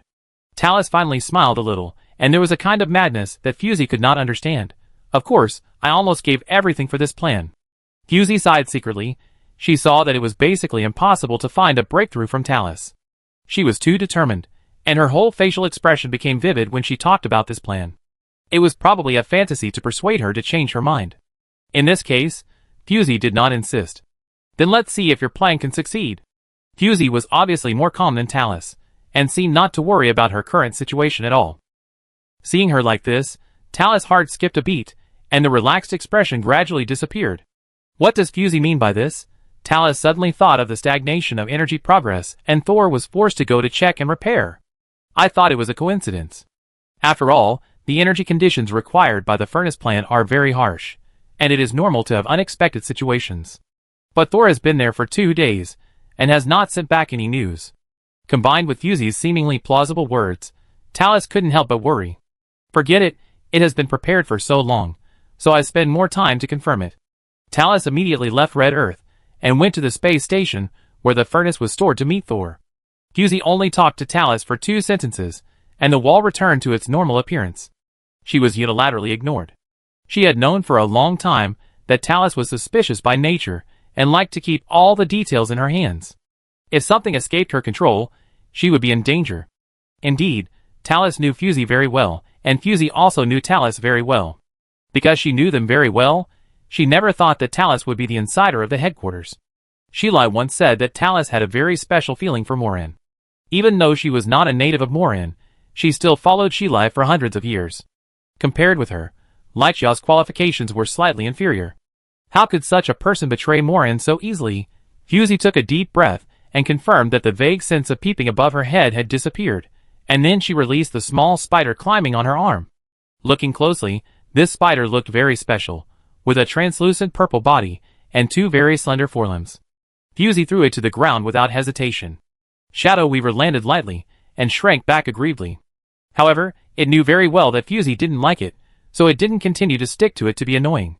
Fusey knew that time was running out, so she asked bluntly, "Where are you?" Since he could find her with his spirit body, he must have thought of a way to escape. Facing a powerful enemy, she decided to put aside her personal grudges for the time being. Unexpectedly, the little spider hesitated for a while, propped up his body, and swayed slightly. Fusey frowned, not understanding what he meant. Did he not know, or could he not say it? I thought that Morin's special ability could not be restricted here, but now it seems that Morin's situation is not much better than hers. Fusey sat cross-legged and took a deep breath. It was so stuffy. She didn't have any nutrients to supplement here, so it was difficult to maintain the high-energy activities of the Sentinel. Even her heart rate slowed down a lot. The miniature Shadow Weaver couldn't help but comfort her with his forelimbs, but because he had no thought tentacles, he could only touch the back of her hand in vain. Morin had long been separated from Iona's spiritual world, but he had never made a sound, pretending to be unconscious to reduce the vigilance of Thor and Talus. But he was very worried about Fusey's condition. This high-pressure environment would increase the mental burden of the Sentinel. Without mental counseling, he might completely lose his combat capability. Morin underestimated the threat of Talus. He thought they were 2 mice who sneaked in to live a miserable life, but he didn't expect them to be 2 silent carnivorous plants. The thing on the top of his head was probably made of rare metals that were abundant in Indiclare. Its radioactive elements could suppress the activity of the brain cells of the guides and sentinels, thereby inhibiting the release and use of the spirit body. Morin rubbed his temples. He could only release a trace of mental power to find Fusey as soon as possible and confirm her safety. He was not panicked, but felt a sense of leisure, as if he was fishing in the center of a tornado. Calculating the time, Labor should have gone to Moros to form an alliance with Meigas. He left his notes to Labor just to gain Meiga's trust. As long as the review committee is taken down, and the power of D-Fel returns to one person, the strongest fleet of D-Fel that has been silent for more than 100 years can see the light of day again. Thinking of this, Morin couldn't help laughing. On the road of civilization development, the method of individual representing collective will can indeed save a lot of trouble, but few people can do it. Since he is the person she chose, he should have something that ordinary people don't have. Morin stretched his body lazily, and suddenly he felt a little unmotivated. For him, the current predicament is really not worth mentioning. The connection between Shadow Weaver and him has not been completely cut off. If something really happens, he can initiate a phase jump to leave the place of trouble. As for Fusey, Morin lowered his eyelashes, took a deep breath, and suddenly felt a little confused. Will Fusey agree with his plan? Morin thought about it, and the answer was obviously no. He knew very early that Fusey's way of thinking was completely contrary to his. And Fusey didn't like his dictatorship, and extremely hated his self-assertion and self-righteousness. It is true that Morin's starting point was for Fusey herself, but he never asked Fusey's wishes. Morin subconsciously twisted his fingers. The spider silk of Shadow Weaver could not be released in this environment, so he naturally didn't touch anything. For the last time, Morin sighed. This was the last time he made a decision for Fusey. On the other side, Fusey had already seen that this miniature Shadow Weaver had no abilities, and was just a decoration. She reached out and poked Shadow Weaver's thin front feet, and said in a bad tone, "Little waist, just as unpleasant as your host." The little spider realized that Fusey didn't like it, and at this time, it couldn't use spider silk to make a kitten doll to please her, so it could only squat there honestly and let her flatten and round it. Fusey lost interest after playing with it for a while. Morin clearly didn't want her to know his location. "I don't know what this old guy is planning." In this case, she will start the backup plan. Fusey closed her eyes, and the black fog kept hovering in her spiritual sea, and the whole person was about to be burst by the frenzied mental power. This may be the deathly cage of the high-level sentinel, but Fusey is not 2547 itself. She and the spiritual body are originally one, and it is impossible for her to completely lose her abilities. Morin could release this miniature shadow weaver to harass her, so there was no reason why she couldn't release her mental power to create a way out. Just as Fusey closed her eyes and tried to separate her spiritual body, she suddenly heard a few dull noises coming from next door. Fusey suddenly opened her eyes and turned to look. Ina was staring at her face as white as wax, her lips opening and closing. "Don't be impulsive," she said so. Chapter 259. Fusey looked at Ina's tired but still clear eyes, and slowly put away the black mist surging in her palm. Ina just knocked on the inner wall twice, and her hands and feet began to be out of control. Despite this, Ina opened and closed her lips again. Fusey saw her and said again, "Don't be impulsive." Ina closed her eyes with difficulty, and the sound of her heartbeat kept lingering in her ears, making her nerves jump. They have your gene sequence in their hands, and they have developed a band furnace based on it. Ina's lips opened and closed, trying to synchronize the situation to Fusey. Fusey looked at her quietly, and did not interrupt rashly. The furnace plan requires a lot of energy to stimulate it, and they will definitely take action. Ina covered her forehead painfully. "I chased the pollution source all the way here. Later. She tried her best to recall the details of the time, and did not notice that her mental power was almost exhausted. Fusey had a hunch that something was wrong and wanted to stop her from recalling, but she couldn't intervene because of the thick metal wall between them. Ina had a splitting headache, and the sequelae of the nightmare were fully reflected in her. Fusey's eyes gradually turned cold. If she guessed correctly, this was Euphemia's spiritual body mutation skill, Nightmare. It seemed that Euphemia had been Talus's person from beginning to end, including when she asked Fusey for help in Dancetu. She was probably also the eye sent by Talus to her side. Yes, only Euphemia could completely pull Ina into the nightmare, and keep replaying her past pain. Fusey took a deep breath, not angry, but with an indescribable sense of absurdity. She is very sensitive to human emotions, and any kindness or malice will be exposed in front of her. Because of this, she can clearly sense that Euphemia's love for her is not false. However, the facts are in front of her, and she cannot help but believe it. Seeing that Ina was in so much pain that she lost her mind, Fusey frowned slightly. It is rare to have the best of both worlds, so she made a choice. Ina advised her not to be impulsive, probably because she had tried to resist, but was suppressed by the thing on her head and felt miserable. Fusey raised her face. Her beautiful face exuded an aura that did not belong to humans, and her pupils reflected the dark red crystal shell. Crack, crack, the clear sound of shattering broke into Ina's ears, and she raised her eyes despite the severe pain. The hardness of Fusey's bones is far beyond that of ordinary people, but it cannot be compared with this special metal. So she wrapped a shallow layer of spiritual body on her palm, strengthened her body strength, and forcibly tore the heavy metal wall apart. Ina, shock. She wants to die? But Fusey didn't mean to stop at all.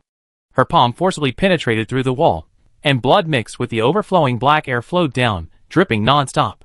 Ina lost her voice and said, "Stop, your wound can't heal here, you will die." Fusey turned a deaf ear to it.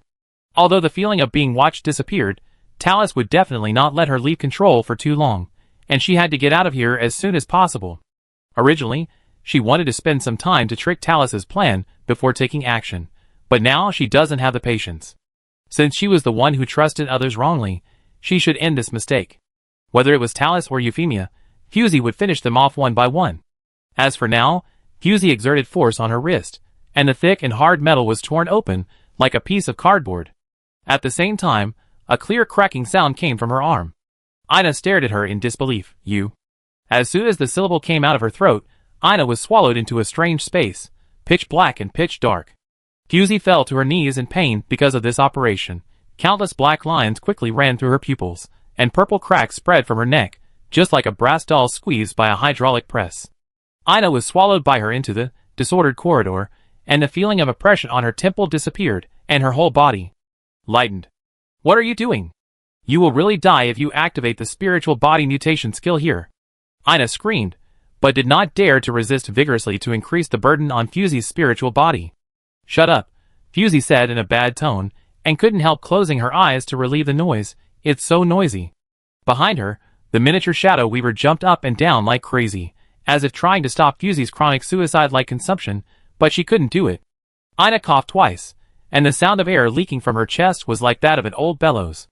She was in a state of 1/10 of her condition, and was unable to stop it. At this moment, the furnace detected the fluctuation of mental power, and immediately activated the alert mode. Sol and Talus, who were out investigating, received the alarm at the same time. Sol was not too surprised. He had never underestimated Fusey's ability. He quickly instructed his subordinates on the follow-up matters. He himself would return to Red Earth Planet to strengthen the furnace's defense. But Talus couldn't stay calm. She had also experienced the power of this thing, otherwise she would not stay away from the furnace, and could only rely on the monitoring star to control the situation inside the furnace. Under such high pressure, Fusey can still use her spirit body. What kind of monster is this guy? Talus suppressed her uneasy heartbeat, and immediately set off to return to Red Earth. She had to put aside all doubts for the time being. If Fusey really escaped from there, the plan would have to be postponed. Fusey obviously understood this point very well. She punched the inner wall without hesitation, and a rugged dent appeared on the smooth and seamless wall. Fusey roughly figured out the structure inside. It was a bit like a jellyfish.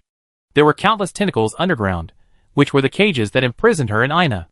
The body above was a dark red crystal device that could suppress the spirit body. The hardness of the metal inside was about the same as that of pure gold, and it was soft. At room temperature, Fusey could try to use it.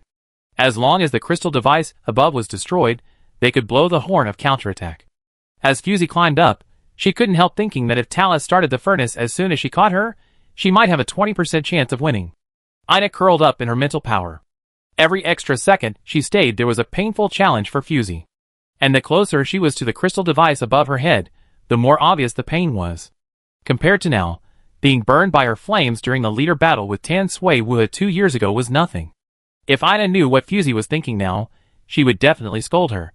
It was such a time to think about the past. Fusey's fingers could not withstand the double grinding of metal and pressure. In a short while, only white bones were left. The flesh was worn away, and it was easier for her to cling to the wall. Seeing that Fusey had made up his mind, Morin suddenly opened his eyes. A glimmer of light flashed on his fingertips, and Shadow Weaver returned.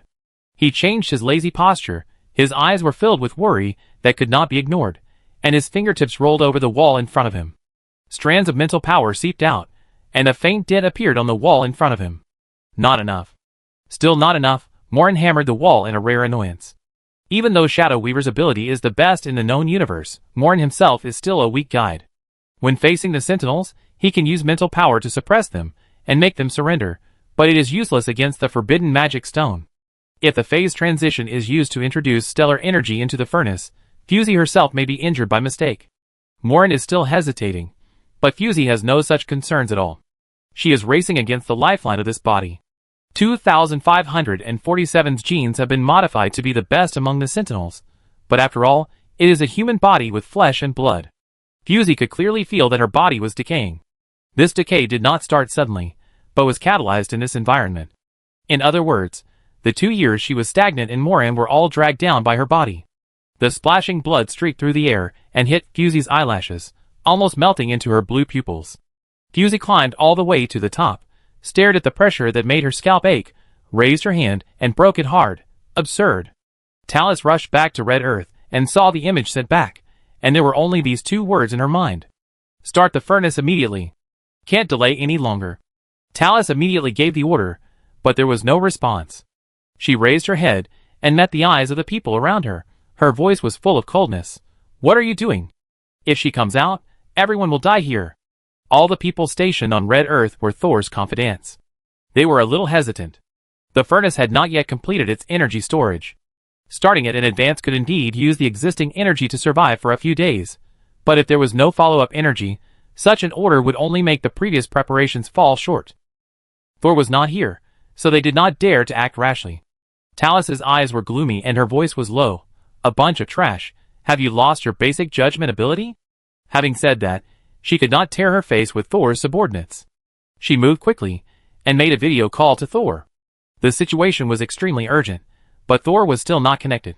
Talus ran out of patience, her fingers slightly hooked, and a white and huge eyeball-shaped spirit appeared behind her. That thing looked very scary, but after looking at it for a long time, it had a strange beauty.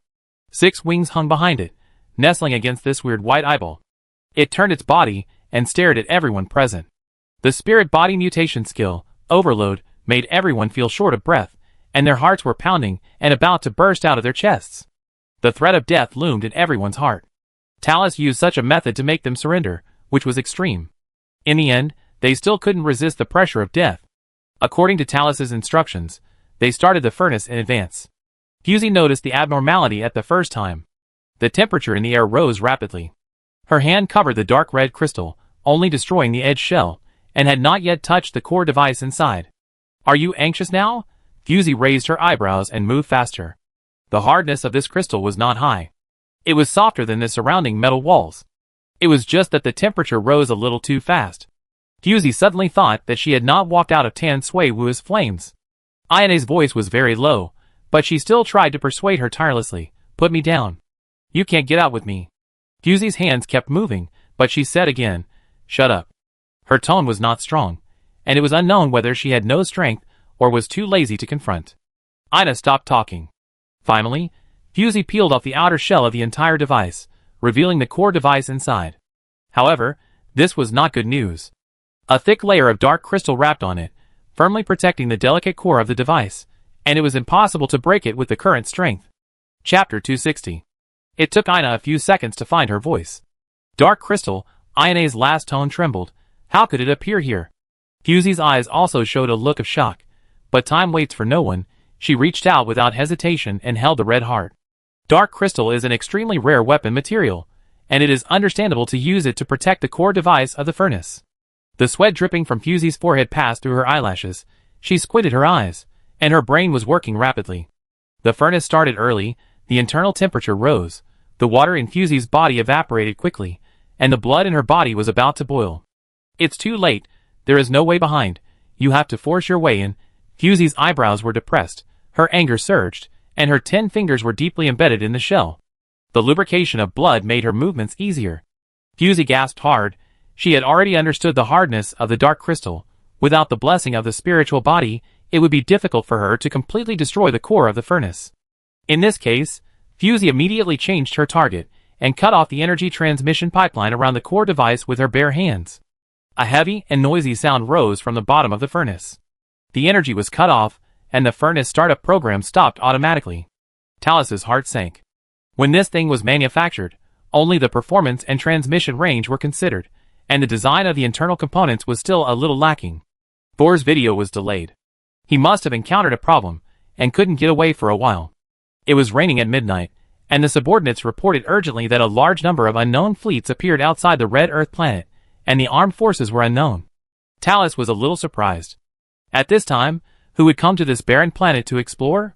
Once the news of Morin and Ivsky's disappearance was released, a battle for Moros would definitely break out, and Maigas and Leber should be too busy to handle it. Garelman belongs to Morin himself. In the absence of Ina and Morin, Leba has the right to exercise this team. So at this time, Red Earth should be the safest.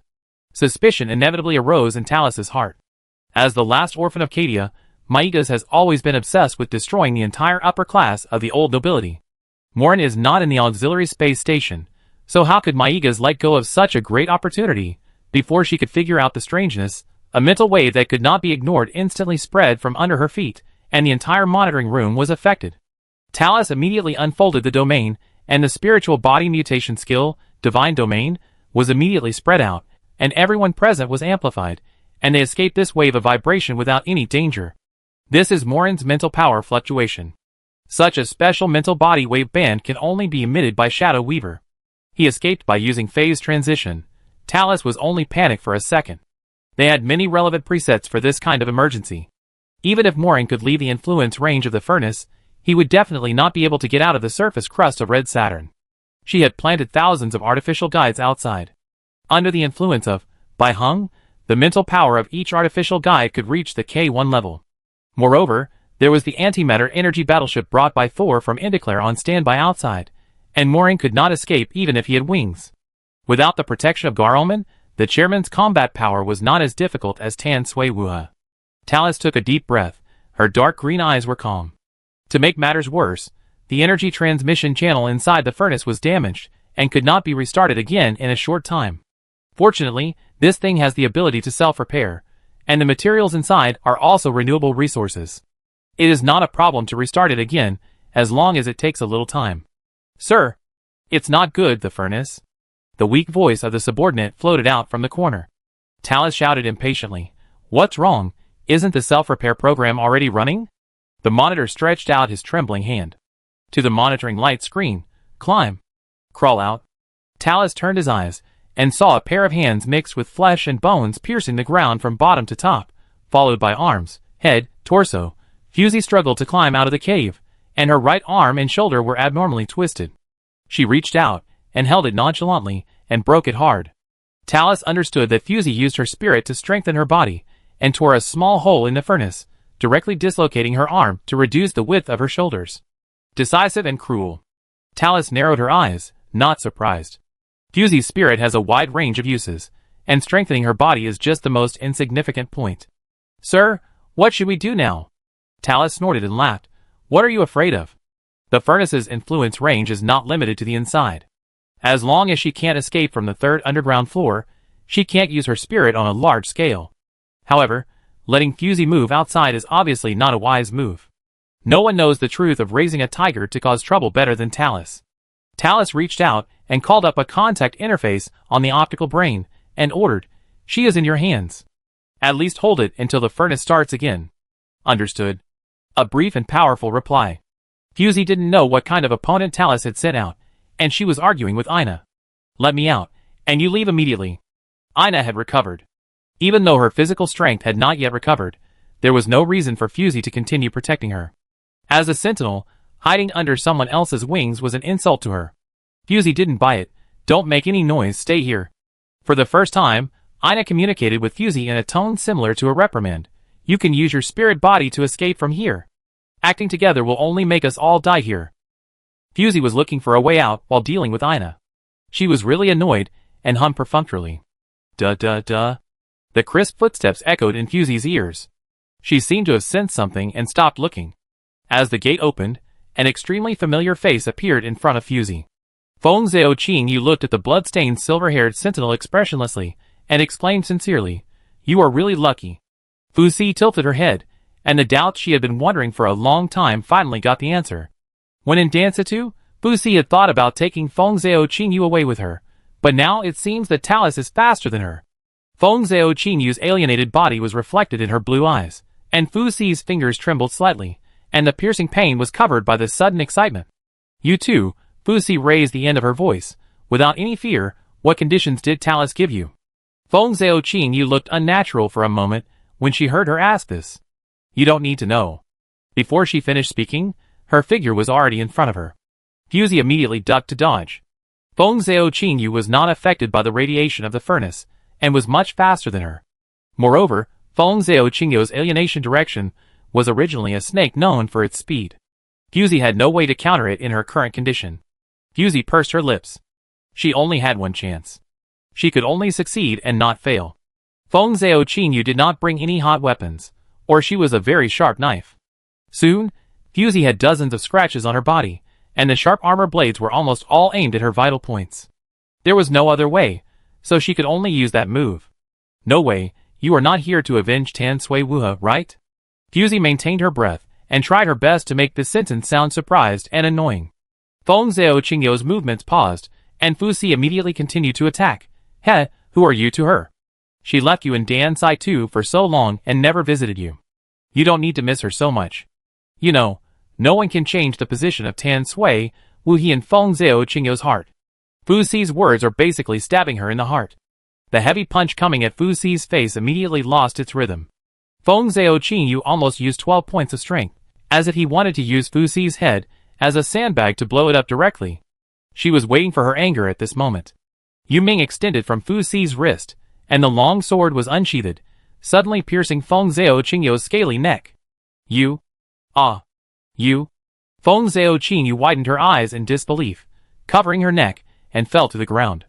Fusey didn't mean to continue talking nonsense with her. She stretched out her hand to pull out the long sword stuck in her neck, and laboriously divided a little mental power to restore it to the shape of a bracelet.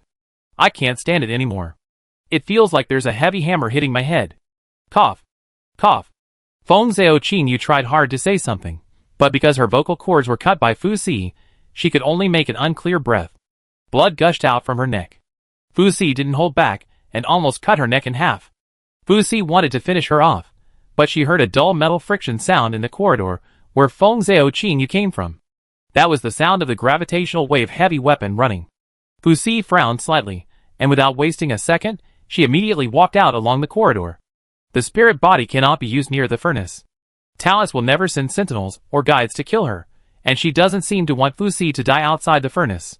Gravitational wave weapons have a characteristic that they start slowly and require manual confirmation of the startup plan. Fu Si will have a chance of survival if she rushes out of the encirclement before the weapon is in place. But it was obvious that Talus would not let her exploit such a loophole. Fusey listened to the sound outside. It was obvious that the gravitational waves were in place. As soon as she showed up, she would be beaten into a sieve. In comparison, the laboratory behind her where the furnace was stored was safer. Fusey's current condition could no longer withstand a head-on confrontation. The situation was deadlocked, and Fusey hesitated and stopped where she was. Ina happened to attack her at this time, and Fusey felt pain in her flesh. A disgusting smell of gunpowder spread, which was far more unbearable than the wolf spider with the smell of white wax. She couldn't help it, and the disorder corridor closed automatically, and Ina was thrown out. Obviously, this was the instigator. Before Fusey could question, Ina's figure disappeared directly from the spot. In the narrow laboratory corridor, two phantoms, one black and one white, intertwined, and Gallum appeared unexpectedly. Ina didn't say a word, or maybe she had no strength at all. This was her last mental power. She could still release Gallum to summon Asta under the pressure of the furnace, which almost burned out all her vitality. Asta's destructive power destroyed the operators in the entire corridor, and the gravitational wave transmitter without human settings instantly became scrap metal. Go! Ina's voice was mixed in the restless mental power fluctuations. Fusey didn't have time to think, and seized this precious opportunity to rush out. Chapter 261. Talus had served as the director of the underground laboratory, and knew very well how to build an underground fortress that was easy to defend and difficult to attack. The entire furnace was stuffed to the bottom, and only the round hole above could be used for entry and exit. Whether it was to bury corpses or to imprison evil spirits, it was a treasure land with excellent feng shui. Fusey did not dare to delay for a moment. The suppression near the furnace was too strong, and Ina could only buy her half a quarter of an hour. She knew very well what to do and when, and the drama of life and death was not in her performance. Fusey quickly moved towards the gap above, carefully avoiding Asta's death tentacles. The huge octopus monster opened its mouth and made a low and deafening cry. Fusey felt that her blood was surging when she heard this sound, and her mind was blurred. She faintly heard a sigh. I am about to usher in the end. Obviously, this was Asta's self-will that was about to dissipate. Strictly speaking, Super S-level pollution sources cannot be completely eliminated. Most of the time, they can only be contained but not destroyed. Ina's spiritual body mutation skill can use the spiritual body for her own use. In a sense, these pollution sources have become part of her spiritual body. Haster's dissipation means that Ina's mental power has reached its limit. Fusey couldn't help but turn her head, but she could only see the alloy door that slammed shut. The noise was isolated on the other side of the door, and Fusey could only hear the sound of blood dripping on the metal floor. The timing of this silence was obviously wrong. Fusey raised her face belatedly, and the entire underground experimental floor was a little scary. Turning her sight upwards, the black holes of the firing ports were all facing her. A rough count revealed that there were hundreds of firing ports. Without giving her time to react, the moment Fusey's sight swept over, the muzzles of the guns all turned around, and hundreds of lasers burst out high-temperature bullets. Fusey's pupils shrank slightly, and she subconsciously wanted to use her spirit body to wrap her whole body.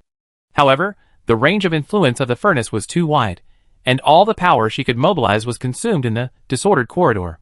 Now she couldn't even achieve the most basic spiritual body fusion state. Moreover, 2547's body was almost at its limit, and its self-healing speed was no different from that of an ordinary person. She would soon lose her mobility due to excessive blood loss. At this time, Fusey calmed down instead. She saw that Talus didn't care about her life or death, but just wanted her body. Or in other words, she wanted to use 2547's body to achieve a certain purpose. Talus didn't know the relationship between 2547 and Fusey. In her eyes, Fusey was just a test subject in the laboratory of Moros, but her gene sequence became particularly special after Morin's transformation. Talus just wanted to use her to fill the furnace. She didn't care whether she was dead or alive. Time slowed down infinitely at this moment. Fusey stood still, and didn't spend any more energy to dodge. Shooting from all angles at 360 degrees, the flesh and blood body was powerless to resist. Surrounded by cold metal walls, the furnace at the bottom was tirelessly emitting an oppressive atmosphere, and Fusey closed her eyes quietly. Sealan. Shadow Weaver cut through the void and came. Morin went and came back. Who knew that he would see Fusey in such a miserable state as soon as he found her? Morin had no time to think, and immediately used phase shift to change the trajectory of the laser. He looked back at the injuries on Fusey's body and murmured in a low voice, "I really can't stand it." Fusey saw him coming back, and her expression was strange. "This is the first time I see someone rushing to die." She also sensed part of the mental power that erupted at the bottom of the furnace. No one knew better than her how difficult Morin was to kill. This kind of danger was only a slight stain on his clothes. "I didn't expect him to come back." Morin looked around and said anxiously, "This is not the time to talk. I take you away first." Fusey shook her head gently and said silently, "My legs are numb. Even if I can walk, there are thousands of artificial guides waiting outside." Talus must have prepared a foolproof plan. Morin stared at her, a little unbelieving. "What do you mean?" "Actually, I've always been curious." Fusey suddenly talked about another topic. "What do you think of me?" She didn't give Morin a chance to interrupt, and muttered to herself, "Talus, Euphemia, Shilai, Yitsobai and you, look at. Who am I looking at?" Lin saw her like this, and an indescribable pain surged up in his heart. He opened his mouth to explain, "You are you. I know that no matter what time, I am me." Fusey was not as confused as Morin imagined, but with a kind of certainty. "But it is obvious that other people's will is uncontrollable. The furnace behind me is the crystallization of the wisdom of personal will. Tell me, if I am swallowed by the furnace, what will happen?" Fusey raised her face, and the originally white and smooth side of her face was stained with reddish-brown blood, but her blue eyes were still bright. Morin didn't remain silent for too long.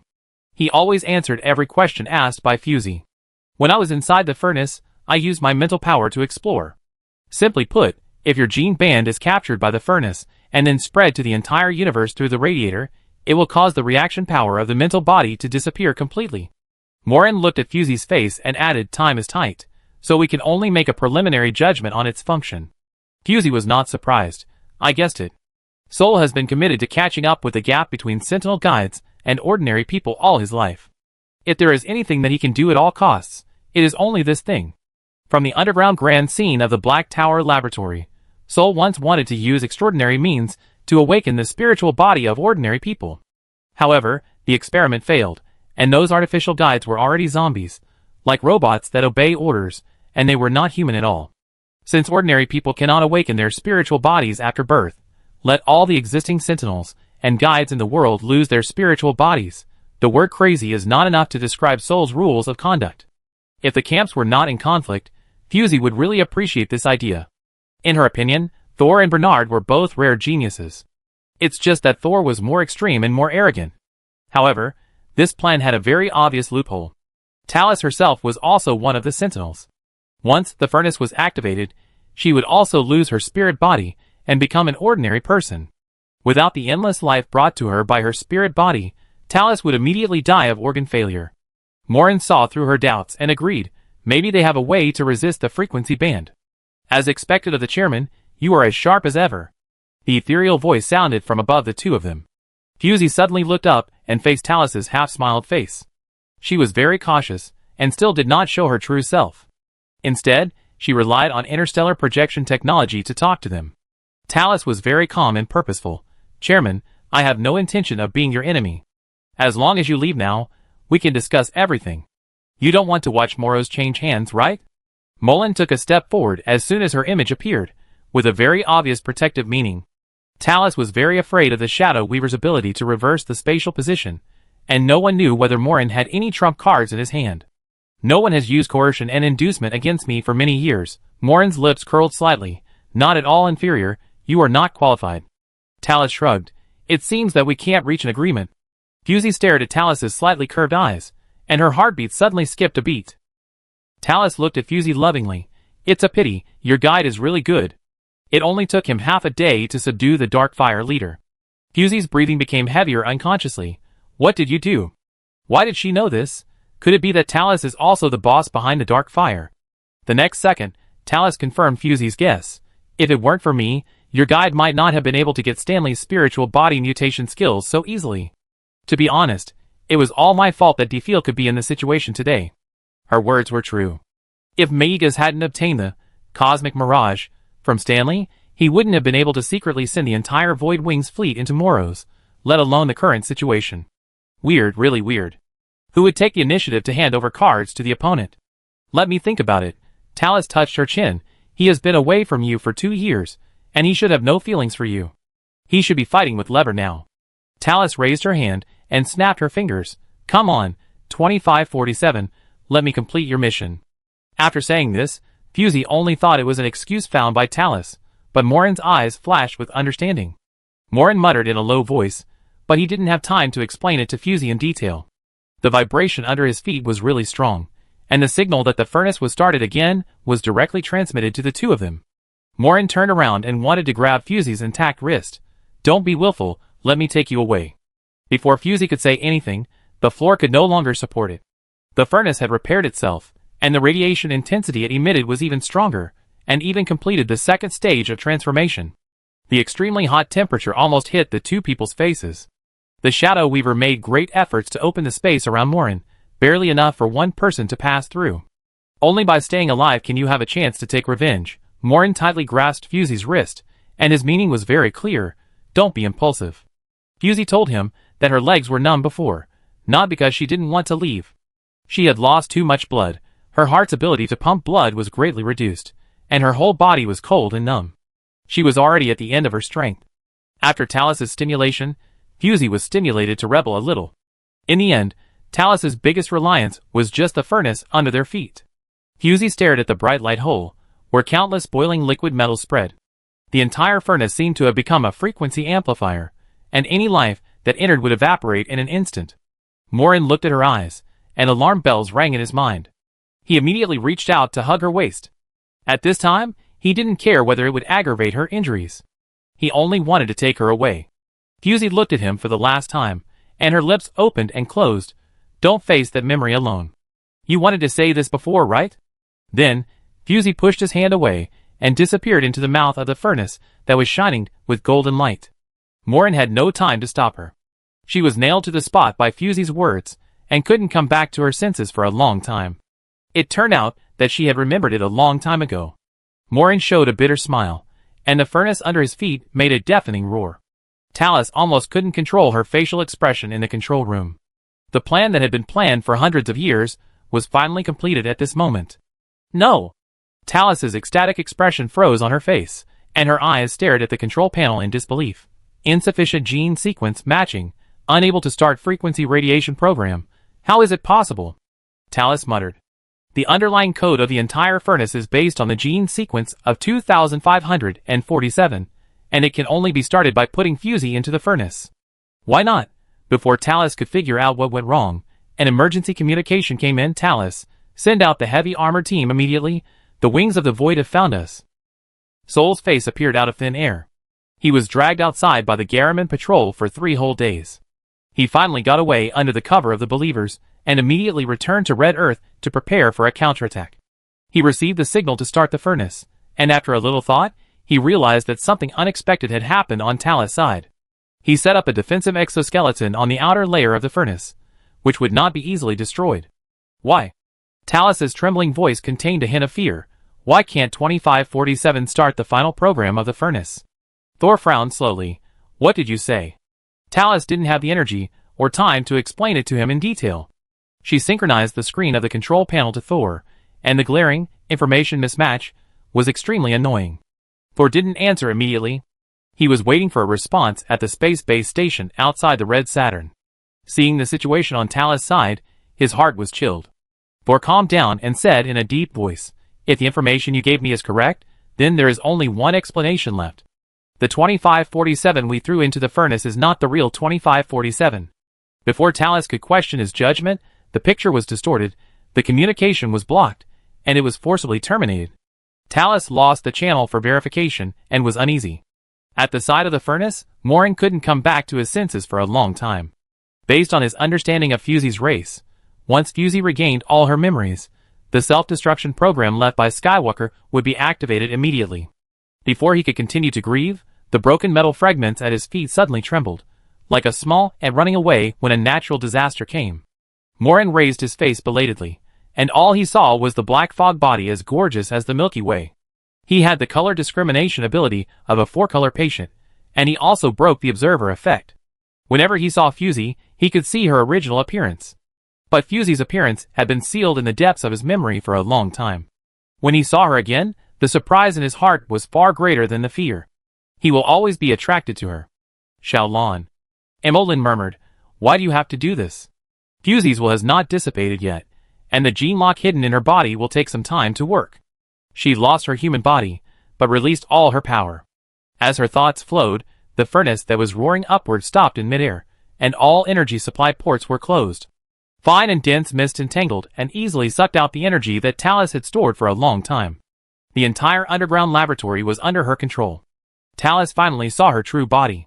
Fusey's will forcefully squeezed into Talus's spiritual sea, preventing her from launching any spiritual body mutation skills. The superiority of civilization means the crushing of strength. Talus's figure was nailed in place, unable to move a bit. "It's you. It's really you." Talus trembled.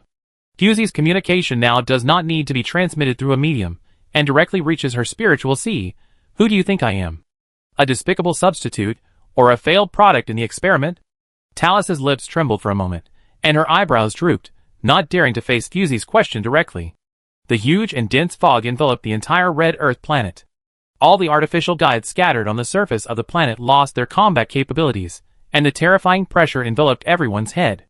Talus's heart was dead, and the huge and holy spiritual body was suspended in the air and gradually dissipated. Everyone present witnessed this strange scene and was shocked and speechless. The spiritual body is an extension of the personal will of the guide and the sentinel. The disappearance of the spiritual body means that the sentinel's mind is broken and his faith disappears. "What did I do wrong? I just want you to come back." Talus suddenly found an outlet for her emotions. "When Morin was first built, you brought me back to Morin, and you told me the meaning of life, and then what? You left and never came back." Fusey quietly floated in the air, multi-threaded operations, while disintegrating the forces established by Thor on Red Earth, while listening to Talus's angry accusations. When the pollution source was rampant, the former chairman did not care. "I wanted to die, but at that time you appeared." Talus spoke word by word. "You saved me, and helped me rebuild the value of life. Is it just to use me?" Fusey did not deny Talus's personal value. "You are an excellent warrior." Talus suddenly laughed. The arc of her lips was extremely sarcastic. "Yes, I am very good. I tried my best to prove my value to you, but I didn't wait for your affirmation. I only waited for the news of your self-destruction." Fusey did not deny that what Talus said was true.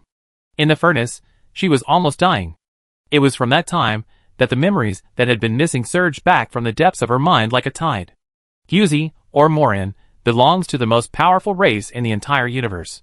Humans once called this race Fogduas. They are not divided into male and female. Humans roughly divide them into 3 genders: recording, breeding, and thinking. Recorders are responsible for preparing civilization. When danger comes, they will sacrifice their lives and lie dormant in the first place. If other civilizations discover recorders in the future, they may learn that there was such a race in the universe. Thinkers have the ability to deduce the future. Every thinker must devote everything to the future of the race. The continuation of civilization is above all else. And the breeders themselves are the foundation of the race. If the breeders are hit by a fatal blow, civilization itself will be burned. They were born in white holes, and have unparalleled evolutionary speed and iteration capabilities. So even if they were born much later than humans, they can form their own system in just a few days. The bad thing is that humans are damn curious. On the 7th day after the birth of Wujuas, humans observed stellar phenomena similar to the double helix structure of DNA from distant nebulae. So humans speculated that there is more than one intelligent race in the universe.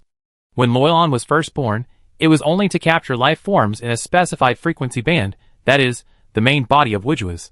Unfortunately, the growth rate of Wujuas is far beyond human imagination. In just a few days, they found a suitable habitat and derived other subsidiary life.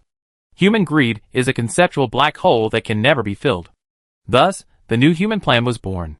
Humans extended an invitation to this new race to establish diplomatic relations, and proposed a grand blueprint for common development.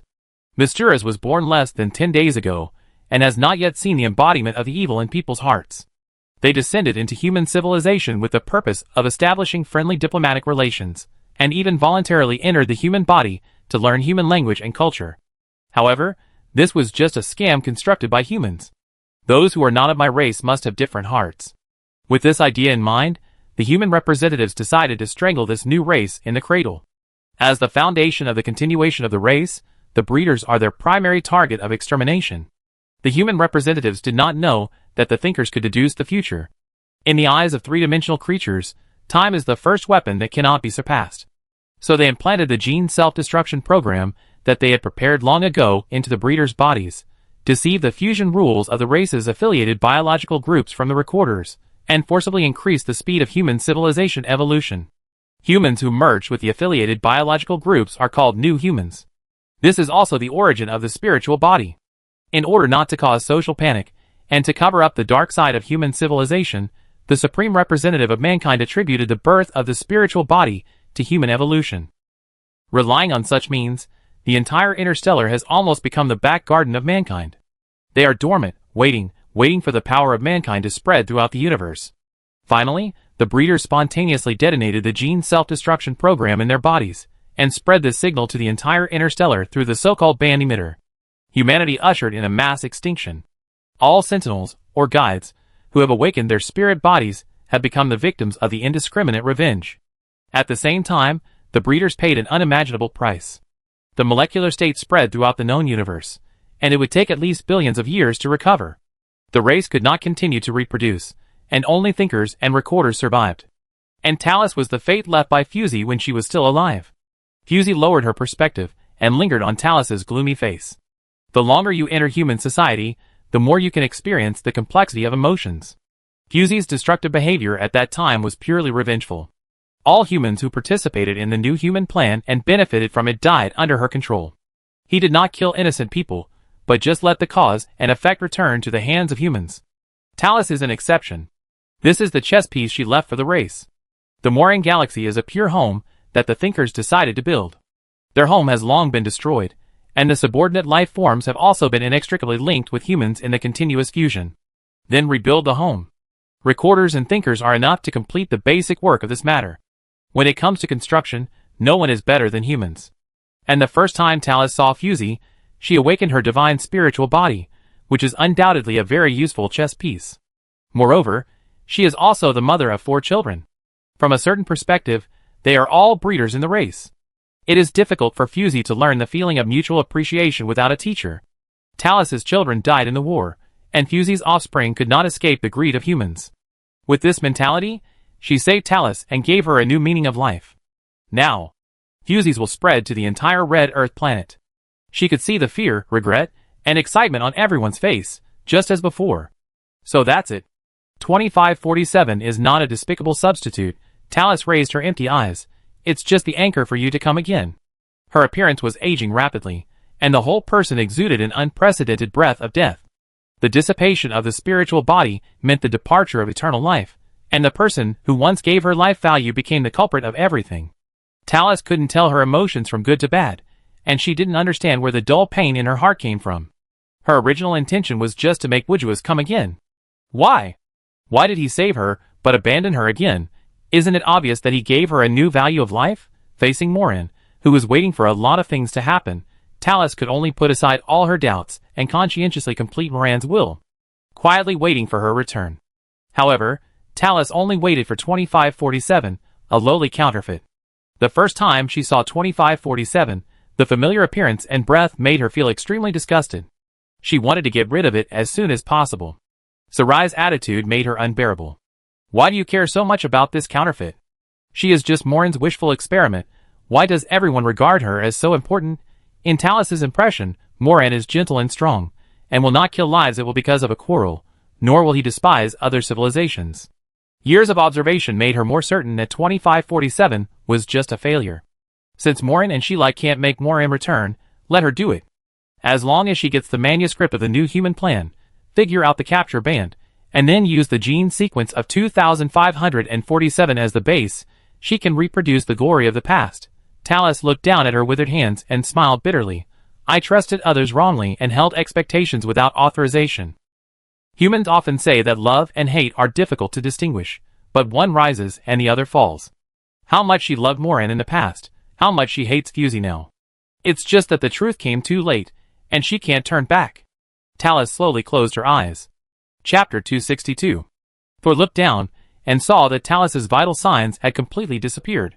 He did not hesitate at all, and prepared to move his position with all the information and confidence. For some reason, a Defiel-style army was stationed outside the Red Earth planet, and it seemed that they were heading for this barren planet. With his years of experience in exile, Thor immediately determined the purpose of this team's coming. The furnace plan failed, but Thor was not depressed. Instead, he felt a strange sense of relief. It didn't matter that the plan of many years was ruined. Just start over. It's just that the current situation is worse than he expected. The furnace was forced to stop, and it seemed to have released something incredible. Thor stood calmly in place, and the believers who protected him around him had lost consciousness and fell to the ground. The artificial guide he had worked so hard to create was no longer useful. It seems that there is no need to struggle. Thor's face was calm, and the sky above was dark. Thick fog like ink covered the entire Red Earth planet. Fusey didn't have much time left, and she had to take care of the aftermath as soon as possible. After all, Talus was the result of her arbitrary decision, so the series of disasters she derived should be stopped by Fusey. Thor was just an ordinary person after all. Mechanical ascension was his highest limit. Without the help of Talus, he could not walk out of Indakla alive. Two choices. Fusey went straight to the point. I will wash away your cognition and memory, and put you into the Moran breeding chamber to be born as a new life form. Or I will crush your body and will now, and throw you into the corner of the universe as a stardust.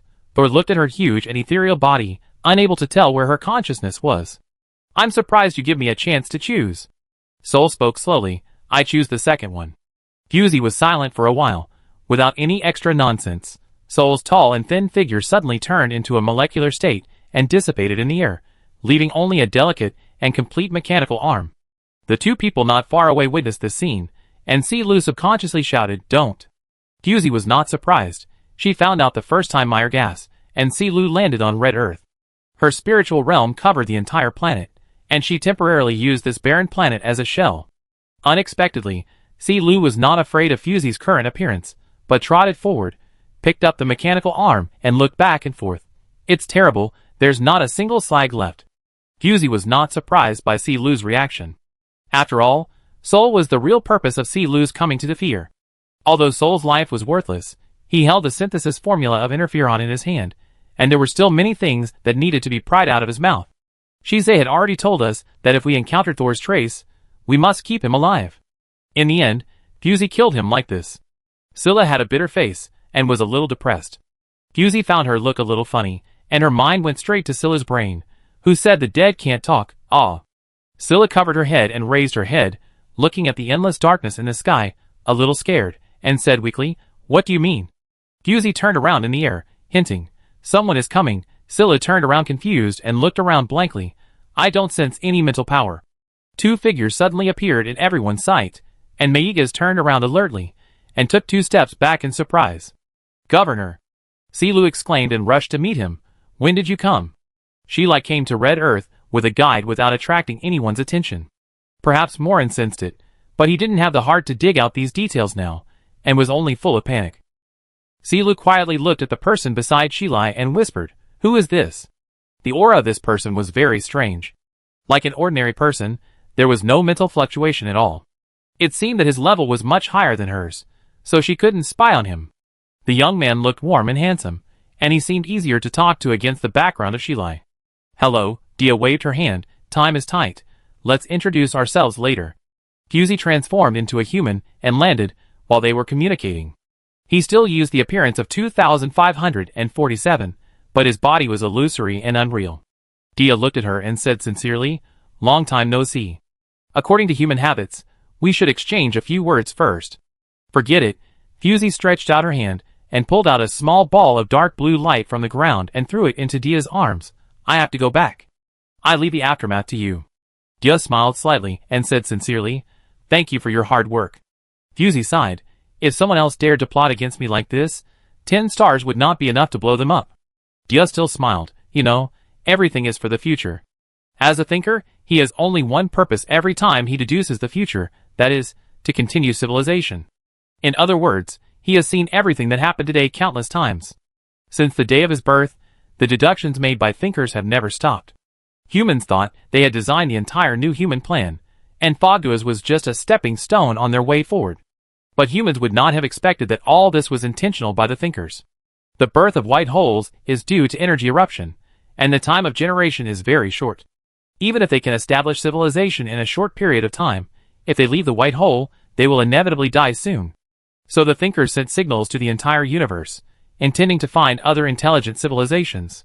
During this period, the breeders swallowed all the subordinate life forms into their bodies to protect their energy conservation, just waiting to find new soil. The emergence of humans is not a disaster for them. The so-called establishment of diplomatic relations is a means for the thinkers to find a new habitat for the entire race. If humans had not attacked the breeders, the fusion of the two races would have been a bold and colorful milestone in the universe. Unfortunately, the greed of this race far exceeds the imagination of the thinkers. The self-destruction program injected into the breeder's body is closely related to the human body. If humans intend to cross the river and destroy the bridge, then they will naturally not be slaughtered. The breeder self-destructs, and human society is reconstructed. This is the best solution. The only disadvantage of this world line is that after the breeder self-destructs, it takes too long to aggregate. Without the energy supply of the white hole, it may take billions of years to regenerate. The spiritual body produced by the new human after the fusion of the attached organisms can be regarded as the anchor of personal will to a certain extent. The spiritual connection between the sentinels is far more reliable than any mechanical coordinates. After finding the direction, the thinker made hundreds of deductions, and selected the most gentle and reliable one. The breeder itself is not bound by time, and the anchor point will not disappear once it is created. But under what circumstances can the breeder believe that humans have made a contract? Dia and Shilai chose the offspring closest to perfection in the gene bank, hoping that the affinity of the guaiac would itself can influence the breeder, and let her establish the anchor point without knowing it. Unfortunately, Shizai was affected by his subjective will, and failed to establish a connection with the breeder. The thinker also lamented that he could deduce the birth and annihilation of all matter, but he could not completely determine the emotional direction of human beings. After leaving the white hole, the speed of evolution dropped significantly, and the fate of their race was tied to humans. "The world line you chose for me is really bad." Fusey complained unhappily. Black air came out of her feet, and the speed of mental power loss was increasing exponentially. With so many emotional entanglements and so many separations of life and death, even if she wanted to leave, she couldn't leave with a clear conscience. Dia shrugged. "At least now, the result is good." Fusey did not comment. After all, thinkers can only deduce the future and make corresponding interventions, but they cannot decide the future. The self-destruction program in the breeder has not completely disappeared, and the crisis has not been resolved. The white hole has dissipated, and the radial energy group is not easy to find. Wudu Yasa's body relies on stellar radiation to survive, so she must find a new energy group. Dia's tone was relaxed and meaningful. "For us, the anchor point is very important, but if we lose our self-will, wouldn't it be like losing sesame seeds and picking up watermelons?" "Where did you learn this?" Fusey turned her wrist. "There is one more thing." Dia glanced back at the expressionless Shilai, then turned around. "Tell me about it." Fusey did not answer. She raised her eyebrows, raised her hand, and said to herself, "It's time." As soon as the voice fell, she disappeared from the spot, and the black fog covering the red Earth planet disappeared. The time is up. If it is later, the self-destruction program in her body will be activated, and staying in the uninhabited border of red Earth planet, unable to absorb any radiation energy, is tantamount to waiting for death. At this moment, the Shadow Weaver cut through the void, and Morin arrived late. It was the first time that he showed such a big emotional fluctuation in front of people. "Is this what you said is foolproof?" Dia did not hide or avoid yes. God knows how much restraint Morin used to watch Talus and Thor, the two mice, build a nest into fear, watch Fusey fall into danger, and then watch her jump into the furnace alone without doing anything. Because of Dia's prophecy, he couldn't do anything to intervene. "I know what you mean, Xiaolin," Dia said calmly. "The fate of our race cannot be trifled with. I will never make a decision before I am 100% sure." Mullen calmed down, his eyes wandering between Shilai and Dia. He has not appeared for decades, but he has protected you very well. Dia smiled. There is no way. As a weakling in the race, I can only maximize my combat power when I don't show up. Wait a minute. Maiga suddenly spoke up. He was very smart. He could easily guess the facts by connecting Shilai's previous conversation with him. Dia turned his head, looked at the child carefully, and said gently and politely, "Please speak." Maiga's looked solemn and sad. I didn't get her lifelong mark. Dia and Shilai looked at each other. Shilai's facial lines softened for a moment, and he was very frugal with words. No. Dia raised his hand and pointed at his wrist. What is that? It was very quiet, and everyone's eyes were focused on Maiga's wrist, where an inconspicuous wooden bracelet was hanging. Maiga's raised his hand belatedly, and the bracelet carved from the purple phoenix tree had not lost all its vitality. As he injected his mental power into it, a strange yet familiar mental power fed back. The green light as bright as a star spread out and continued to rise along his body. This feeling has never been experienced before, as if the soul has found its home. If there is a habitat in the vast universe, there are only two kinds, the home of the race and the lover. Maiga suddenly realized that the answer he had been pursuing for a long time actually had the best solution. Dia said softly, "This is perfect enough. What happens next is beyond their control." Maiga said in a trembling voice, "Will she be willing to come back?" Hard to say. Dia pretended to be mysterious. Maybe a year, maybe 100 years, I can always wait. Shilai raised his eyelids and smiled a little bit, which was rare. Don't tease him. Dia sighed secretly and finally became serious. Do what you need to do. But in the next few years, the number of awakening spirits may reach an unprecedented low. This is good. It will take some time to solve the mess here. By the way, the Federation needs to give an explanation. Xiao and you. I will resign of my own accord. Mullen said coldly. The internal turmoil in Defeld continues, and it will take time to rebuild the regime. He had no intention of managing the Federation, so he would be happy to resign directly at this opportunity. Dia nodded. Your broken place should have been demolished and rebuilt long ago. It's time to kill the chicken to scare the monkey and change the water again. Mullen glanced at him, and did not refute. Silu had been hiding in the corner, watching them make a move to leave, and weakly raised her hand. Well, I have a small question. Shilai looked over, and signaled her to speak directly with her eyes. Since you. Silu waved her fingers back and forth between Morin and Shilai. You are so familiar with each other, why don't you sit down and have a good talk? Wouldn't all the previous wars be resolved? Maiga's answered for them. It's useless. A question mark slowly appeared on Silu's head. Dia showed appreciation. Xiaolu, whether it is Morin or Defil, we can't completely control them with just one word. Some people are there, whether it is Talus today or Yin Fan and Chu Yetong yesterday, they all have their own independent personalities. It's not surprising that they will do anything. Silu nodded. I understand, then I will rush back to the headquarters to report, and discuss the chairman. Why do you think he insisted that you come with him? Dia raised the dark blue light ball in his hand. Soul is only one aspect. Most of it is because he had to find an excuse to convince himself. Silu's eyes widened. You mean the chairman of the review knew what would happen today? Dia thought about it, and pretended to be confused. Maybe, that kid has always been very opinionated since he was a child. He stretched himself and slowly pulled Shilai out. Finally it's done. Where do you think we should go for 2 days? Anywhere is fine. Really? Really? You don't want the position of governor anymore? It's over, you can abdicate. Great. Let's go today.